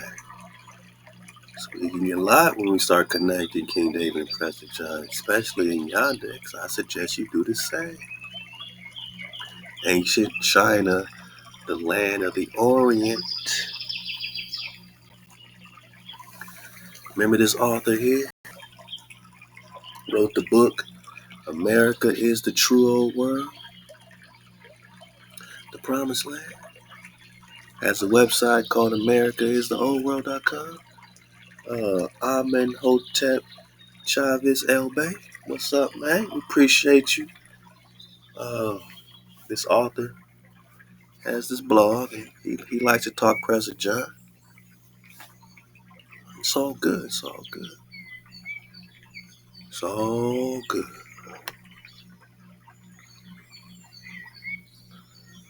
You know, at least in the blog. You know, I don't think he gives the A-hom on the book, but at least in the blog. Let me see. He starts talking Cathay and Katar. Has a lot of maps that we use up in here. And again, like I said earlier, it's the investigation for the cons, man. So, you know, this is not our investigation only, but it is our investigation, man. And if you're going to use it, we just ask that you use it right. And what happens sometimes in this more and more war and the more situation is that they'll see the truth and the dropping will be dropping, but they'll put their Mauritanian spin on it. they'll use maps, but then put their flow and say, Prester John was the king of the Islamic Hebrew. Like, he's the king of the Hebrews, man. That's hard for you to say. Well, all right. Obviously, you see our drop posted right here. This is Prester John number 72, deliverer called China, and he used this drop to get this drop. So we see it, you know. Again, he talks about all this in the book. You know, I don't think he mentions 432 in the book. But we found him mentioning it in the blog, and that's all right. I guess that's good enough. I'm just saying it's good to lead the people back to the water. It's not about us taking credit and all that. It's just like, bring them back to the water, man. You know, bring them back to that water so they can give the truth, so they can get the drop on how it's being dropped, not your spin on it. You know what I'm saying? If you're going to do it here, also do it in the book too. You know what I'm saying? And they try to beat us to the punch because, you know, I haven't dropped my official book yet, but look out for the book series on the Prester. We coming in hot for real. We have to, because we gotta make it right. We gotta give them the water. We gotta give them the source, man. And it's about that time. But we are gonna get some drop and connect some stuff out of here, and I appreciate that. You know, even some of the information being, you know, accurate and available for us that connects back to us. You know, we're gonna read a little bit of this, man, and start making our way to the dismount. Halal HaWah. Hope you surfing the wave. Hope you reeling up. How you reeling? I didn't ask you how you reeling yet, Con. How y'all reeling? Tell us now how you reeling. And if you made it this far in this presentation, this investigation, at the 3-hour 18 mark, man, just leave me a comment and say, I'm reeling up, Con. I'm reeling up, man. If I see you say I'm reeling up, I know you're reeling up at the 3-hour 18 mark, man. So let's surf the wave on out. Wow, so let's dig on it, man. Okay, so, you know, a lot of this looks familiar. Again, he's using, you know, all these things we're digging on, right? The Coronado Expedition, his Esteban, you know, again, you know, coming right out of Prester John 72. He's coming out of Romance of Parsival, the Golden Fruit, Concord, China, right? So ancient China, the land of the Orient, is a necessary post to prove that America is the true old world. Since China is in the Orient, the East or Far East, and is part of Asia Major,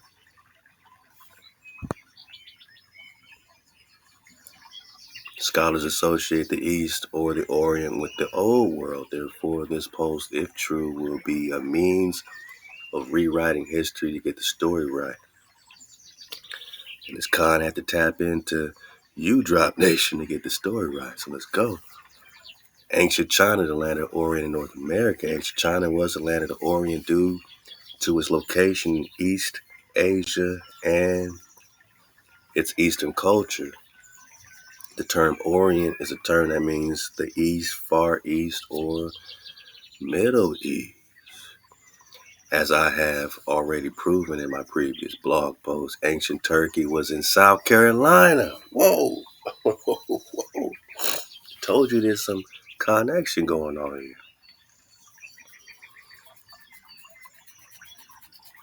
And we just got about this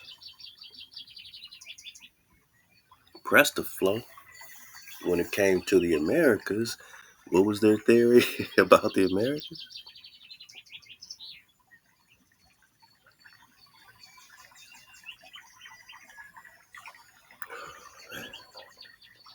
Droppity drop. Droppity drop.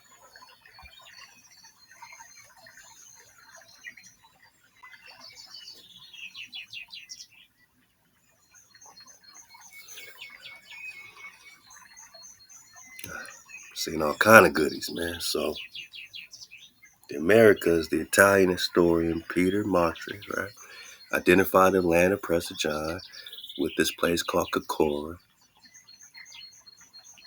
which is the legendary Native American kingdom or tribe. They're looking for it in the 16th century, right, by various European explorers in present day South Carolina. Say it with me, cuz.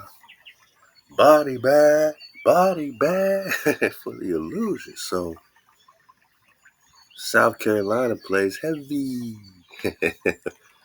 Right? A native word is now South Carolina. We're talking New World. We're talking South Carolina. We're talking Prester John and the Americas, boss. Ancient China. The Orient. And he's saying ancient Turkey is South Carolina.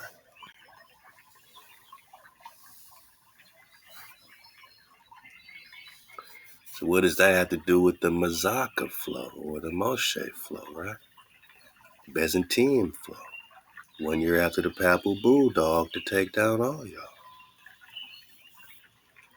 We gotta dig on that. The blog post demonstrates that the Americas is the Orient, aka the East, the Far East, or Middle East. It's all Americas, man. Afghanistan is Afghana. Afghana is who?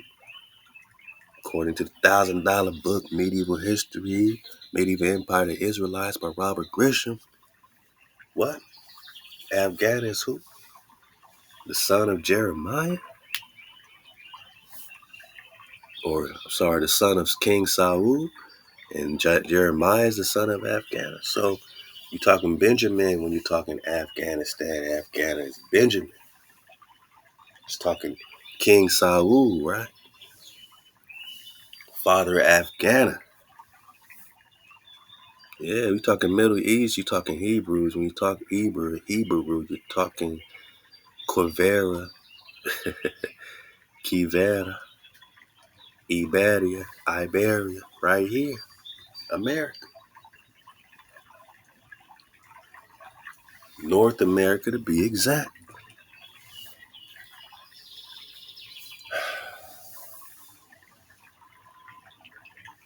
Copper color race is found here, right?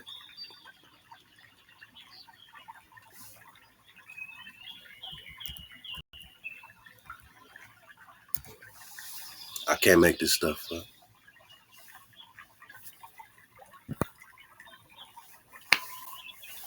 I can't make this stuff up.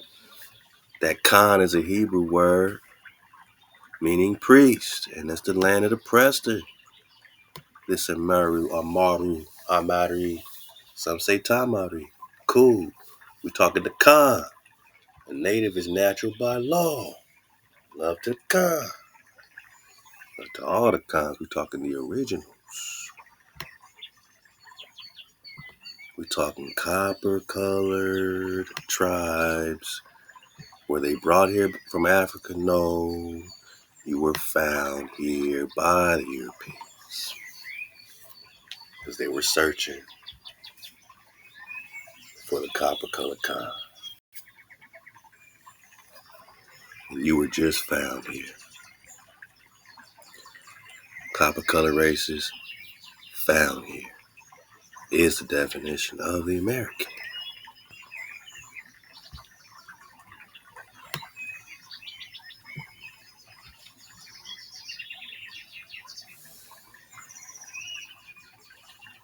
Okay? So,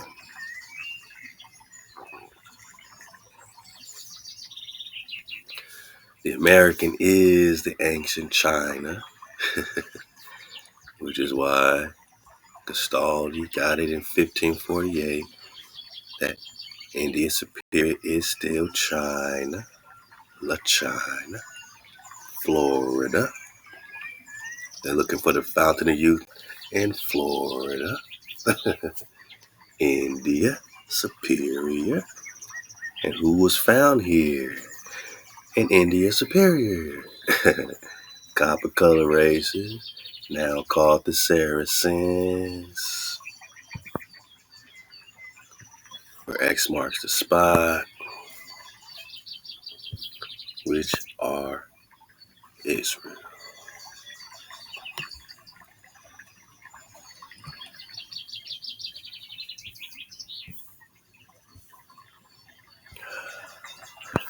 But who are these Andrews, these Rus found in Catholics, huh?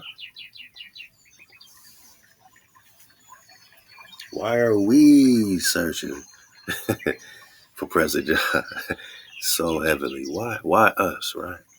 I mean, anyone could have led this charge, but why us, God? Why is he quoting our portion of this particular investigation? Who are the Katars? Who are the Katar?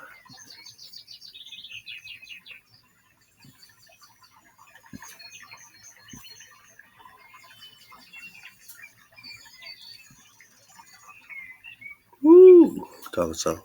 We talking green dragons? Yeah, all right, same books we typically using, right? The Medieval Empire of the Israelites by Robert Grisham. We just quoted that.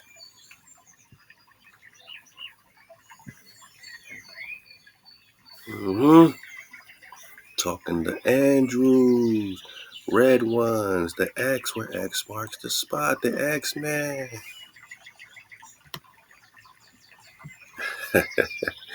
Where X marks the spot. Where you getting all this from? Where X marks the spot. Where you? You already said it. It's all good. He in the classroom. For real, for real. I'm going to get this. I'm just, saying Saracen. Who's a Saracen? The old Arab. Now we're just talking Arab proper. Okay. Arab man, a black skinned person. But we're just talking Arab proper. The Andrews family was a powerful medieval Moorish family that ruled Europe and Tartaria. That's pretty much everything. The original Tatars, and this is who Genghis Khan rode up against, are the Rus, are the Katar, are the Prester John cars. You know what I'm saying? The X-Men, right? All right. And here's when you start flipping the tau, and it says the Phoenician tau is an astrological symbol marking the death for the sun for 3 days. So the sun or sun can be reborn, hence the resurrection, like JC. Stop it, boss. The tau is the last letter of the Hebrew, meaning the mark, the sign, the covenant. We didn't have to put JC on the cross. It already marked the covenant, man. And who was carrying the covenant were wisdom is the conqueror of fortune. We're talking lost tribes of Anrus. Lady Andros of Clan Sial Andrea of the ancient and noble house of Anrus and Reyes. This is who Genghis wrote up on. These are the Rus of Russia.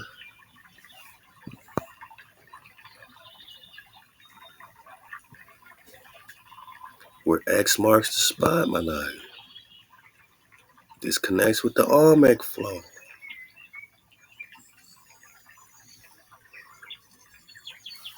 And they were kindred to the kings of Jerusalem. You talking the house.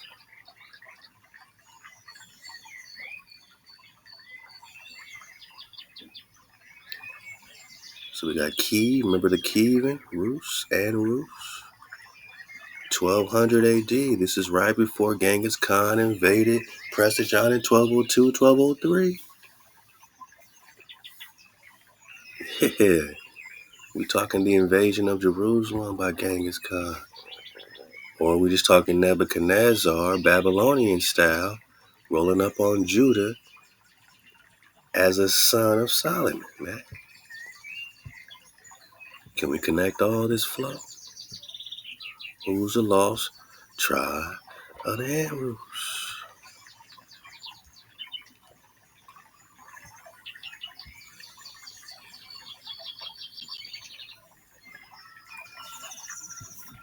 Who are the Saracens? Who's the tribes of Israel? Who's the Andrews? Right, so, all right. Just digging on it. Because this connects with the Olmec, the Western Shishia, all the Olmecs in the Americas. And in the Mongol flow, the Western Shishia are also rolled up on by Genghis Khan.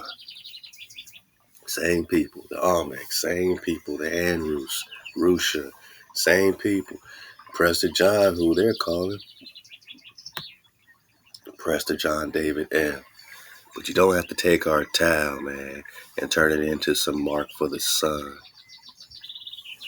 This ain't no sun worship. This ain't no Babylonian talk. We're talking about the covenant, and the covenant is with David. Didn't we just get that out of Psalms 89? Yeah, Prester John was king of the world. Don't that sound like David, firstborn bond? Don't that sound like David?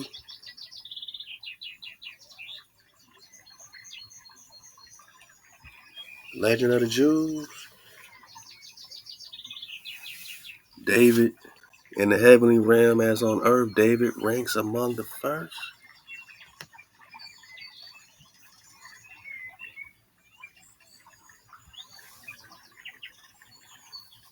Prester John was king of the world. God, or the three Indians.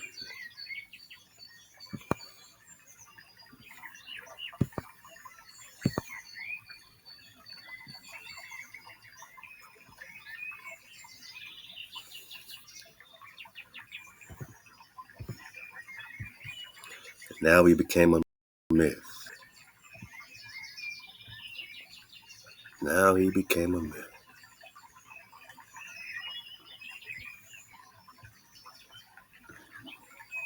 We gotta dig on these Cathars, who he's calling French Moors and Catholics, which are Cathy or Katar or the Cathnis at the Andrews or the Andros or the Ross or the Rus were the original Roman Catholics or Romani Cathay, right? Cathay or Kara Katar.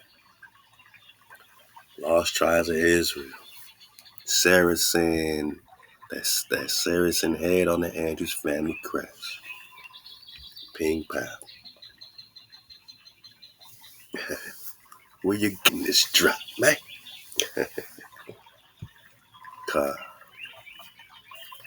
And the Saracens were invaded over and over again. 1200s, all that.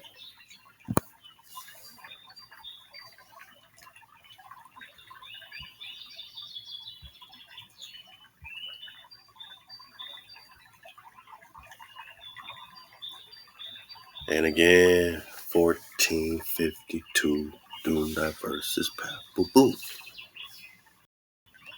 But we're going to subdue all these Saracens and pagans. Anybody that don't believe in JC, we coming for you. But the Saracen is you. And that's the truth. The Rus, the Katar, Ethiopia and India were often confused, one and the same. Yeah, man. Which Ethiopia are you from? Oh, Prester John was the king of the Islamic Jews. See, this is what I'm talking about. They always want to more up the place, man. Why I gotta be a king of Islamic Jews? Why can't he be the king of Judah, king of Israel, king of Judah, like Judah? Why can't he be king of the Hebrew? Why you playing, right? Prester John, a.k.a. King David L. or David L. Ray. Born unknown until 1202, right? Descendant of the ancient race of those Magi. Balthazar the Moor. So they call him Balthazar the Moor. Ain't that the same name David was given? Daniel, David's bond was given. What is this, some type of family name? Wasn't Daniel given the name Balthazar?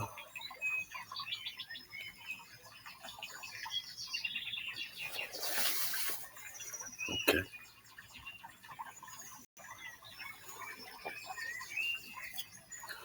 And now he's given the name Balthazar.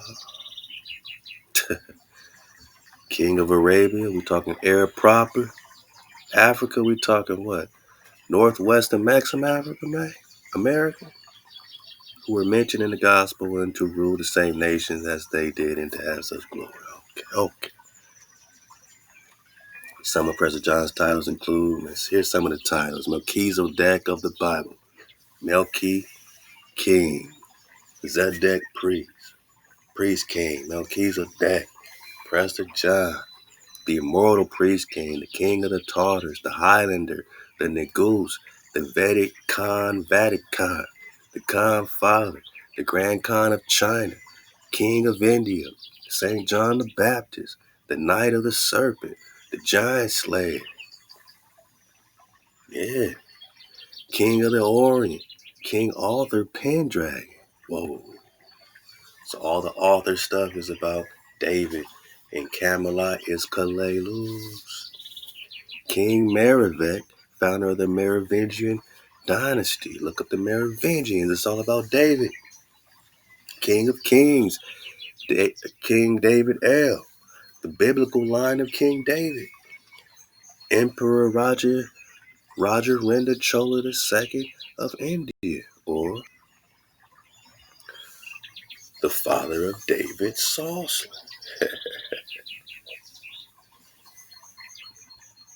who is Roger Chola II Chatterjee, or Prester John. And again, this is before 1202, right? See how it's all lining up, Con? I can't make this stuff up. For the dismount. It's the best drop of all time. This is the best Prester John and the entire Prester John series. And it's 144. 1 plus 4 plus 4, 9. We in the 9 go. We surfing the wave.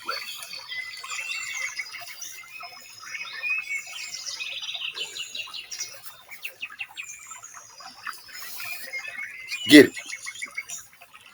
Got all these titles. The Giant Slayer, King of the Orient, King Arthur Pendragon, the Merovingian Flow, King of Kings, King David L.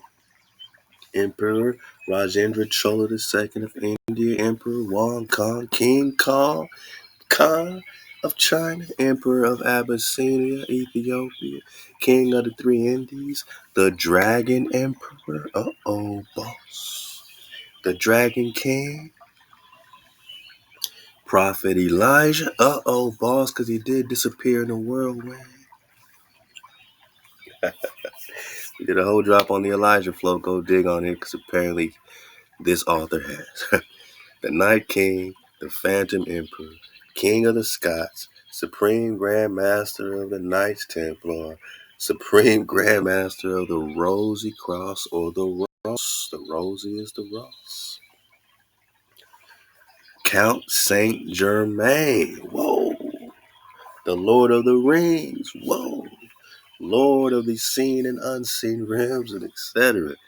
Legend says that Prester John would lead his army of the Knights Templar.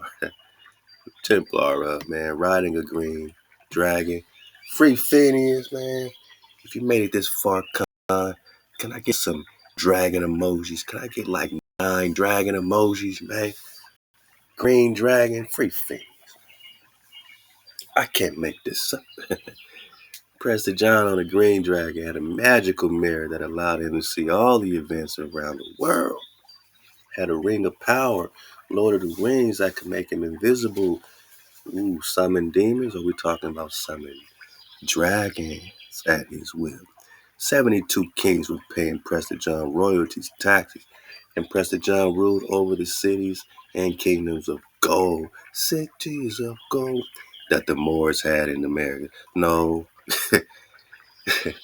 that Israel had. You talking about King David.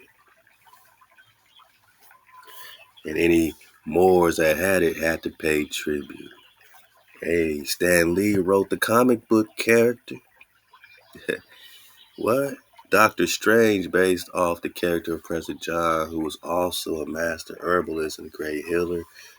So, whoa, that's why they won't come with the Marvel Prester John, because Doctor Strange is already supposed to be connected with the Prester John. The Voynich manuscript was written by Prester John using an Indianized Hebrew that is coded. We've been dropping that on. We've been dropping that too. We know. And just thinking about this Marvel flow, or this comic book flow, it reminded me of this Prester flow that we were just digging on in the Wikipedia. What they say about the Marvel? For the dismount. Greatest dismount of all time. What they say about the Marvels, man?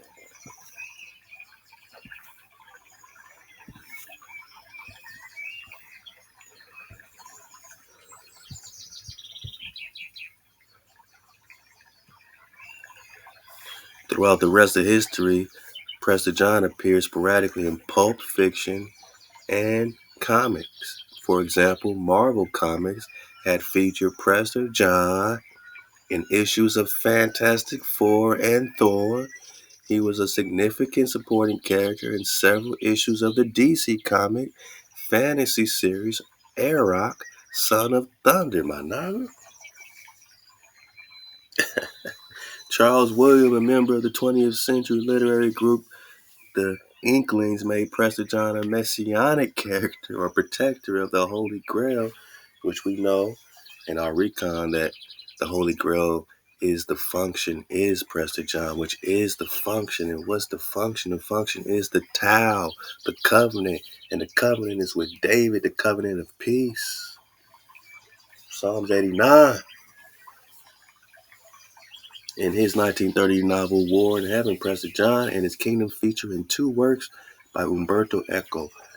The first is 2000 novel Baldolino, in which the titular protagonist enlists his friends to write the letter of Prester John for the adoptive father, Frederick Barbarossa. Barbar means swan in Hebrew. And the Swan Knights are part of Sylvanus told Texas, or Solomon the Builder, or Dawi. Same Knights Templar, we connect with the Swan Knights or the Barbar. This is what Barbarossa was connected with, but it is stolen before they can send it out.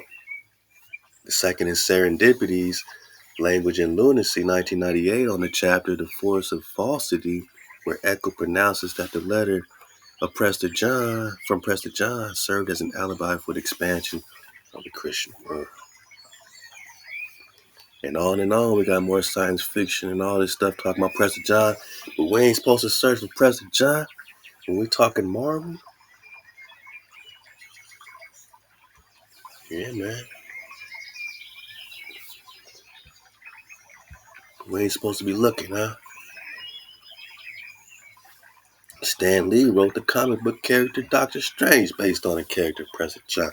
Everybody's knowing that this priest king is right here in America, where the copper color races are just found here, and the British Museum has it right here in America, where Prester John is right here in the Four Corners, near the Grand Canyon or Grand Canyon or Grand Conjunction. The Great Conjunction.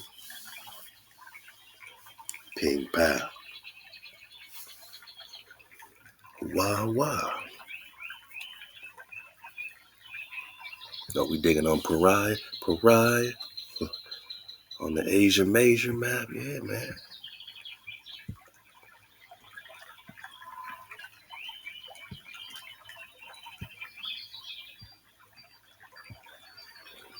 Wow.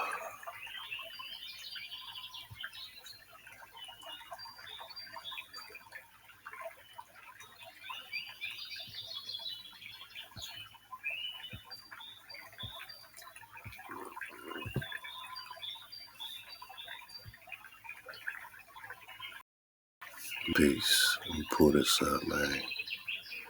Where he mentions a little bit about where this originated.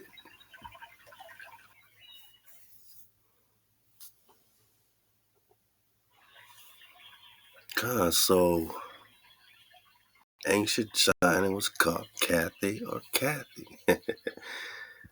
Shout out to my Catherine. I always tell my mom, I said, they call you Kathy for a reason, right? Kathy is Cathay. Now we're going to get back up here. We're just letting us know where the water's coming from. It says, well, Wikipedia lets us know that the Katar,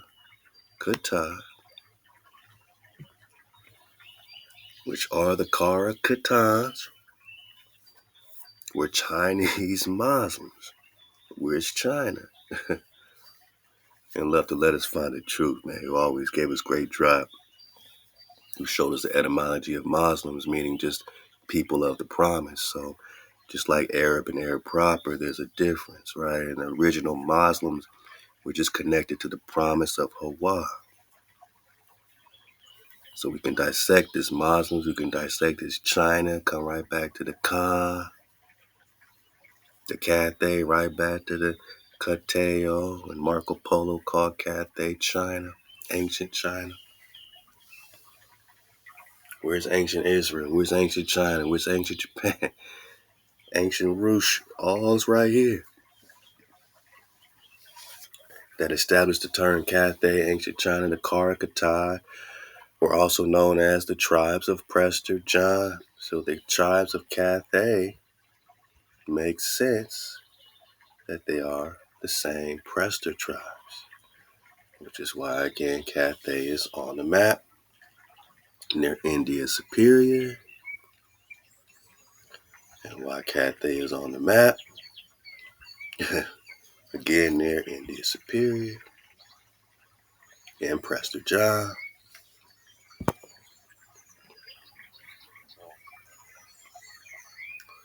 And when they talk Asia, again explains why,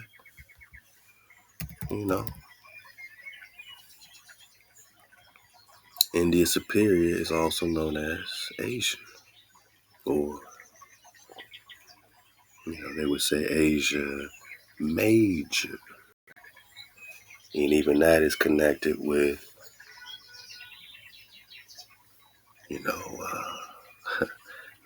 Mexico, Florida, China, and the Great Cathay. And this is all in the Orientis Finds map again of 1530 or 1531.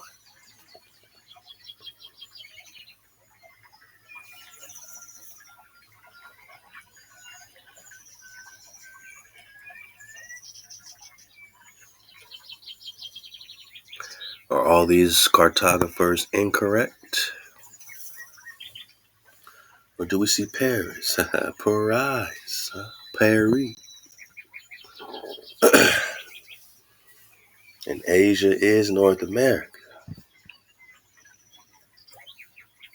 Florida, Asia. Oh, Cathay, right? Here we go. Mansi or Mangi. Mansi or Mangi. India Superior again. It's Mangi situation. Mexico, Cathay, Prester. India Superior, Cathay, Mangi. Huh? Florida. We see clearly.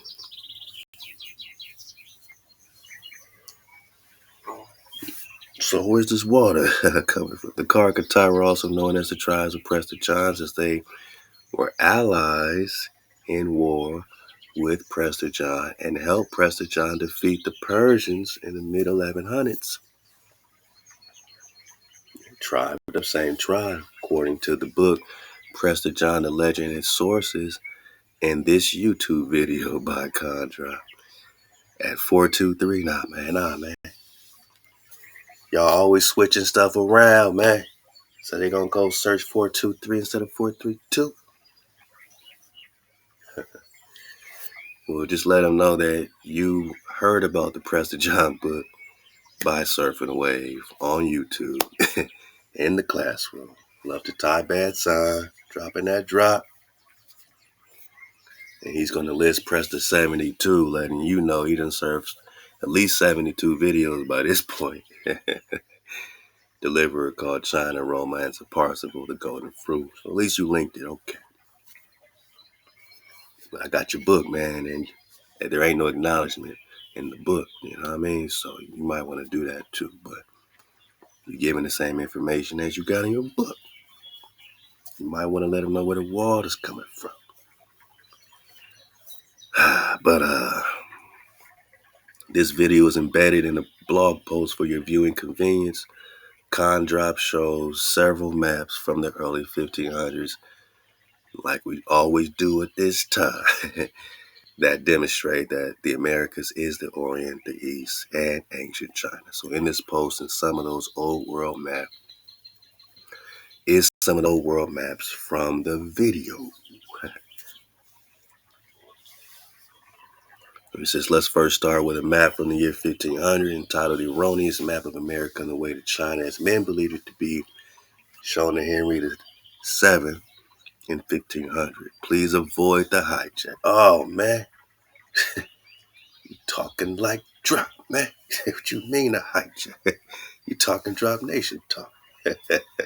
Y'all weren't calling nothing hijacks before we started popping it off like this. Come on.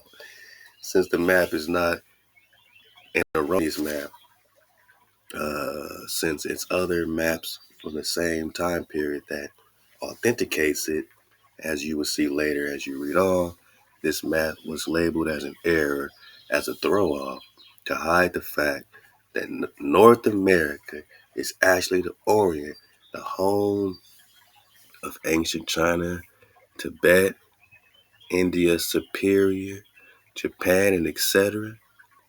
Now, referring to the said map, you will see Cathay, ancient China, in big letters under the image of the Grand Khan of China.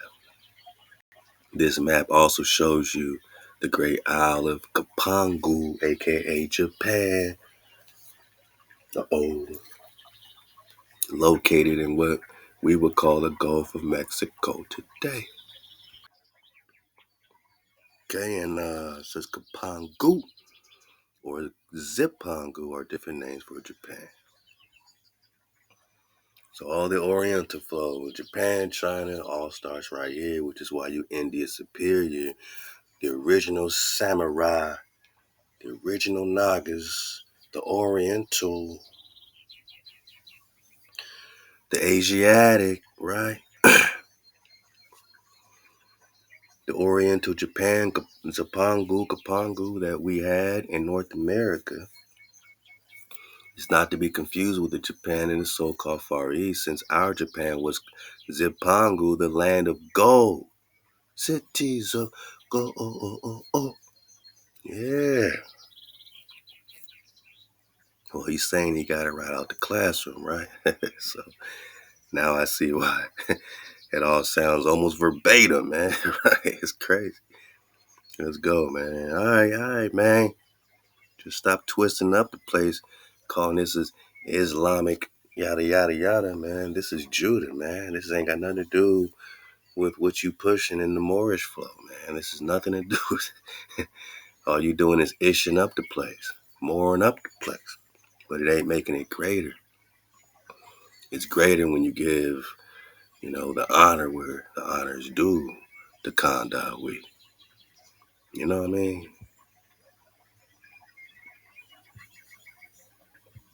But you know, swiping, making it, your own flow to it. But we see clearly. This is why we gotta write our own books, right? Let's go, man. Hey, dropping soon. Just back to ancient China right quick. So we got the Cathay we've been talking about. Ancient China was called Cathay in medieval times and is considered to be a poetic name for China. Cathay, Chinese, alternate European historical name for China. During the early modern period, Europeans thought of Cathay as a completely separate and distinct culture from China. Because it's completely separate than that China. It's Cathay of India, Superior America. They can't claim these Asiatics here, man. As knowledge of East Europe increased, Cathay came to be seen as the same polity as China. The term Cathay became a poetic name for China. The name Cathay originates from the word Katar, right? Ping Pao, or nomadic people who ruled the Liao dynasty in North China. We gotta dig on the Laos and the Jins and the Han in northern China from 916 to 1125, and who later migrated west after they were overthrown by the Jin dynasty to form the Katar, Ping Pao. Carolina, South Carolina, right? From another century thereafter, originally this name was the name applied by Central Western Asians and Europeans to North China. The name was also used in Marco Polo's book on his travels in China. He referred to South China as Mangi, which is why we see it on the maps. Mangi. I said, Mangi, right?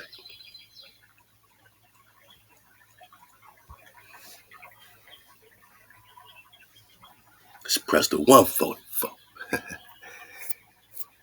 Or Doric of Pordenone also writes about Cathay and the Khan in his travel books from his journey before 1330, perhaps 1321, 1330. All right, so we're getting this Catan connection with the Katar and China. Okay, so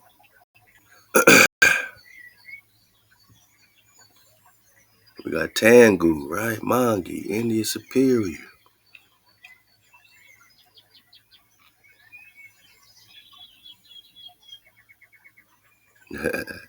He said in his post is 3 other world maps from the early 1500s that lists North America as Cathay, Katar, ancient China, India, Superior, Mongol, Southern China, Tangu. I'm putting emphasis on this point because in law, all right, he's Moorish, so they're going to bring in the law, right? So in law, the interlocking testimony of two or more witnesses is truth and commerce. Okay, I'll take that.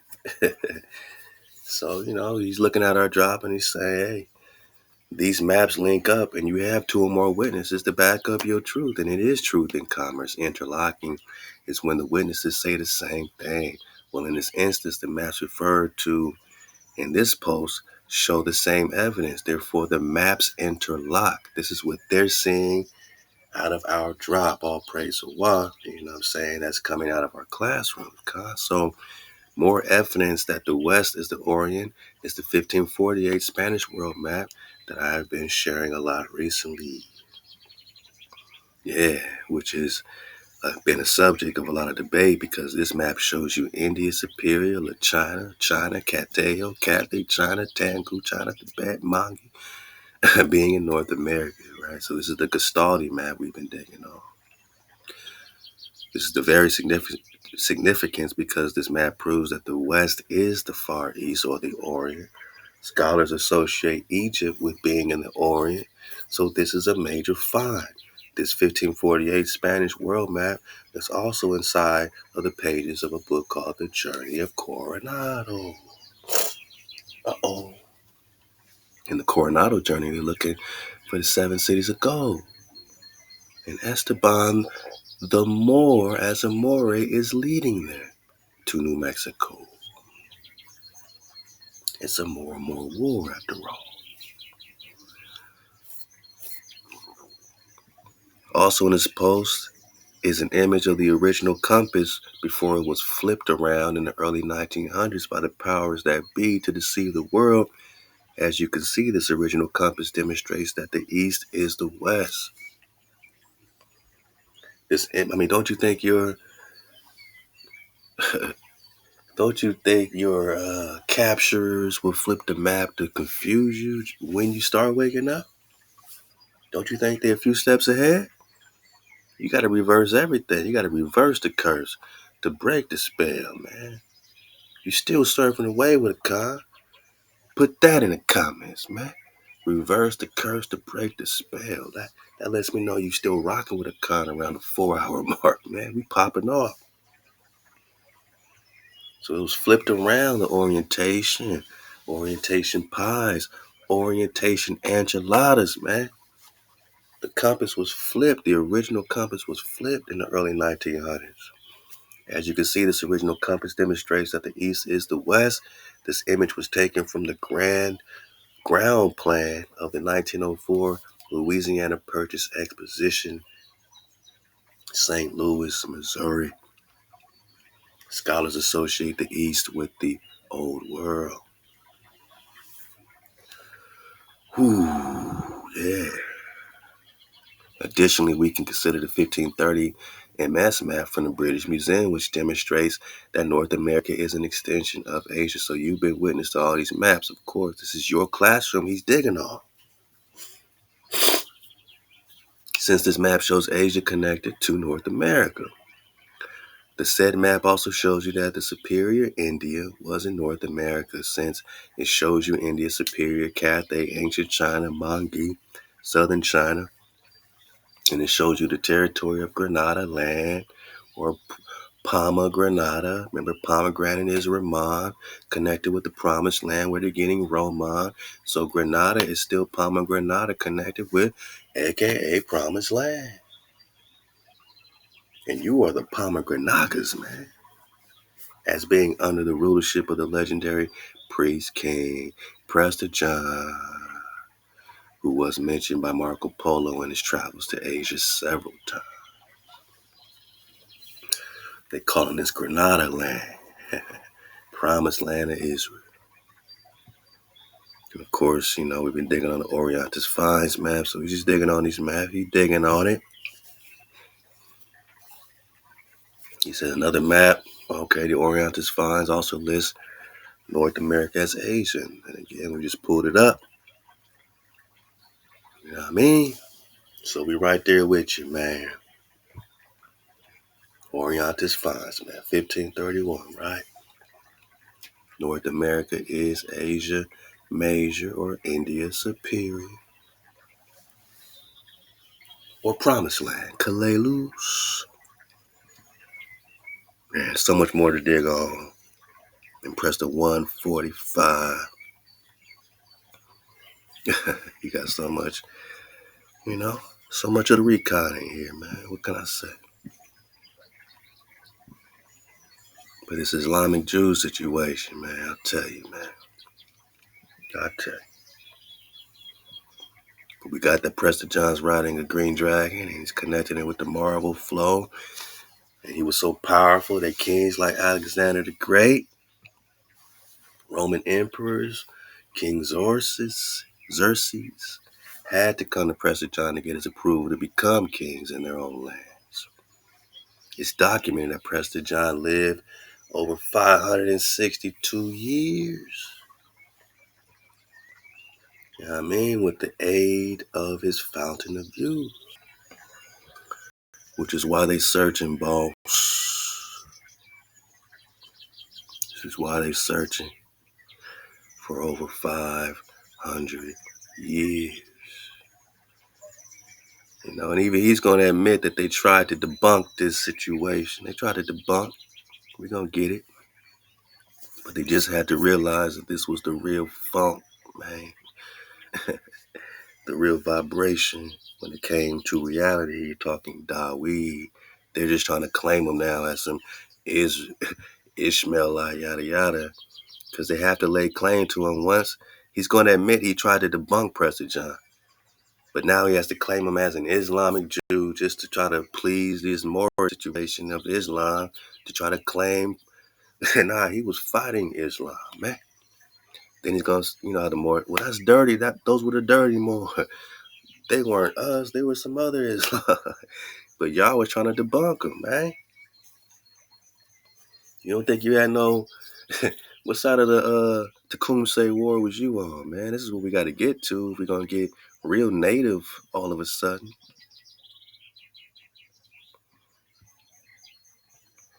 Merovingians, Dragon Kings, right?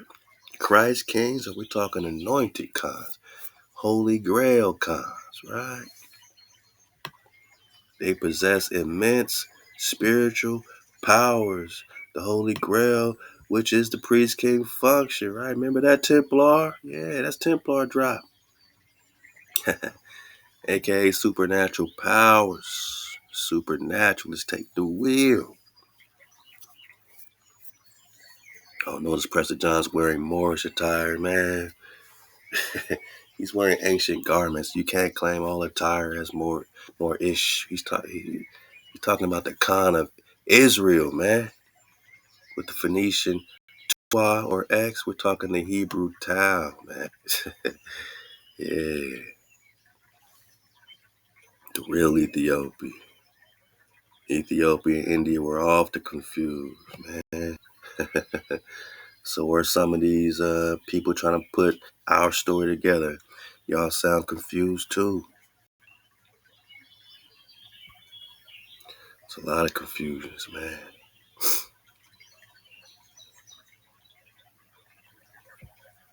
I'm just digging on it, man. I'm belly flopping, but you got the drop. Obviously, it's a lot of drop. But this is the dismount.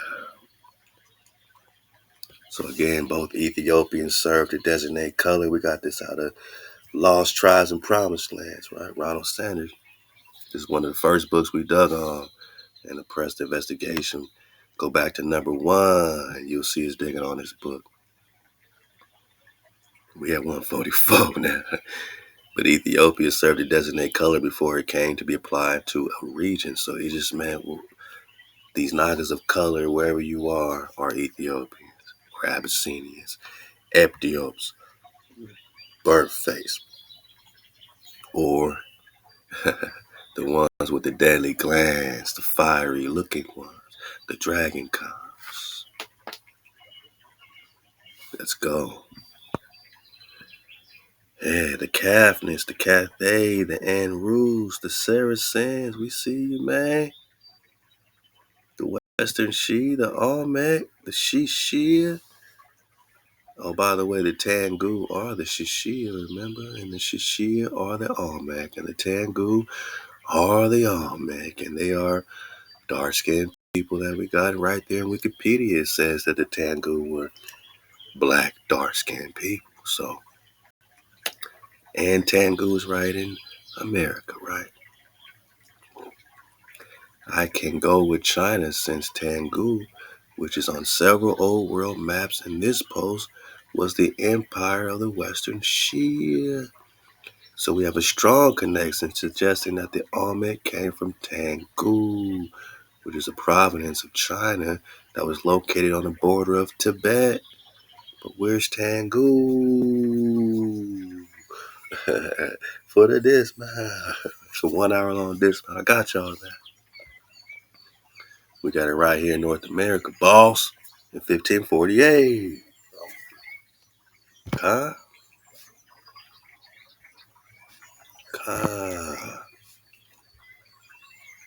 Let's go. We're going to belly fly more in this at 145. I'm just letting y'all know all this is Olmec connection. The Olmecs, which have been given the misnomer Malian Moors by Dr. Ivan van Sertima in his book They Came Before Columbus, when this notion is an error since no Olmec heads have ever been found in Africa. Say it again. Those African-looking heads don't got nothing to do with Africa. They've never been found in Africa, which strongly suggests that the Olmecs were not from Africa. The Olmec head replica that was donated by Mexico to Ethiopia in 2010 does not count as evidence that the Olmecs are Africans. Ping pow, body bag for the illusion. They got an African. They got a Native American Olmec head that was delivered to Africa in 2010 from Mexico to Ethiopia, man. And they try to claim that originated in Africa. It just got there in 2010. Stop playing. Y'all stop playing with it now. In 2010, the Mexican government donated a replica of the Olmec colossal head to Ethiopia, where it was placed in Mexico Square.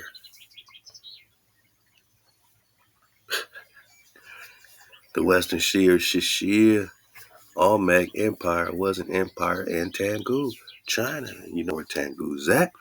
Based upon the evidence, the Olmec were your first Orientals in the Americas that were ancient so-called Turks, Mongols, from Asia Major and North America, and not from Africa.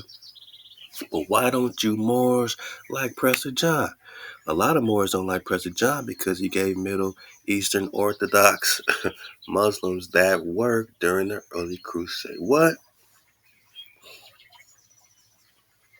So he's a Moor, but he's saying a lot of Moors don't like Prester John because he gave these Muslims during the crusade, he gave them that work. He put that work in. David put that work in on all the hijacks, Christian or Muslim, because he's a Hebrew priest king defending the Holy Grail, right? Defending the Promised Land, defending the children of Israel that were being invaded by the Christians and the Muslims and the Ishmaelites and the Moabites and them, just like the biblical wars.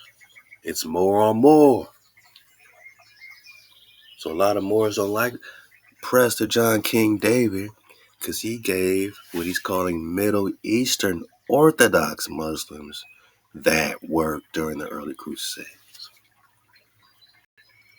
However, the double O Moors from Africa, Europe, and the so-called Middle East are Orthodox Muslims and are not the same as the Oriental Muslim Sufis from the Americas. So now they got to make a distinction between the Muslims, right? Nah, man, it wasn't us, man. So why is Africa apologize? It was the dirty Moors. It was the Middle Eastern Orthodox Muslims, not the Oriental Muslims. We love him. We love him. The Muslims love Prester John. Yeah, really? How come none of these Oriental Muslim Sufis tried to wake these niggas up in the hood in the ghetto of America and let them know that they Hebrews and the line and lineage of the great Prester John? Why'd they say, Islam, brother, join our Moorish science? You didn't bring them to HaWah and the law of the Creator. You brought them to your Islam flow. We know when Kish, father of Saul, was given the task by Muhammad to convert his people to Islam, and Kish became the first super hijack on his own people. They use us to convert us. Remember that. They do it to this day. They look just like you, but they ain't you. Kish started that, right? Muhammad told Kish to do it and changed his name to Arab al-Rashid. And the Rashid line is the Kish line, are the Benjamites that converted to Islam. This ain't got nothing to do with Judah and them. You know what I'm saying? This ain't got nothing to do with Israel.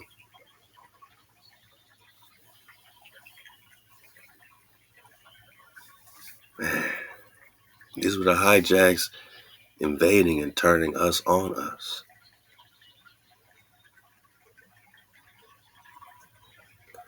So a lot of Moors don't like Prester John because he gave them that word straight up. Then they want to make a distinction between the double O Moors or not the Oriental Muslims. And these Oriental Muslims are Hebrews with Islamic customs. Stop it, man. These are Hebrews with Hebrew customs. And if they have Islamic customs, it's because you're talking about the more and more war in America. You're talking about forced conversion. Israel, Ishmael migrating in 1700. Treaties of peace and friendship on the Hebrews right here. Doom diverses on the Hebrews right here.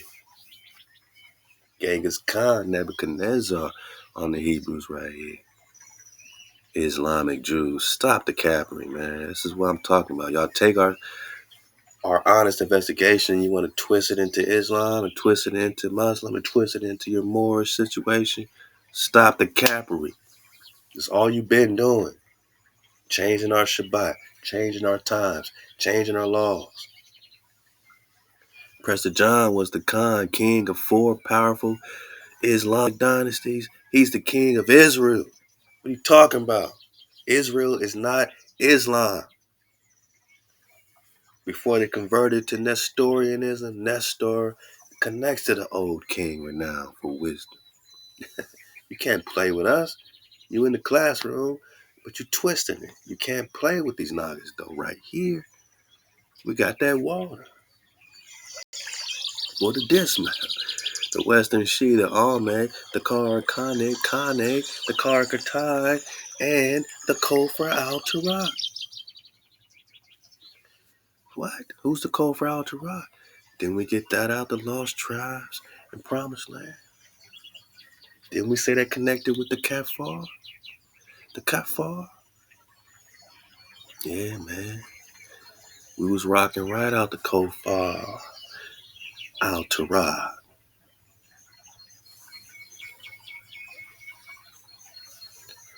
Lost tribes and promised land. What? Okay. Okay, boss, page 44. Indeed, it is very likely that some sort of identification between Prester John and the King of Israel. Uh-oh. Between the remote realm of so-called Christians and the final refuge of the 10 lost tribes lies buried in the very sources of this legend. This possibility seems very close to the surface in the early Central Asian version provided by Hugh of Jabala, with its intimations of Tartars and of the king of the Khazars, or Khazaria was first Mazaka. Remember, man, there's a difference between them Khazars and the OG Khazaria, which is Mazaka, through a swerving, which was Mossack, connected with Moses. This is the Byzantine that was taken down in 1453, 1 year after the 1452 Duma versus Papal Bull. Papal bulldogs to take down all y'all. Ravishing mammals issue Vatican papals, tricking Adam and Eve to bite that Vatican apple. Only a generation after Bishop Hugh, the celebrated Jewish traveler Benjamin of Tudela, described a relationship he had heard about between four of the lost tribes and nomadic people called the Kofar Altar. Whoa. This is where he's pulling the information, right? Right out of the classroom. So the Kofar Altar on the Central Asian steppes, the Kofar Altar eventually, evidently, Shalak, were not Christians. Neither were these Hebrews with Prester John. The Kofar Altar were not Christians, but their purported relationship with some of the lost tribes resembles that of Prester John and could have had something to do with the making of the latter's legend. So the Kofar Altar were rocking with Prester John so close that they are resembling that of Prester John. So the hijack had to try to turn them into savages. They say they had no noses. They ate raw flesh. They try to make them most savage they can, but that math ain't mathing when they're rocking so close and are indistinguishable from the tribes of Prester John or the tribes of Israel. Yeah, yeah. The Kofar Altar, they're getting the Kofar name from the Kafir. Remember, we got it, right? Muslims means that you're submitting to God or you're submitting to the promise of HaWah. That was the original Muslim flow, right? The Arab proper, a rabbi flow. And it says kafir or kafar, right? Arabic term in Islam, which refers to a person who disbelieves the God in Islam. So because you're rocking with the power of Israel, not the God in Islam, they're calling you pagans and disbelievers, right? Yeah. They're calling you kafir, connected with the Dajjal flow. The kafir is often translated as infidel or pagan. So basically, in Lost Tribes, they're calling the tribes of the Preston pagans and disbelievers. And who? Rejectors of what? Rejectors of the hijack, non-believers in the hijack, non-Muslim. Kafir, right? Kafir. Kafir. Kaka. I mean, it gets deeper. Gets deeper. This is out that kabad.org, man. The Jews then took counsel together and resolved to please the king on account of the Jews who were in exile in his empire. The king entered their land with his army, stayed there 15 days, and they showed him much honor and also sent a messenger to the Kofar Altar, their allies. So again, validation that these Kofar are allies of the Prester, reporting the matter to them. Thereupon the latter occupy the mountain passes in force, Manak. So anybody trying to get through these mountains to get to the land of the Prester, you know what I'm saying? They were already stopped in force, Manak. In force, Manak. This is what they saying. They had an issue with the Prester. And this is why they're calling them the Kafirs, because these are the Hebrews. Along reporting the matter to them, thereupon the latter occupied the mountain passes in force with large army, composed of all those who dwelt in that desert. And when the king of Persia went forth to fight with them, they placed themselves in battle array against him. The Kofar Torah army was victorious and slew many of the Persian soldiers. And the king of Persia fled with only a few followers to his own country. Yeah, ain't no play. The Kofar Altar, my naga. The Kofar Altar was rocking steady.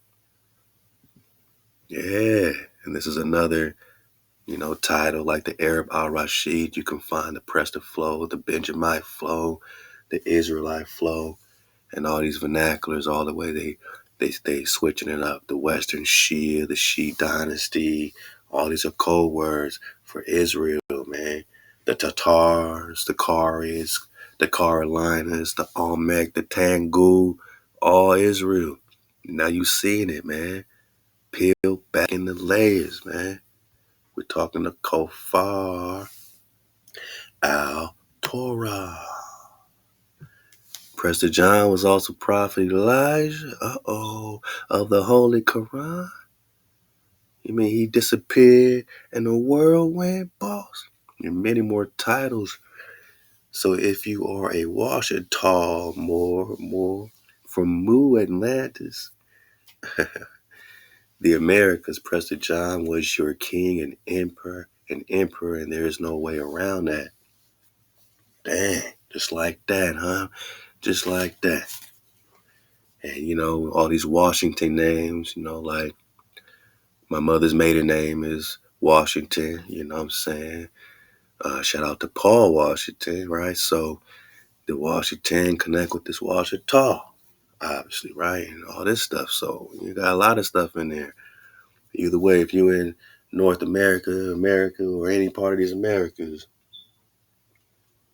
please understand that the Prester King David is calm forever, man. And you are an Israelite, you are an Hebrew, and Prester is your calm forever. Like we keep reading about in Hosea 3, Jeremiah 30, and Ezekiel 37. More and more witnesses means it's interlocking. Right? All this is interlocking. This is commerce talk, right?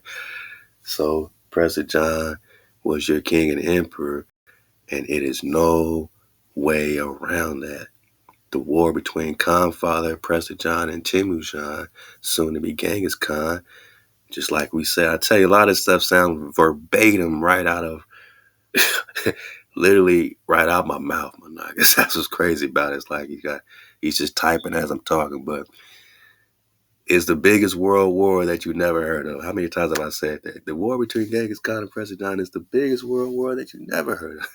Because we are talking about dragons, sorcerers, ancient advanced weapons, giants, hundreds of thousands of men, etc. on both sides. Come on, man. We call them fouls on the play, man. You saying so much right out of our mouth, man. How did this war start between these two powerful Magi kings? Well, Genghis Khan wanted to marry one of Prester John's daughters, which angered Prester John.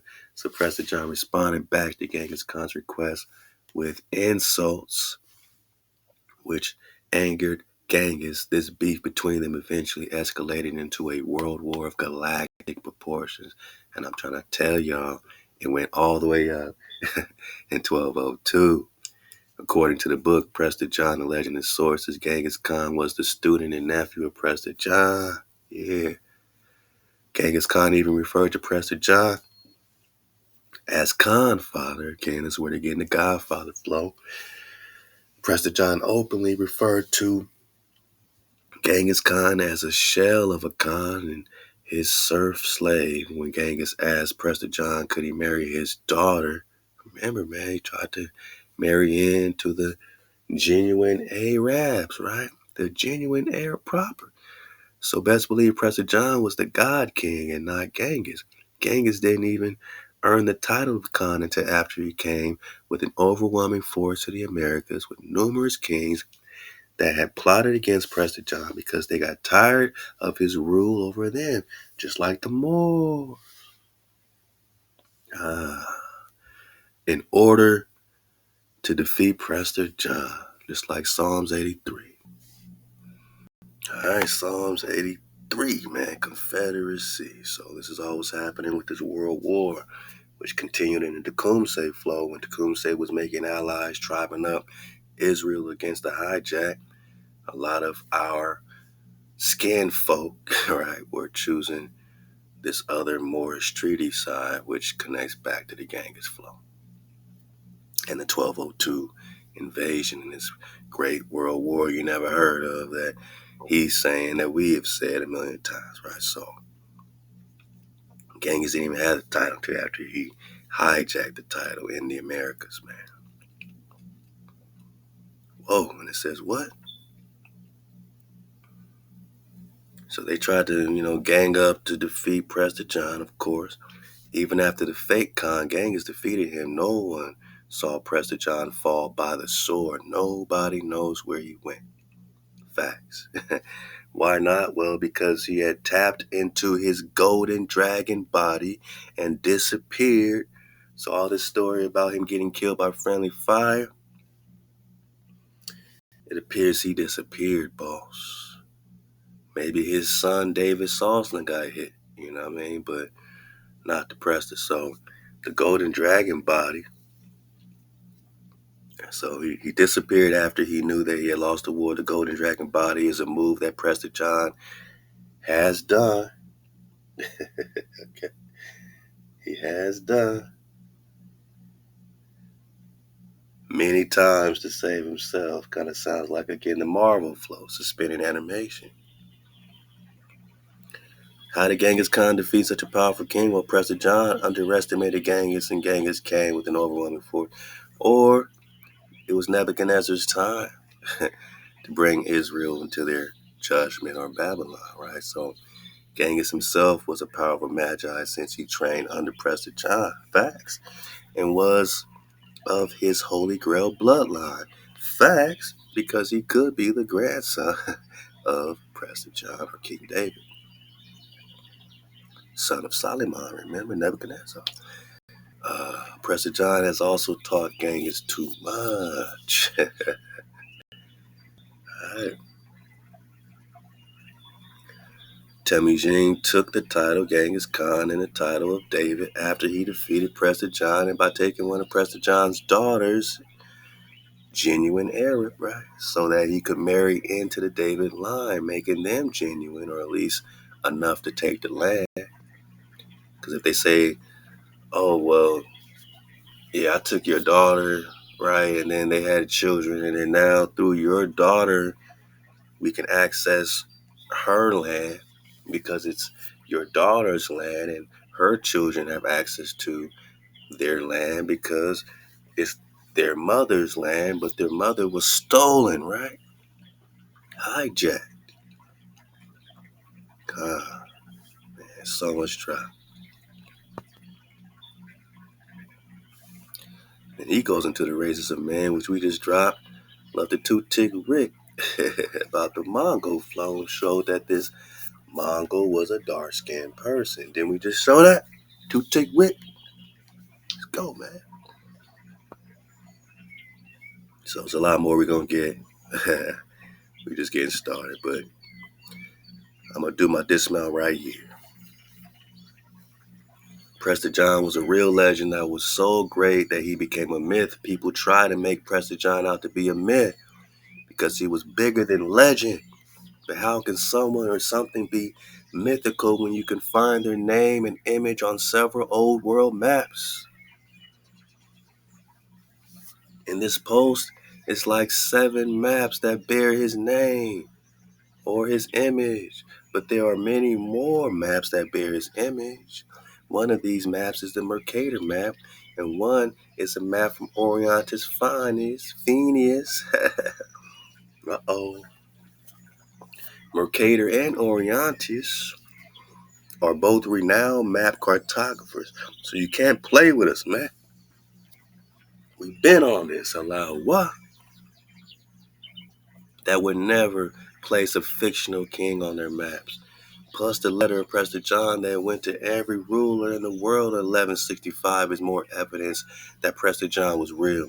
Additionally, Pope Alexander III wrote a letter to Prester John and sent a convoy to India in hopes of recruiting this priest king to help them fight in the Crusades. Was that a myth, Manai? Are you a myth? Why would a powerful man like the Pope waste his time and money on a fictional myth if Prester John was not real? Also, many books have been written about him. Lastly, African historians agree that Prester John was real. Yeah, the whole Ethiopia flow, letting the dangle flow, right?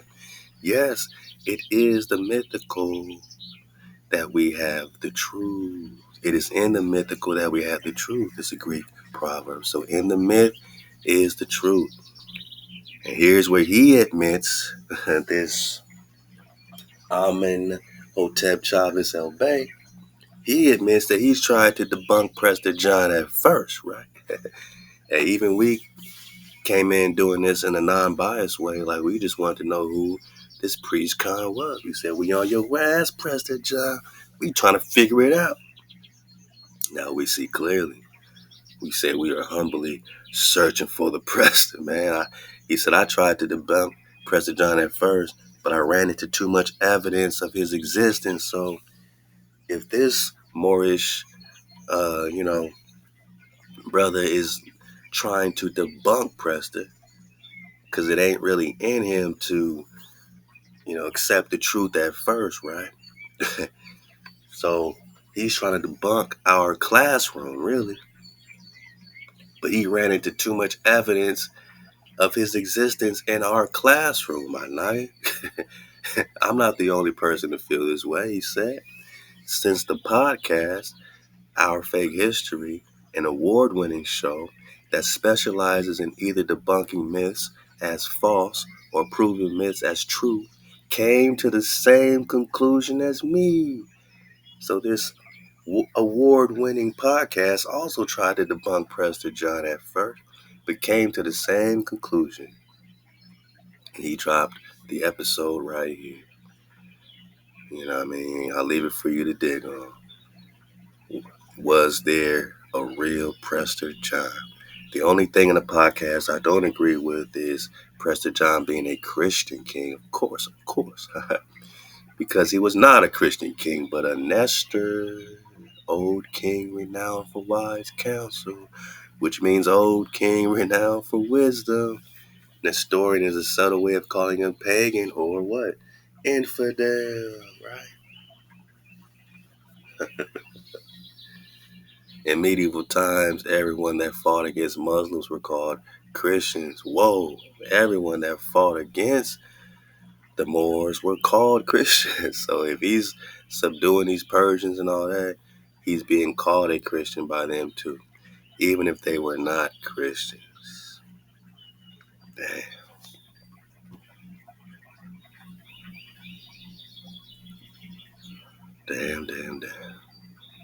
I tell you, who oh who is Prester John? Yeah, I mean, Benjamin at Tudela's breaking down the Kofar Altar.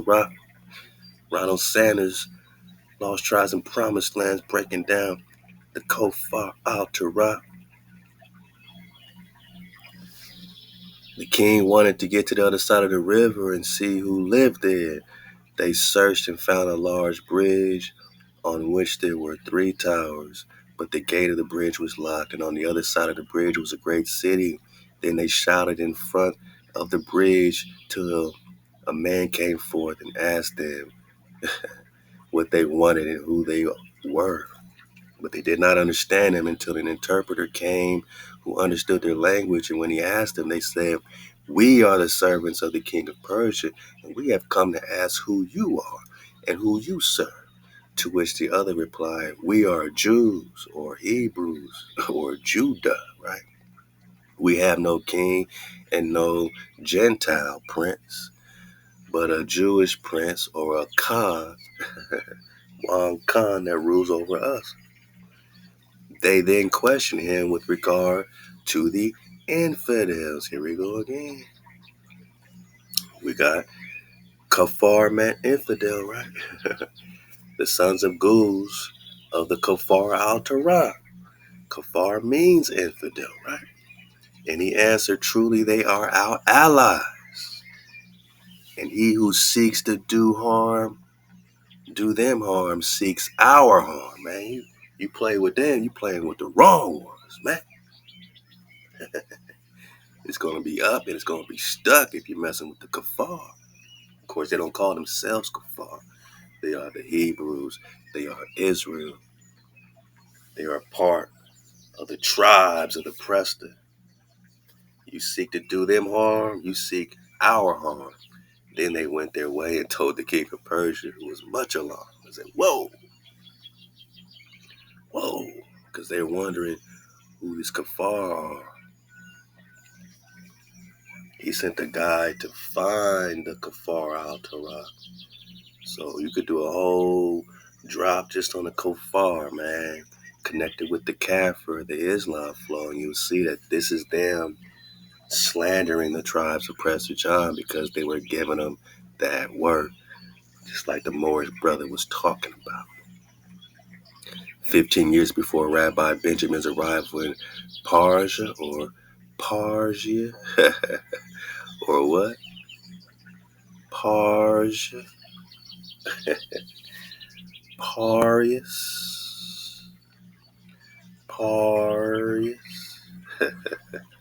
Captain, before they arrived in Parsia, Paris, city of Rome, who was attacked and looted by a tribe called the Kofar Altar. Rabbi Benjamin described them as people who worship the wind and live in the wilderness, who do not eat the bread nor drink wine, but live on raw and cooked meat. This is how they were called savages. They have no noses. They made all this up. They breathe through small holes through which they breathe. Come on, man. They eat clean and unclean animals. Very friendly towards the Israelites. Wow, really? Or are they the 10 lost tribes? The tribes of Prester John, the Hebrews. Yeah. It gets deeper. And when we talk the patriarchs, when we talk Hasharala, when we talk Israel, we're talking right here at home, man. You know, we found our way back home, man. Relatio de David, 1220, 1221. This is when David, the title is being snatched and stolen to Genghis Khan. But even here it says, the aforementioned King David, may God protect him, whom God protects, is the youngest of his brother, his father, King Israel. Yeah, like Prester John and David Slauson, right? May God spare his soul, had 6 sons, and he was the youngest of them. Does that sound familiar to the scripture? Youngest born. With the death of his father, his firstborn brother succeeded him, and this king, just like his father, King Israel, and his grandfathers and great-grandfathers, was subject to the great king of the Persians, who was called Kana, which means, in our language, King of Kings. And his land was from Katar up to Bala Sagun, which is beyond the river, which is called the Persian language, the river Jian. Templar, take the wheel, because the Jian is the John, and the John is the Khan. And we read this story a few times before, man, where, here's David, and they're calling King of India, and how his own older brother tried to sell him to the Persians, and he was rescued from the Persians, you know what I'm saying, by HaWah, you know what I mean? And All these stories start sounding the same.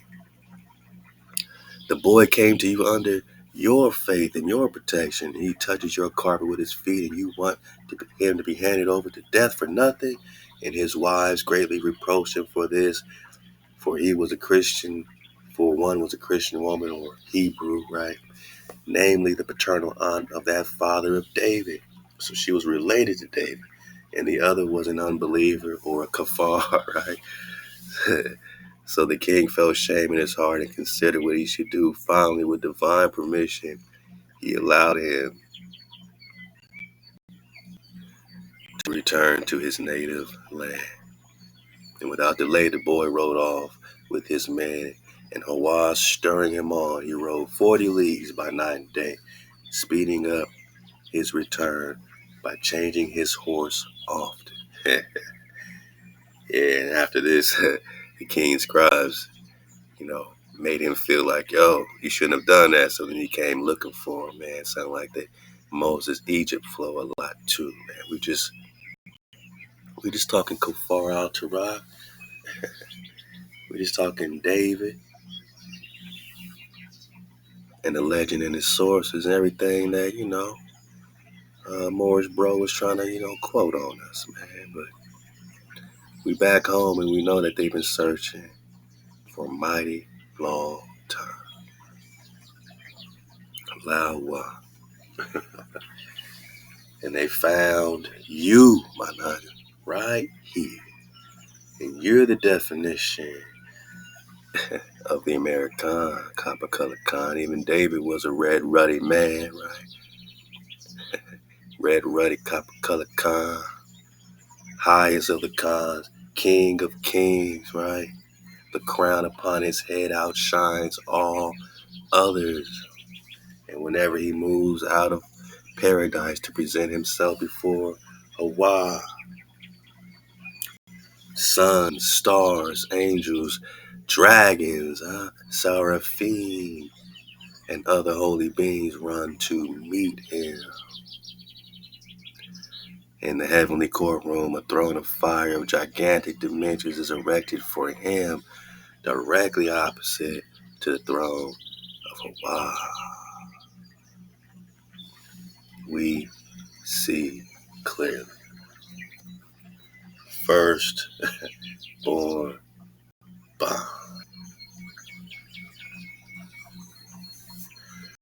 He shall call unto me, thou art my father. Verse 27, Psalms 89 for the dismount. Hour and a half dismount just for y'all, man. Just because I Ahab, y'all on Ahab. Our search, our classroom, our investigation. And clearly they're loving it too because they're using it to write their books, right? But ain't no book going to be greater, on this subject, man, than the one that we put together. So we're working on it and it's happening, man. And I'm excited. I'm inspired to present this like it's never been presented before in book form. In a whole series and volumes, you're going to pop it off. So, yeah, the enemy shall not exact from him, nor the sons of wickedness afflict him. I will beat to pieces David's adversaries before him and smite them that hate him. They don't talk like this about JC. HaWah don't talk like this about JC. I will beat to pieces his adversary. Never. But my faithfulness and my mercy shall be with him, and through my name, HaWah, Wah, shall his horn be exalted. And I will set his hand also on the seas, and his right hand on the rivers. He shall call unto me. You are my father. You my pops. You my Abba. My power. The rock of my salvation. And I will appoint him. Yeah. I will appoint him firstborn.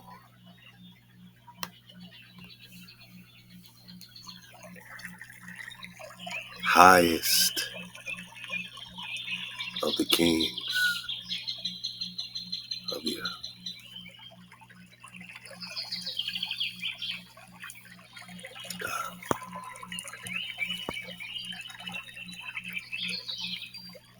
Verse 47. How long, O HaWah, will I hide thyself forever? How long shall your wrath burn like fire? Oh, remember how short my time is, for what vanity hast thou created all the children of men? What man is he that lives and shall not see death? Oh, there's a couple, like Chileab, that shall deliver his soul from the power of the grave.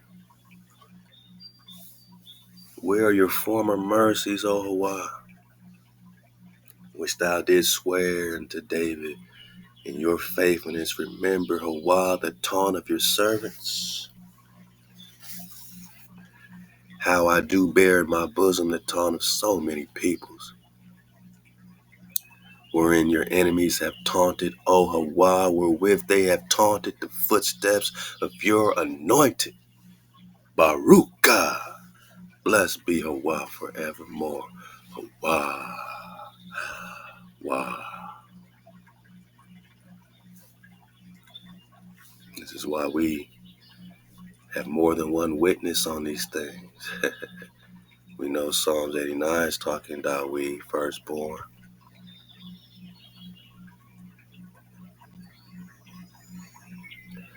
We know Ezekiel is kicking that drop.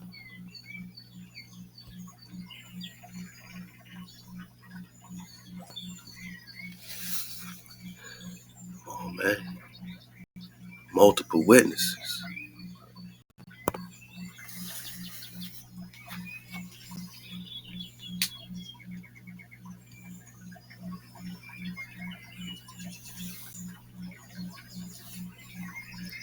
In Ezekiel 34 and Ezekiel 37, right? So David, it ain't no confusion. He's not saying future David. They believe JC gonna come back.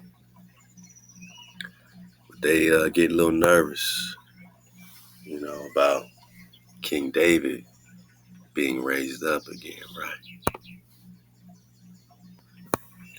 HaWah doesn't have the power to bring back no one but Jesus. Huh? Is that what you saying? I don't think they saying that. That ain't what Elijah, that ain't what Malachi kicking, right? In Valley of the Dry Bones, two cross sticks coming together. That is the towel. We ain't talking about no sign for the sun. We talking firstborn. Firstborn bond. We talking covenant. We talking the mark, the sign. Verse 24, my servant David shall be king over them, and they all shall have one shepherd, and they all shall walk in my ordinances and observe my code. Keep the code. It's all we telling you to do. We ain't giving you no other God. We ain't telling you to meet us nowhere. We ain't telling you to go to church. We saying observe the statutes, man. No power before your power. MHOE, most high over everything. And do them. Do the code, do the commandment, and they shall dwell in the land that I have given unto Jacob my servant. It's that simple. Hit the easy button, man. Wherein your fathers dwell, and they shall dwell therein. They and your children, and their children, your children's children shall dwell safely. Ain't that what we all want? For the seed to be forever, forever, man. And David shall be their prince forever. Ain't that what we all want? Safety, security, protection.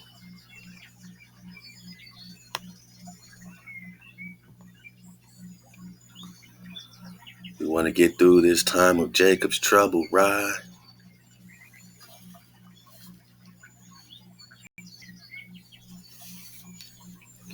Jeremiah verse 30, right? Multiple witnesses. Remember what the Moorish brothers said.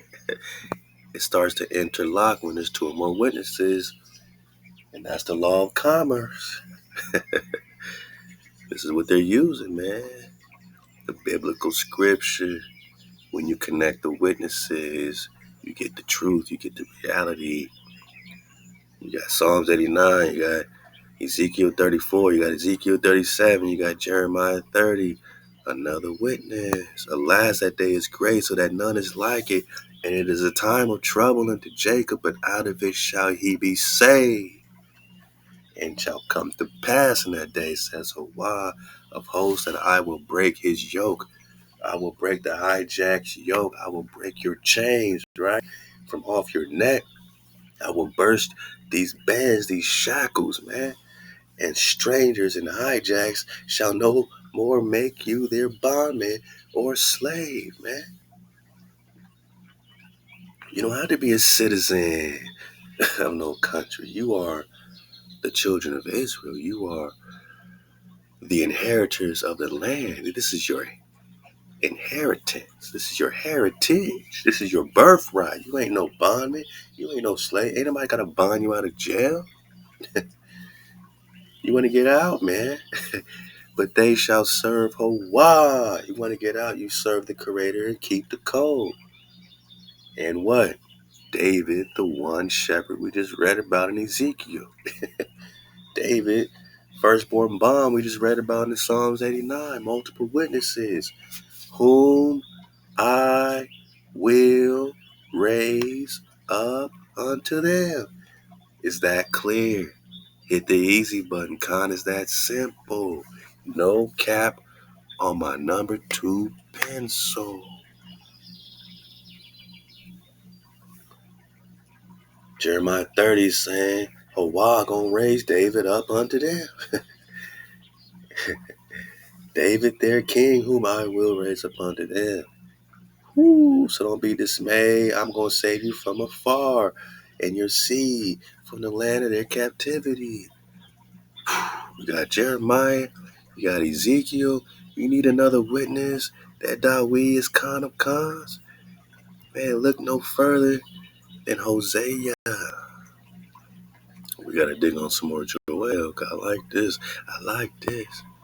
We're gonna dismount here in Hosea chapter 3. This is the third witness, right? It's starting to interlock on us, my noggin, and the true sound shall set us free.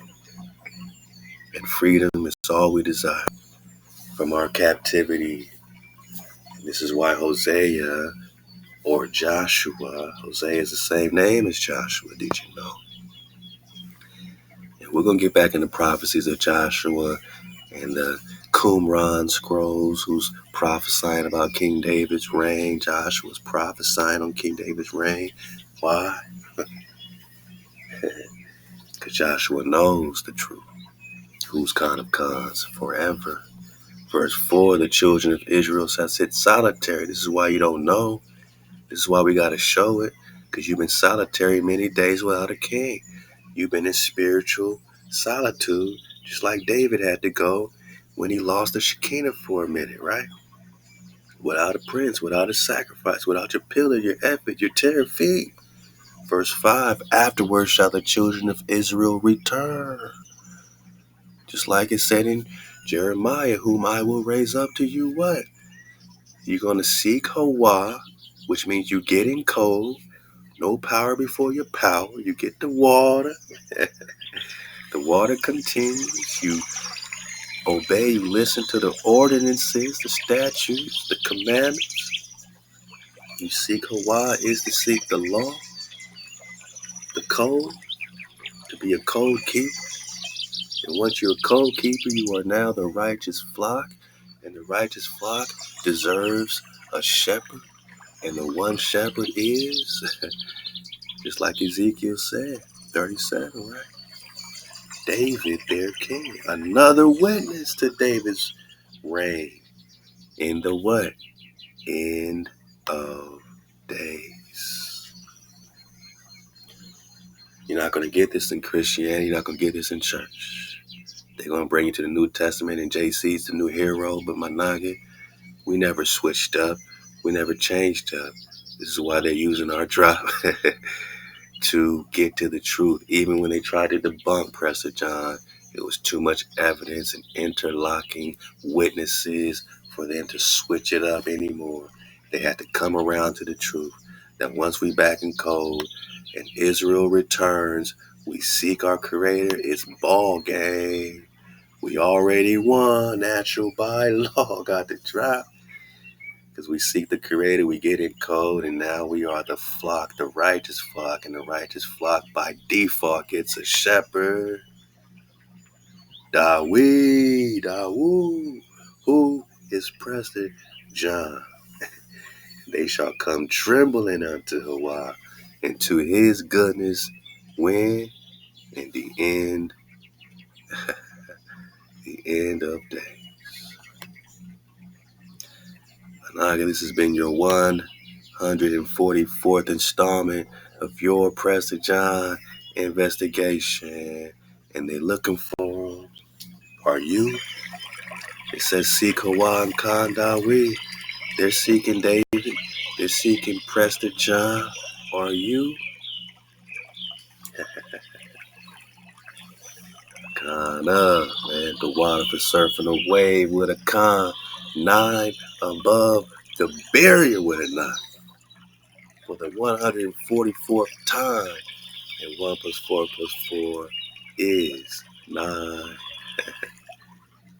All the time. Only divine. Hey, man, we're going to keep the climb, man. We're going to keep rising up. Coom to the tribe. Another 5-hour drop on your headbone, but I had to do it right for Preston 144 and let y'all know that we still here. We still investigating to the fullest, and the drop don't stop. And the water, I said the water continue.